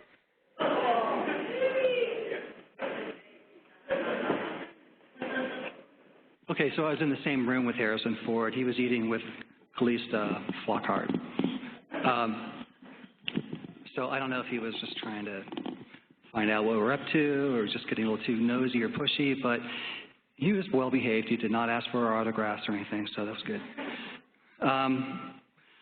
So today is my first day back, first day at this National Non-Point Source Workshop, and it absolutely killed me because looking over the program yesterday and Monday looks like a great time, and but I have a good excuse. Our branch is trying to be more intentional, the Non-Point Source Branch and headquarters, more intentional with our partnership with the Clean Water State Revolving Fund and Drinking Water State Revolving Fund programs to see if we can sort of grow this partnership to sort of benefit more states. So I was down there trying to find out what was happening on their side with regard to partnering with Non-Point Source and what they're doing to sort of show some love and send it our way. So I had, when I first sort of envisioned this panel, I had told the planning committee that I was interested in having a nice little table with 4 microphones. We would all be sitting up here and have some Q&A at the end. And so this is what we have, and it's going to work out great because I think we've already sort of done that kind of pattern earlier in the agenda. So hold your questions for the end when the full panel is through, and we want to leave time for questions. Also want to point out that after the break from 3 to 3:30, I think that's when it is, we will have a poster session, and all 3 of our panelists, co-panelists will be there. I will be there too, to listen to your stories about, we're trying to partner with our Clean Water SRF programs. Here's how it's working, or here's how it's not working. So, but we have a good panel today. We've got, we're hearing from Steve Malone from Ohio, and they have probably one of the most mature partnerships with their between the Clean Water SRF and the Non-Point Source Program. Steve is representing the Clean Water SRF program, so we want to welcome here. As far as I know, we have not had too many Clean Water SRF folks ever come to our national workshops, and we have 2 today. We have another one, Terisa Thomas from Vermont, and they are just starting out they want to develop a program that has some of the characteristics that Ohio's program already has. We're also going to hear from Wendy Garland from Maine, and she is going to talk about sort of their model for using Clean Water SRF for Non-Point Source. So wanted to put that out there. Also want to acknowledge that there is a state drinking water SRF program, and I think there's some opportunities there, particularly with regard to the source water protection realm that is worth partnering with the Non-Point Source program. So, but our panel today is going to be focusing on Clean Water SRF because we have some solid numbers to talk about. And the first solid number, should be on this slide. And the idea is right now, Pac-Man has his mouth pretty tightly closed. One thing I wanted to point out in this pie chart is we're talking about, billions of dollars. So there's the Non-Point Source Project's share of the overall pie for Clean Water SRF is a little bit under $5 billion. This is cumulative from the history to the beginning of the SRF program, 128 billion for everything else. So, $5 billion here, $128 billion there. Pretty soon you're talking about some real money. The idea is that we want to grow that. We want to grow that slice of the pie there from 3.5% to a little bit more over time, maybe a lot more over time.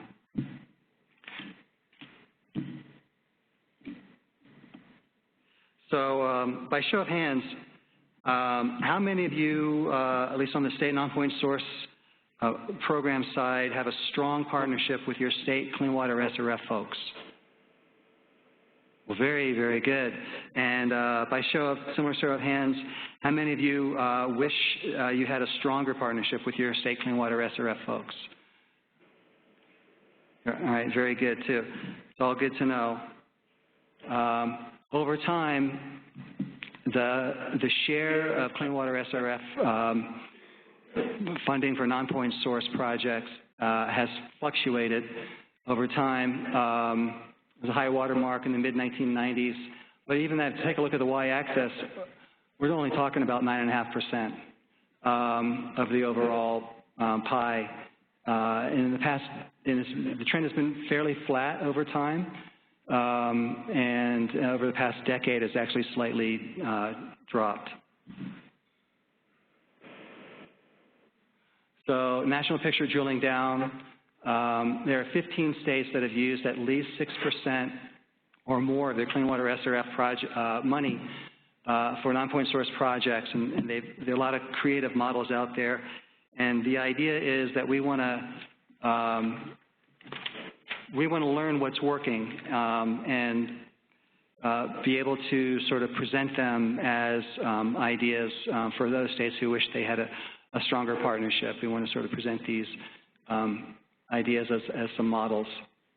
And I could have just as easily had panelists from Minnesota or Washington State or Arkansas who are doing a lot with ag non-point source with clean water SRF, or any number of the Region 3 states and others throughout the country. But I figure that way we'll have something to talk about a couple of years at our next meeting. So a lot of states doing some really good work, and we're just going to hear from a small sample. So we're going to hear from 2 of those 15 states, and Vermont is the upstart that wants to sort of join those ranks. So we're going to find out what that journey is like. I wanted to point out that in 2014, Congress sort of rewrote the rules on clean water state revolving fund eligibilities. And they did a couple things that were noteworthy. One, they greatly expanded it. They emphasized innovation and creativity should be what you can read into all these expanded eligibility categories.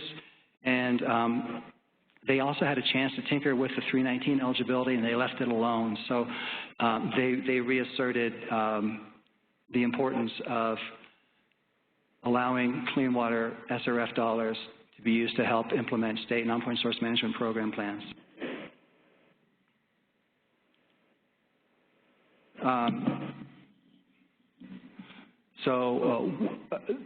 They did a couple of things with their expanded eligibilities. They now allow you to use clean water SRF directly for septic system and alternative repair, replacement, even if it's not mentioned in the state non-point source management program plan. So they were explicit about that. They also were explicit about addressing stormwater issues without having to distinguish whether it fulfilled a permit need or not. So that's helpful. The Green Project Reserve is still 10% of what a state SRF dollars need to go towards, and that can help a lot with stormwater. And also, they have a new eligibility for working on a watershed basis to address non-point source, and that's what that last bullet is all about. We don't have any, I don't know of any states that have taken advantage of that new eligibility, but if you do, I'd love to hear from you about that. And EPA is putting out some guidance very shortly within the next few months to talk about how that might look. I wanted to point out that in, last year, Clean Water SRF folks developed a really handy guide that's on the website, the Clean Water SRF website, on the different possible financing options for these new eligibilities. So I think it's very helpful. And in 2016, they actually had another guide that separately sort of discussed all the different eligibility categories and explains them more in depth. So you don't have to just read the statute. So that's healthy. That's worthwhile too. This is my last slide. I just want to put in a plug for, I mentioned that we're going to be more intentional in working with a Clean Water SRF program, and we want to sort of take the best practices and best ideas that states that have done a lot with Clean Water SRF for non-point source and get the word out there and help spread the word. And toward that end, Aqua is sponsoring conference call with all the state non-point source management program managers to get input on what they would like to see in this guide. That's going to be on November 29th, so mark your calendars. Okay, and with that, on to Steve Malone from Ohio. While Steve is getting up there, just wanted to mention that he met Jim Watt, Secretary of State under Ronald Reagan.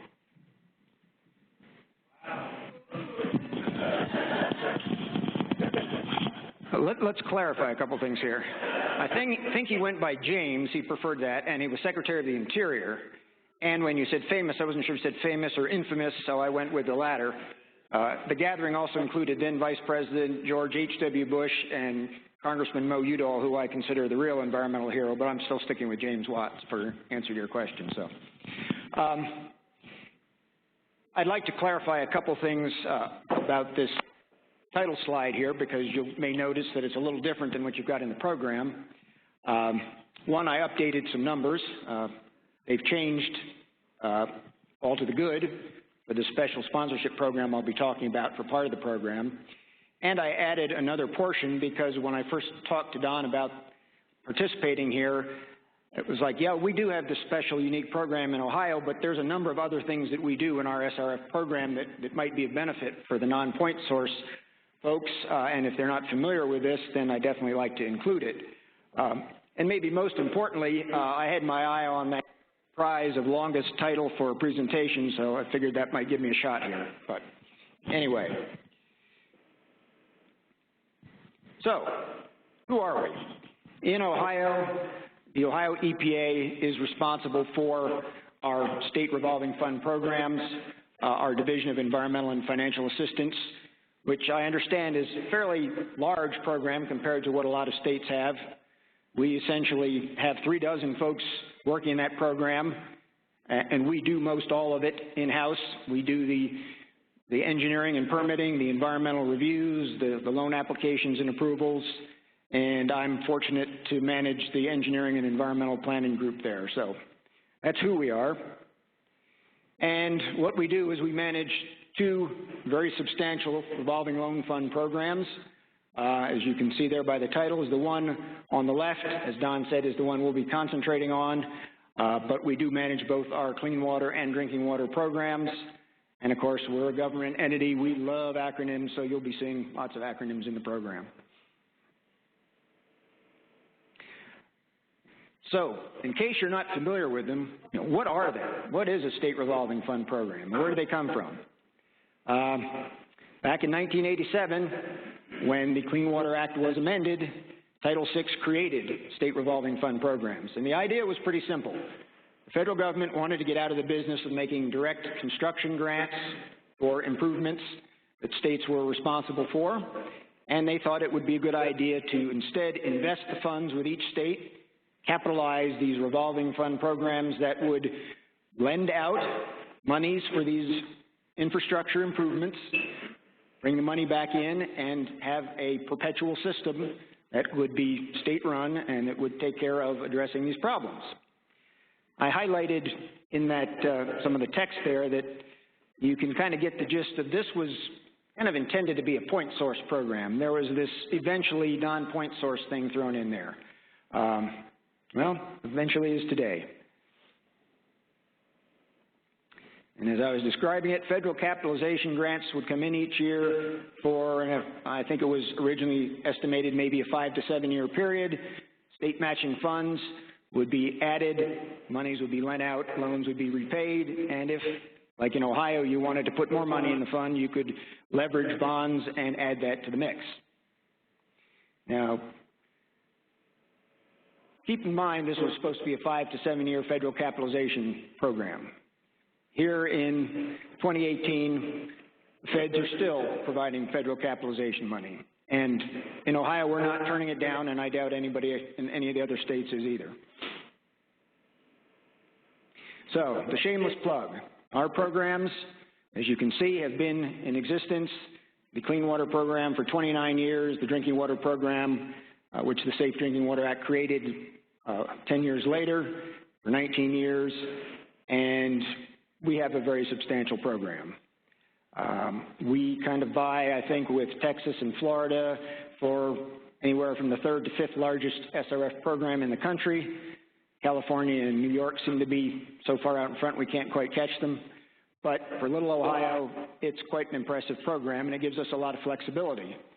And in fact, last year in 2017, we lent out through these programs over $1 billion worth of infrastructure. So getting back to the purpose here, our Clean Water Act goals, particularly the physical and biological integrity of the nation's waters. Well, there's a lot of tools in the toolbox to try to address some of these things, and we've been talking about a number of them so far at this workshop. And the State Revolving Fund, as Don indicated, is one that hasn't always gotten a lot of love. As you can see with our program, and this should be true of I think most states' programs, while there's a lot of traditional types of infrastructure that can be funded, stormwater improvements are a big one, as are a number of other non-point source type projects that are all eligible to be funded under the Clean Water Act.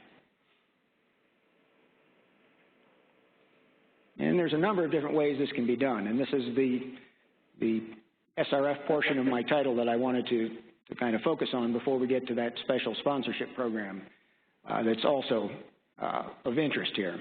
The direct loans, well, that's something that is available, and if you're in the point source business, you have to be a publicly owned system. You have to be a municipality, a county government, somebody like that to borrow the money.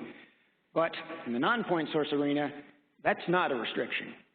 Anyone can potentially use the SRF program for non-point source related activities. Of course, there's this little thing about ability to repay that becomes a bit of an issue for a number of entities that aren't public systems with access to a lot of funds through various revenue sources here.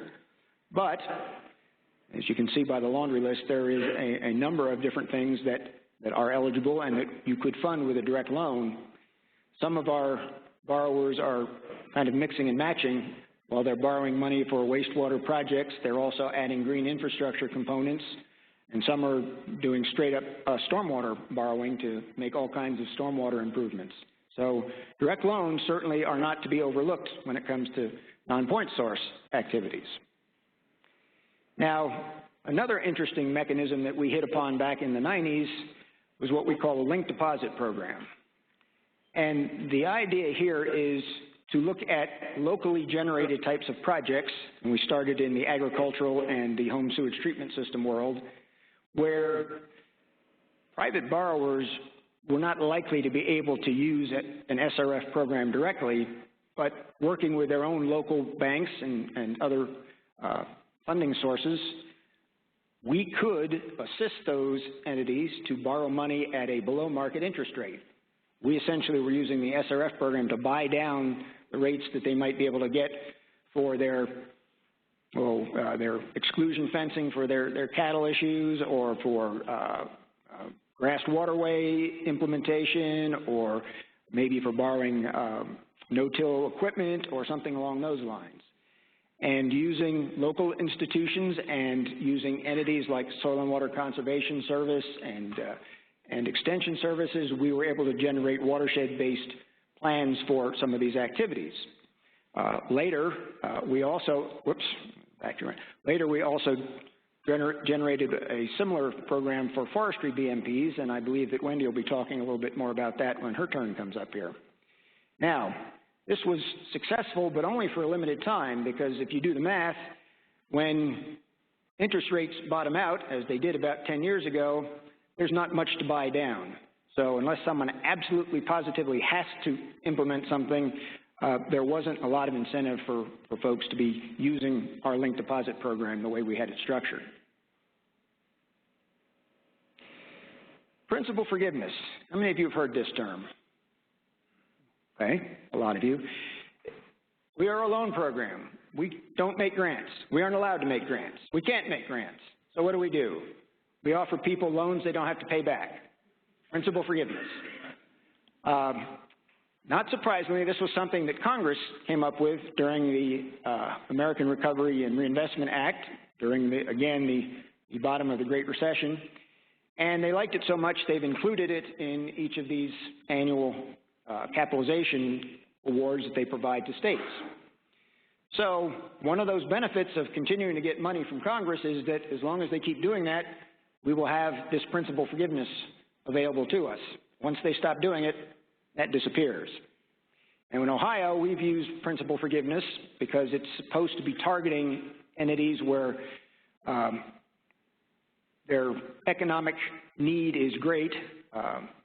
We've targeted primarily on the home sewage treatment system world, where we have lots of these types of issues, as do other states, with failing systems that people can't afford to do anything about, and they don't have much hope of a centralized system coming in to rescue them anytime soon.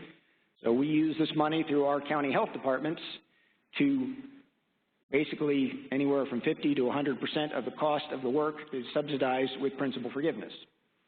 And we have probably 80 or 90% of our counties that use this very effectively in Ohio.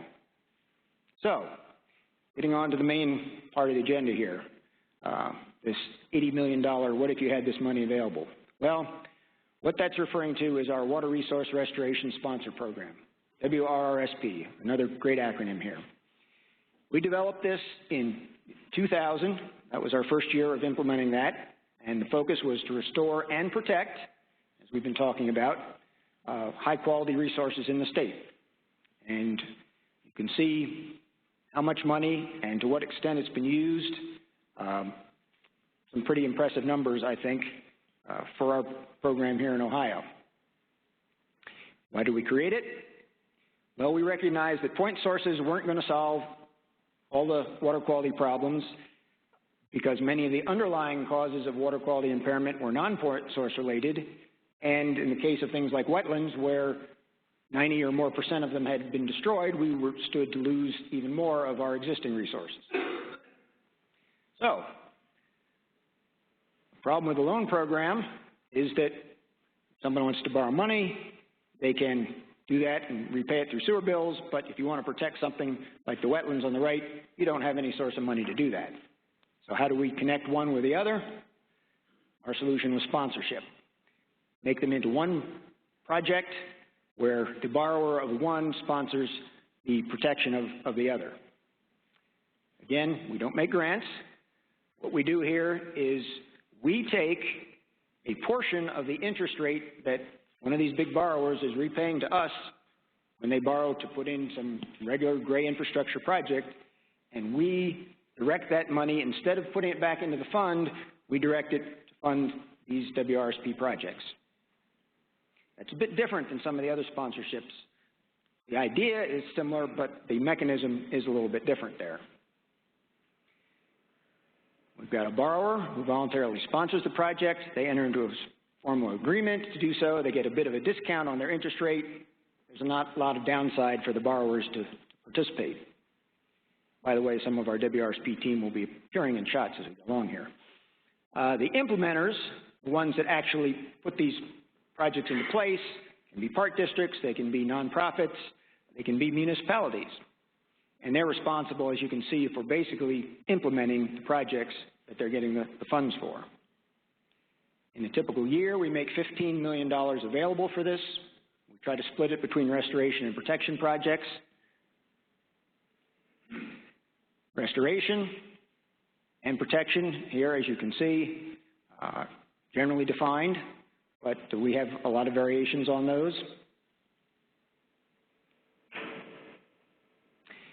And the outcome of this is basically a permanent and full restoration or protection of the resource. Attainment of or protection of that aquatic life use designation, and we provide protection with a permanent environmental covenant that the implementer and Ohio EPA sign. We go through a basic process, a pre-nomination consultation, which is now required. We have a nomination submission, scoring, and ranking process, which is quite rigorous.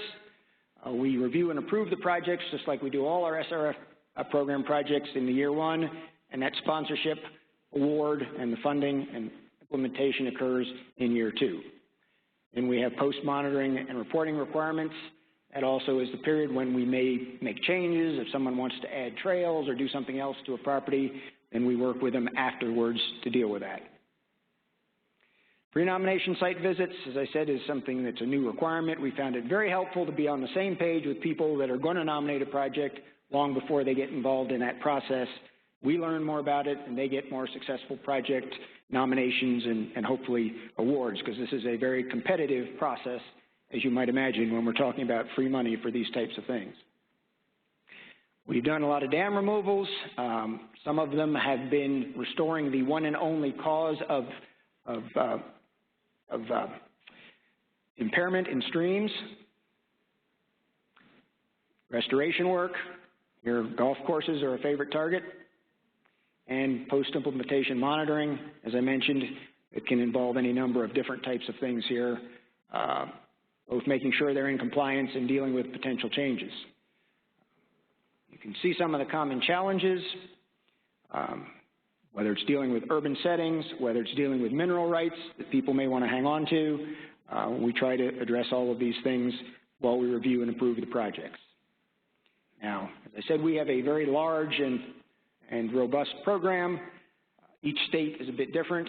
We have talked with many states about setting up programs like this, along with USEPA in a number of regions.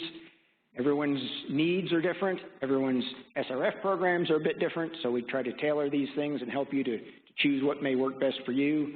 Terisa is going to be speaking about one of those efforts here in just a minute.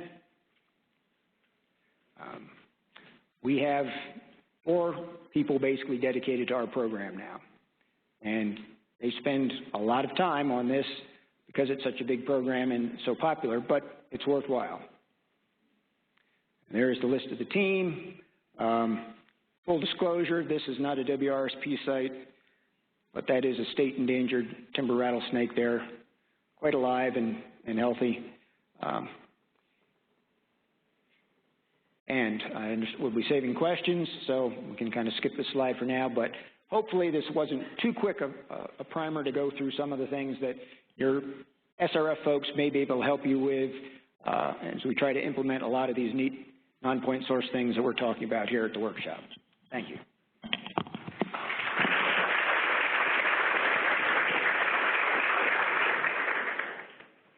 Next up, we'll have Terisa Thomas. She comes to us from Vermont Department of Environmental Conservation. She'll be talking about the Vermont Water Infrastructure Sponsorship Program. And her famous encounter was that she met Obama in Iowa in '06. Thank you, Steve, for stealing all my slides. So thank you guys for the invite here. It's great to be with a group of brand new acronyms to learn. So just before we get started, and honestly because Steve did such a great job of really laying the groundwork for what, what an SRF program can be.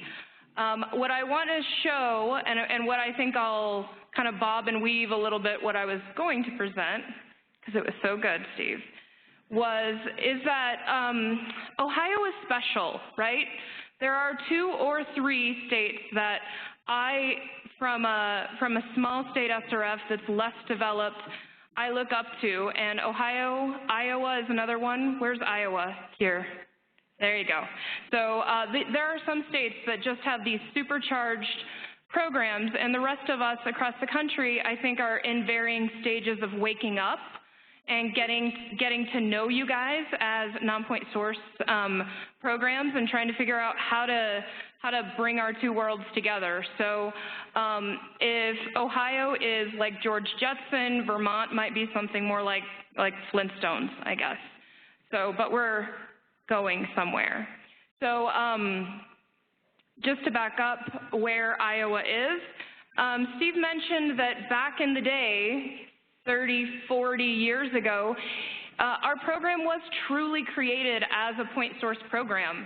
And EPA was just giving straight grants to the states, and again, changed to this revolving loan program structure. But in Vermont, unlike Ohio, we haven't really changed in 30 years. So all of those evolving things that happened over the past 31 years, Vermont's SRF program was largely not changing with those times. So we as a program got to this point about 5 years ago, 4 years ago, when WRDA said, hey, wake up SRF, there are all these brand new eligibilities that you can do. A whole lot of things were happening in our SRF world in Vermont. So as Emily Bird mentioned this morning, we passed Act 64 in Vermont, Vermont's Clean Water Act. Vermont could no longer kick the can on point and non-point source projects to clean up Lake Champlain. We got away with it for a really long time. Those days were over. And in the meantime, our actual CWSRF had almost ground to a halt, even with point sources. We were a very sleepy program, and the process was really cumbersome. So even if you guys wanted to work with us for point projects, not a lot was happening. And as a result, we started getting this sort of Scrooge McDuck pile of money, and we just weren't spending it down. So about 3 years ago, we got, Emily came to the state and really stepped up our non-point source program.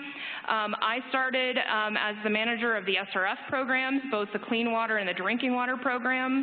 So, and just for point of reference, Steve mentioned there are 36 engineers, and that in Vermont equals 3 engineers.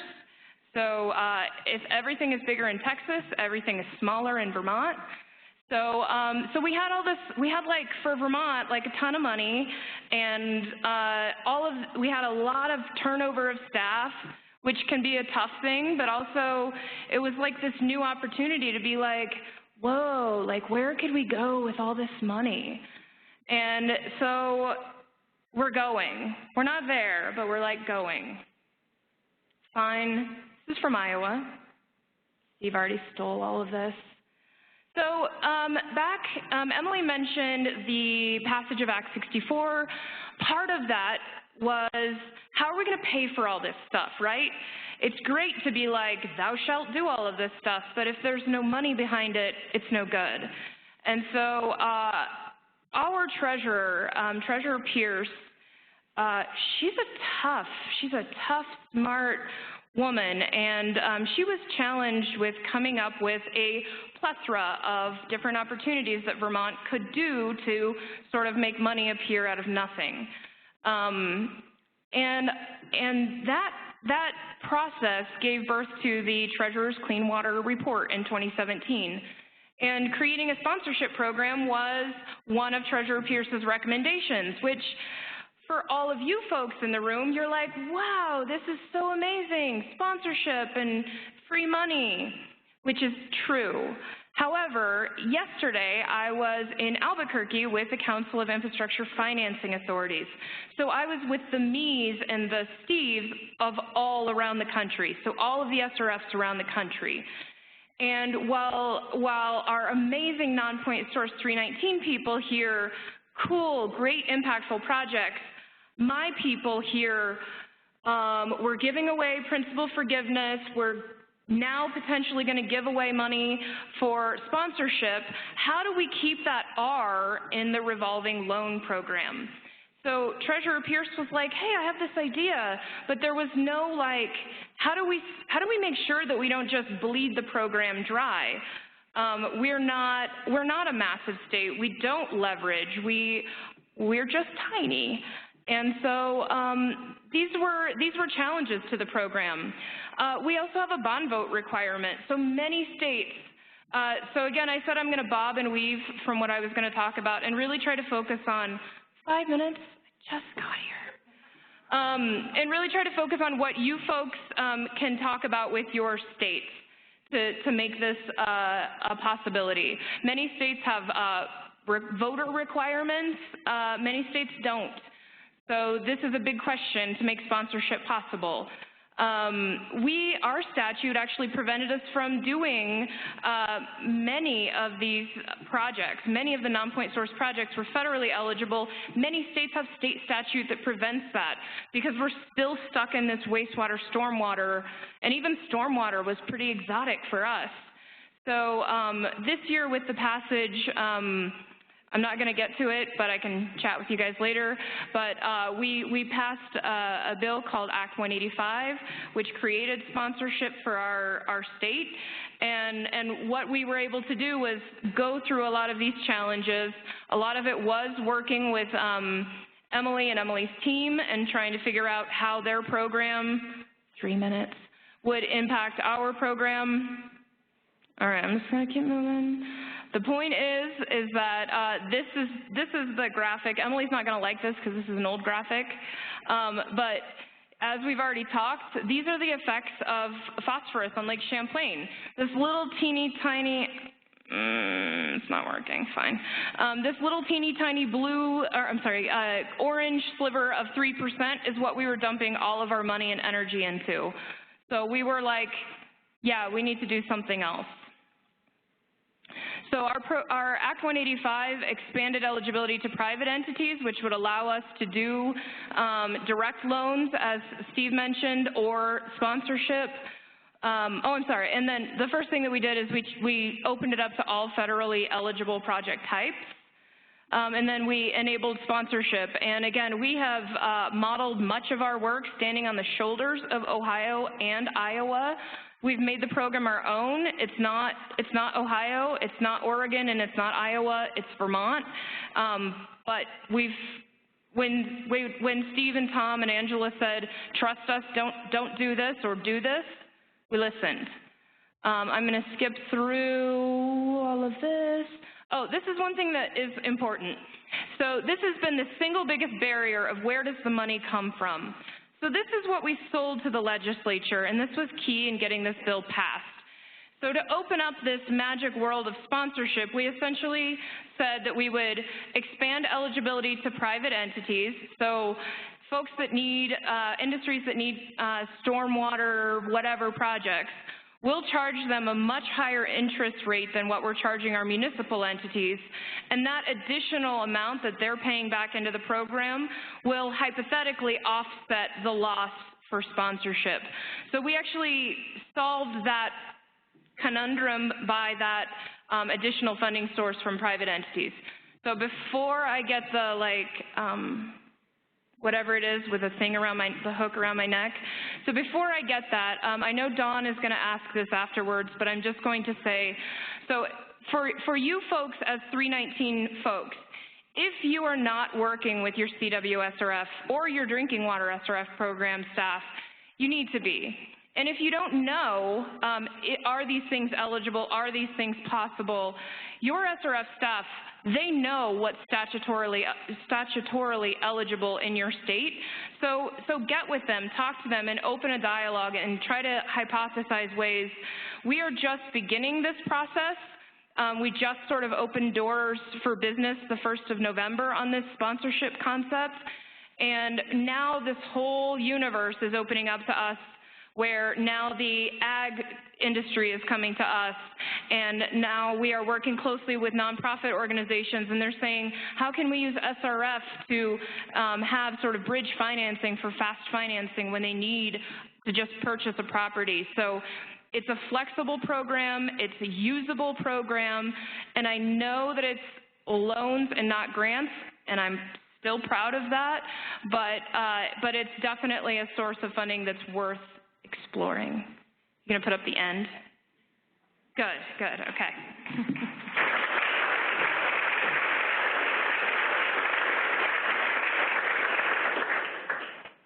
Thank you, Terisa. Next up is Wendy Garland. She comes from the Maine Department of Environmental Protection. She'll talk about Maine's clean water SRF approach to non-point source. Wendy grew up in Foxborough, Massachusetts, and her encounters with fame were that she babysat for Patriots players. And she shares a birthday with Tom Brady. I had to throw that in because I was babysitting in the 80s and the Patriots weren't very good then. But I still have the Tom Brady connection, so that's good. Well, depending on where you're from. But all right, so I'm Maine's non-point source program coordinator. I'm not the expert on clean water SRF like the other folks on the panel here, but I am here to share with you the work that we're doing through clean water SRF to address our non-point source issues in Maine. So, first, just a little bit of background about the state of Maine. We're the northeasternmost state in the country. Pretty big for New England standards, but small compared to a lot of your states here. Not many people, only 1.3 million people in the state, but lots of water. We have 3,000 miles of coastline, 6,000 lakes and ponds, and 40,000 miles of streams and rivers in the state. Our industries and economic well-being is really focused a lot around these resources with tourism, people coming to enjoy our waters, coastal and inland waters. We have forestry as a really big industry in western Maine and northern Maine. Agriculture is kind of big and mostly in northern Maine, Aroostook County, which is the size of Connecticut and Rhode Island combined. And that is big ag area, a lot of potato farming and broccoli farming. And then down East Maine, there's blueberries. Along the coastline, we have shell fishing, lobster harvesting, aquaculture. So non-point source issues are really, our program is designed to protect these resources, but also some of the industries have, are some threats to our water quality as well. So Maine's Clean Water SRF program started in 1989, and it's sort of branched out over the years since then to address some of our non-point source issues in Maine. And I'm going to run through some of these in the next couple of slides, but that just kind of shows the timeline that we've been working on. We're able to address quite a few different sources of NPS through the program. Septics, and I'll get back to why that's crossed out in a sec, agriculture, sand and salt piles, forestry operations, urban stormwater, and most recently we've been delving into underground and above ground storage tanks. Septics is unfortunately crossed out. The program had started in 1995, and we were working with the Maine Housing Authority to offer low interest loans to low and moderate income households to replace their septic systems. But unfortunately, while the program was pretty popular, we made something like 460 loans totaling $2.6 million. All these small loans were pretty high administrative costs to administer for Maine Housing Authority, and it sort of triggered some kind of federal limits that they had on admin costs, so they weren't able to recoup all their costs, and the program was discontinued in 2016.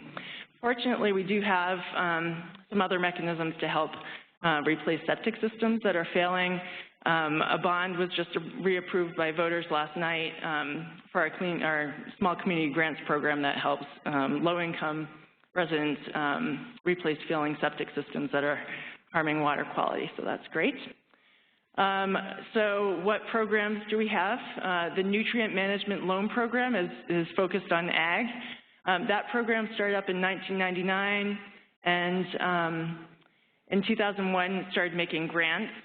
It was really designed at that point to fund construction of manure pits and treatment systems for milk parlor waste areas and dairies. And it was kind of a regulatory driver.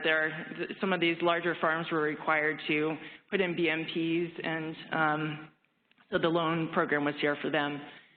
Since then, most of the 14 projects that were funded through this loan program were done in those first couple of years of the program. So once those farms that were required to put in BMPs did it, really, the interest in the program dried up, and the farms were turning to grant programs, as you can understand.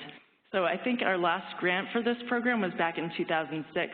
And so there's been really little activity, and we're not looking at discontinuing the program for now, and working on trying to get the word out in case there are farms that are interested in this option. Municipal Sand Salt Facility Program, that started up in 2004, including the eligibility for municipalities to apply for some low-interest loans to install, to build salt sheds to cover their piles. At first, the program was sort of designed to address some systems that we knew that were directly contributing to impairments or contaminating groundwater or surface waters. Most of the activity has happened in recent years, though. Well, in 2013, we expanded to any uncovered sand and salt pile. But at the same time, we had a legislatively authorized grant program, so most of the towns were turning to grant funds. But that grant program has since dried up, and now we're starting to see some activity through this program. Of the $2.3 million in loans made to date, many of them, like just in 2017, that was half of them that were funded. So 5 projects, including this one in the town of Livermore, their storage facility cost about $350,000, just to give you a sense of the cost. The Forestry Direct Link Loan Program has been probably our most successful and popular program, and Steve talked to you a little bit about how that works, and we modeled the program after Ohio, of course. So that, we worked with the Maine Forest Service to develop this program, and so loggers, there's a lot of logging in Maine. 90% of the state is covered with forest, and of the 12 million acres of forest, about 500,000 acres are harvested commercially each year. So there's a lot of activity, and the Maine Forest Service wanted to make sure that loggers were using, good practices and, not hurting water quality. So we set up this program so they can apply for loans. We're subsidizing their loans to purchase environmentally friendly logging equipment, and I'll kind of show you some pictures and the list of those eligible pieces of equipment in the sec. But basically, the Maine Forest Service develops this list and reviews it each year to make sure that there are things that are, minimizing the environmental footprint of the harvesting operations, compacting as little soil as possible, and impacting water resources as little as possible. Along with the good equipment, there are also some strings attached. So once we get people in the door, we're making sure that they're using good BMPs out in the field as well. So they have to agree to use the forestry BMPs. There's the cover of our forestry BMP handbook. The loggers that get these loans need to be certified by second and third parties as sustainable. They have to submit master logging harvest plans, and then the Maine Forest Service conducts inspections of their operations to make sure they're properly installing BMPs. So it's really worked well, and there's been a lot of interest in the program. And since it started in 2007, there have been 118 loans totaling $29 million to date. Okay, so here's a list of some of the eligible equipment. What do you think about some of those? I've never heard of some of these. When I was putting this together, John True was trying to, explain to me what swing machines are and forwarders, and I'm going to head out and check out these in the field. He makes all of his Clean Water SRF staff go out with Maine Forest Service to see these things in action, how they really are important for water quality. And here's pictures of some.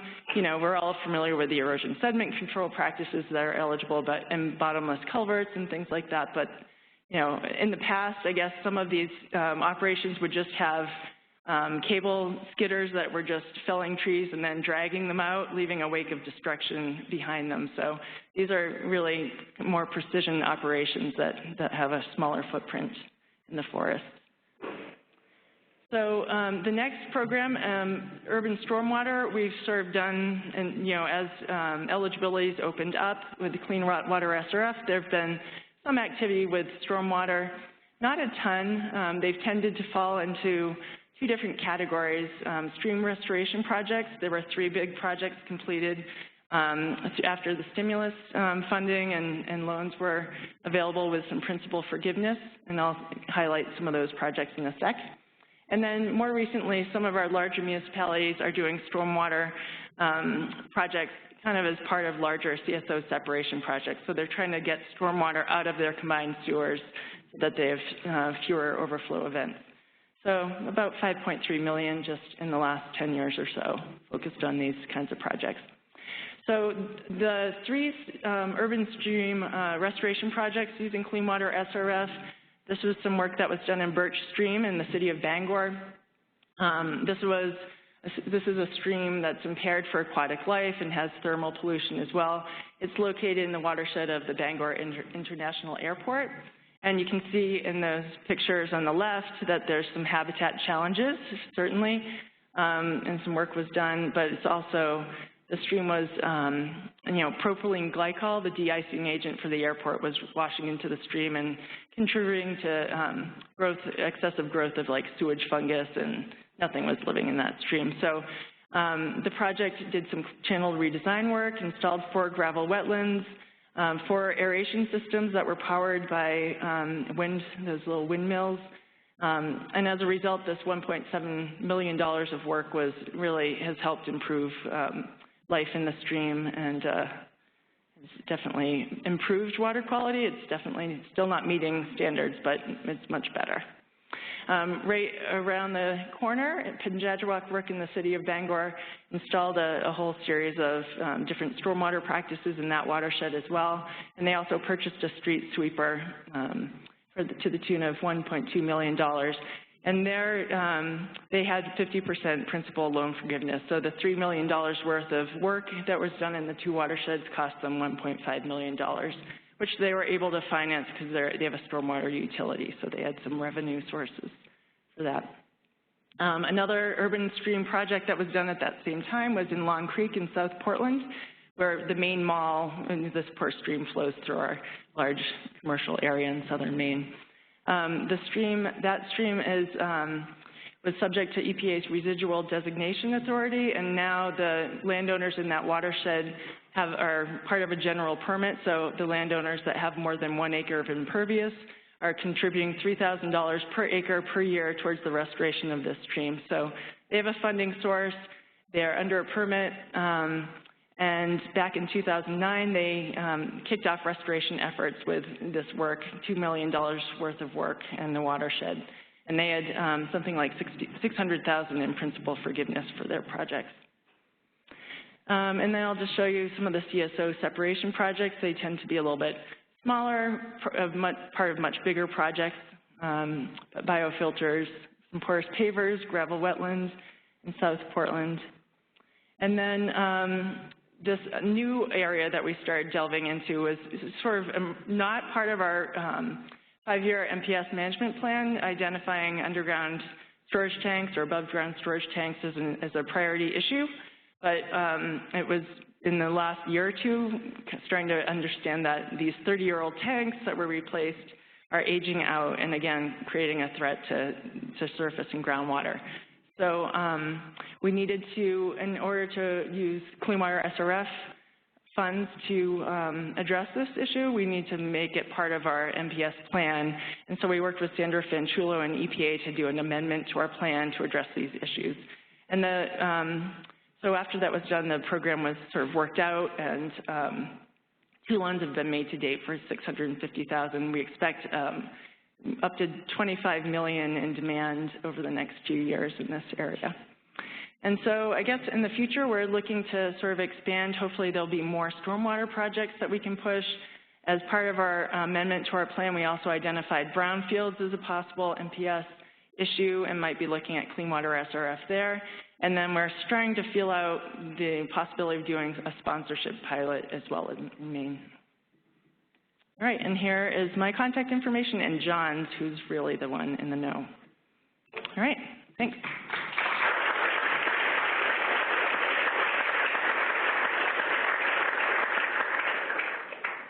Well, thank you, all the speakers, and for sticking with that tight timeline. We still have a few minutes for questions. And then just a reminder that there will be posters afterwards, and the presenters should be there as well. There you go. It's my understanding that to take advantage of the SRF 319 loans, that there has to be a nexus between the project, the 319 project, and the SRF loan project. Can anyone expand on that? Yeah, so the eligibility, the 319 eligibility states that it needs to be part of the state's non-point source management program plan. It doesn't have to be tied to any annual milestone or any particular 9-element watershed based plan. It just needs to be mentioned in the plan in some fashion. To add to what Don said, you need that nexus in your state non-point source management plan, but you don't have to have those specific projects identified. As long as it has some connection identified, then you can proceed to fund it. I think maybe one of the strangest examples that we had in Ohio was that we had identified nitrate runoffs as an overall threat to drinking water, and one of the main non-point source threats in a good portion of the state. So we ended up using that non-point source definition to fund a drinking water up-ground reservoir to the tune of over $15 million with our Clean Water SRF program, because we identified that need as something in our state non-point source program. And ironically, the Safe Drinking Water Act SRF program won't allow you to fund up-ground reservoirs. So we use the non-point source connection to go around that and to provide offline safe drinking water to a city in northwest Ohio that was having issues with those nitrates. So again, it doesn't have to be a very specific project, but you do have to have some kind of a link between what your state non-point source program identifies and what you're trying to fund. I do want to just add to that what these guys are talking about is sort of the federal eligibilities, and there are certain states that there are state policy decisions and state statutes that do require that nexus. So, for example, Iowa works, a municipality sponsors a municipal project. So it's municipal. And so this is a question that we had to sort of wrestle with in Vermont is, in Ohio's model, it's very open. So you can have a collection system project here and a sponsored project over here somewhere in the state. And Vermont also left our definition very open, but not every state is like that. So there may be state restrictions. Yeah, and I'll just add real quick that under the expanded eligibilities that WERDA brought in, it doesn't have to be, depending on what it is you're interested in trying to get funded, it doesn't have to be tied to a non-point source management program plan. And I mentioned septic systems and their alternatives, and stormwater as 2 examples. Thank you. In New Hampshire, it's taken us about 10 years to get to the dialogue with our wastewater engineering group that manages the SRF, and we're there now. It's been in our NPS plan for a decade. That's one of our goals, was to get SRF partnership with NPS. So we're happy that we can do that. One of the limiting things, though, is a capacity thing for our staff. The only way that we've forged this agreement in our agency is that the SRS staff said that they will not manage any stormwater NPS projects. They said if you want to pursue it, you dedicate your staff to it. And so I have to allow 2 full-time people to manage any SRF NPS projects, and it's really straining our capabilities. And the other thing is that I wanted to see if any of you had experience developing watershed-based plans using SRF dollars. We're about to embark on our first experiment with that because we convinced our SRF people that it was okay to do that. And we have a municipality acting as the recipient for a loan with $75K principal forgiveness. So essentially it's kind of almost a grant at that point, because we can usually pay for a plan at a scale of about $75K for a lake. So we might be getting away with something, but I wanted to see if you ever got caught doing that. We like the first in the nation status, but we don't want to be first in the nation to torture ourselves either. So, Steve, I've been meaning to ask you about that because Sally mentioned that New Hampshire was looking at that. I mentioned it to John True to see if we could pursue that, and he wants to see how you're doing it exactly. But we are, right now, Maine is funding. It's more focused, it's on climate resiliency plans. So through Clean Water SRF with up to $20,000 with loan forgiveness, principal forgiveness on them. So there might be an avenue there, but I think that's more under the sustainability or some kind of clause or something like that. But if we can do that, why can't we do plans? I don't know. Because this is an important discussion, we're going to let this continue on for a few minutes. We have a half-an-hour break, then an open poster session. So let's continue these questions and answers. This is a very important topic. No, I was just going to say, you can talk to me after this at the poster session. I might have some ideas, because there may be some cover under the Watershed pilot program eligibility, because they mentioned planning as an eligible activity.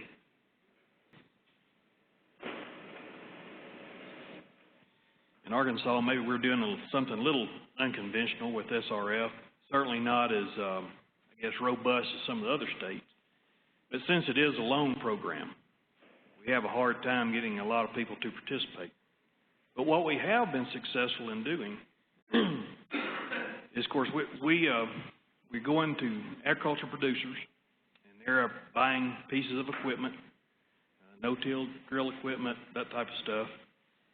And they're using that, and since it is a loan and they're paying it back, what we've been able to do is track those loans for over, and the program's been going on for a long time, but the Nonpoint Source program has been able to track those loans for a year and to find out how much payback we're getting. Then we're taking half of that, 50% of that, and applying it towards match towards some of our projects. Now, this is the second time I've talked about match, and people are like, man, what's his deal with match? Well, in Arkansas, the Nonpoint Source program, the staff is self-funded. We get no money from the state. So it's incumbent upon us to find innovative ways to cover our match requirement for staff and other things that we do. Now, I know that may be a little bit unconventional, but what it's allowed us to do is we're able, as our staff is going out and promoting SRF as a loan program and the benefits of Nonpoint Source. But at the same time, we're reaping the benefits of the match component. And it's allowed us to do a lot more things. Maybe a little more unconventional than some of the other states, but it is a way to use it. And I don't think Arkansas is alone in that. I think there are some other states that may do that too. I think California had done that at some point. Are there, show of hands, are there other states that use SRF for match? What state are you with? Idaho?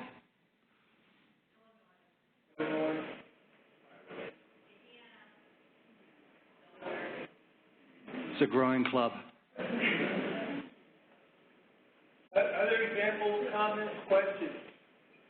Again, this is a good opportunity here to think about funding. Yeah, say in terms of the match, obviously you can't match federal with federal, but the idea is that each year the federal government appropriates money, loan to the states. That money then gets recycled back into state coffers. So that's where the R in SRF comes from. And once it's the state's money, it's clean for match. All right. Any final comments, questions? If not, thank you to Carla and our speakers this afternoon. Thank you very much.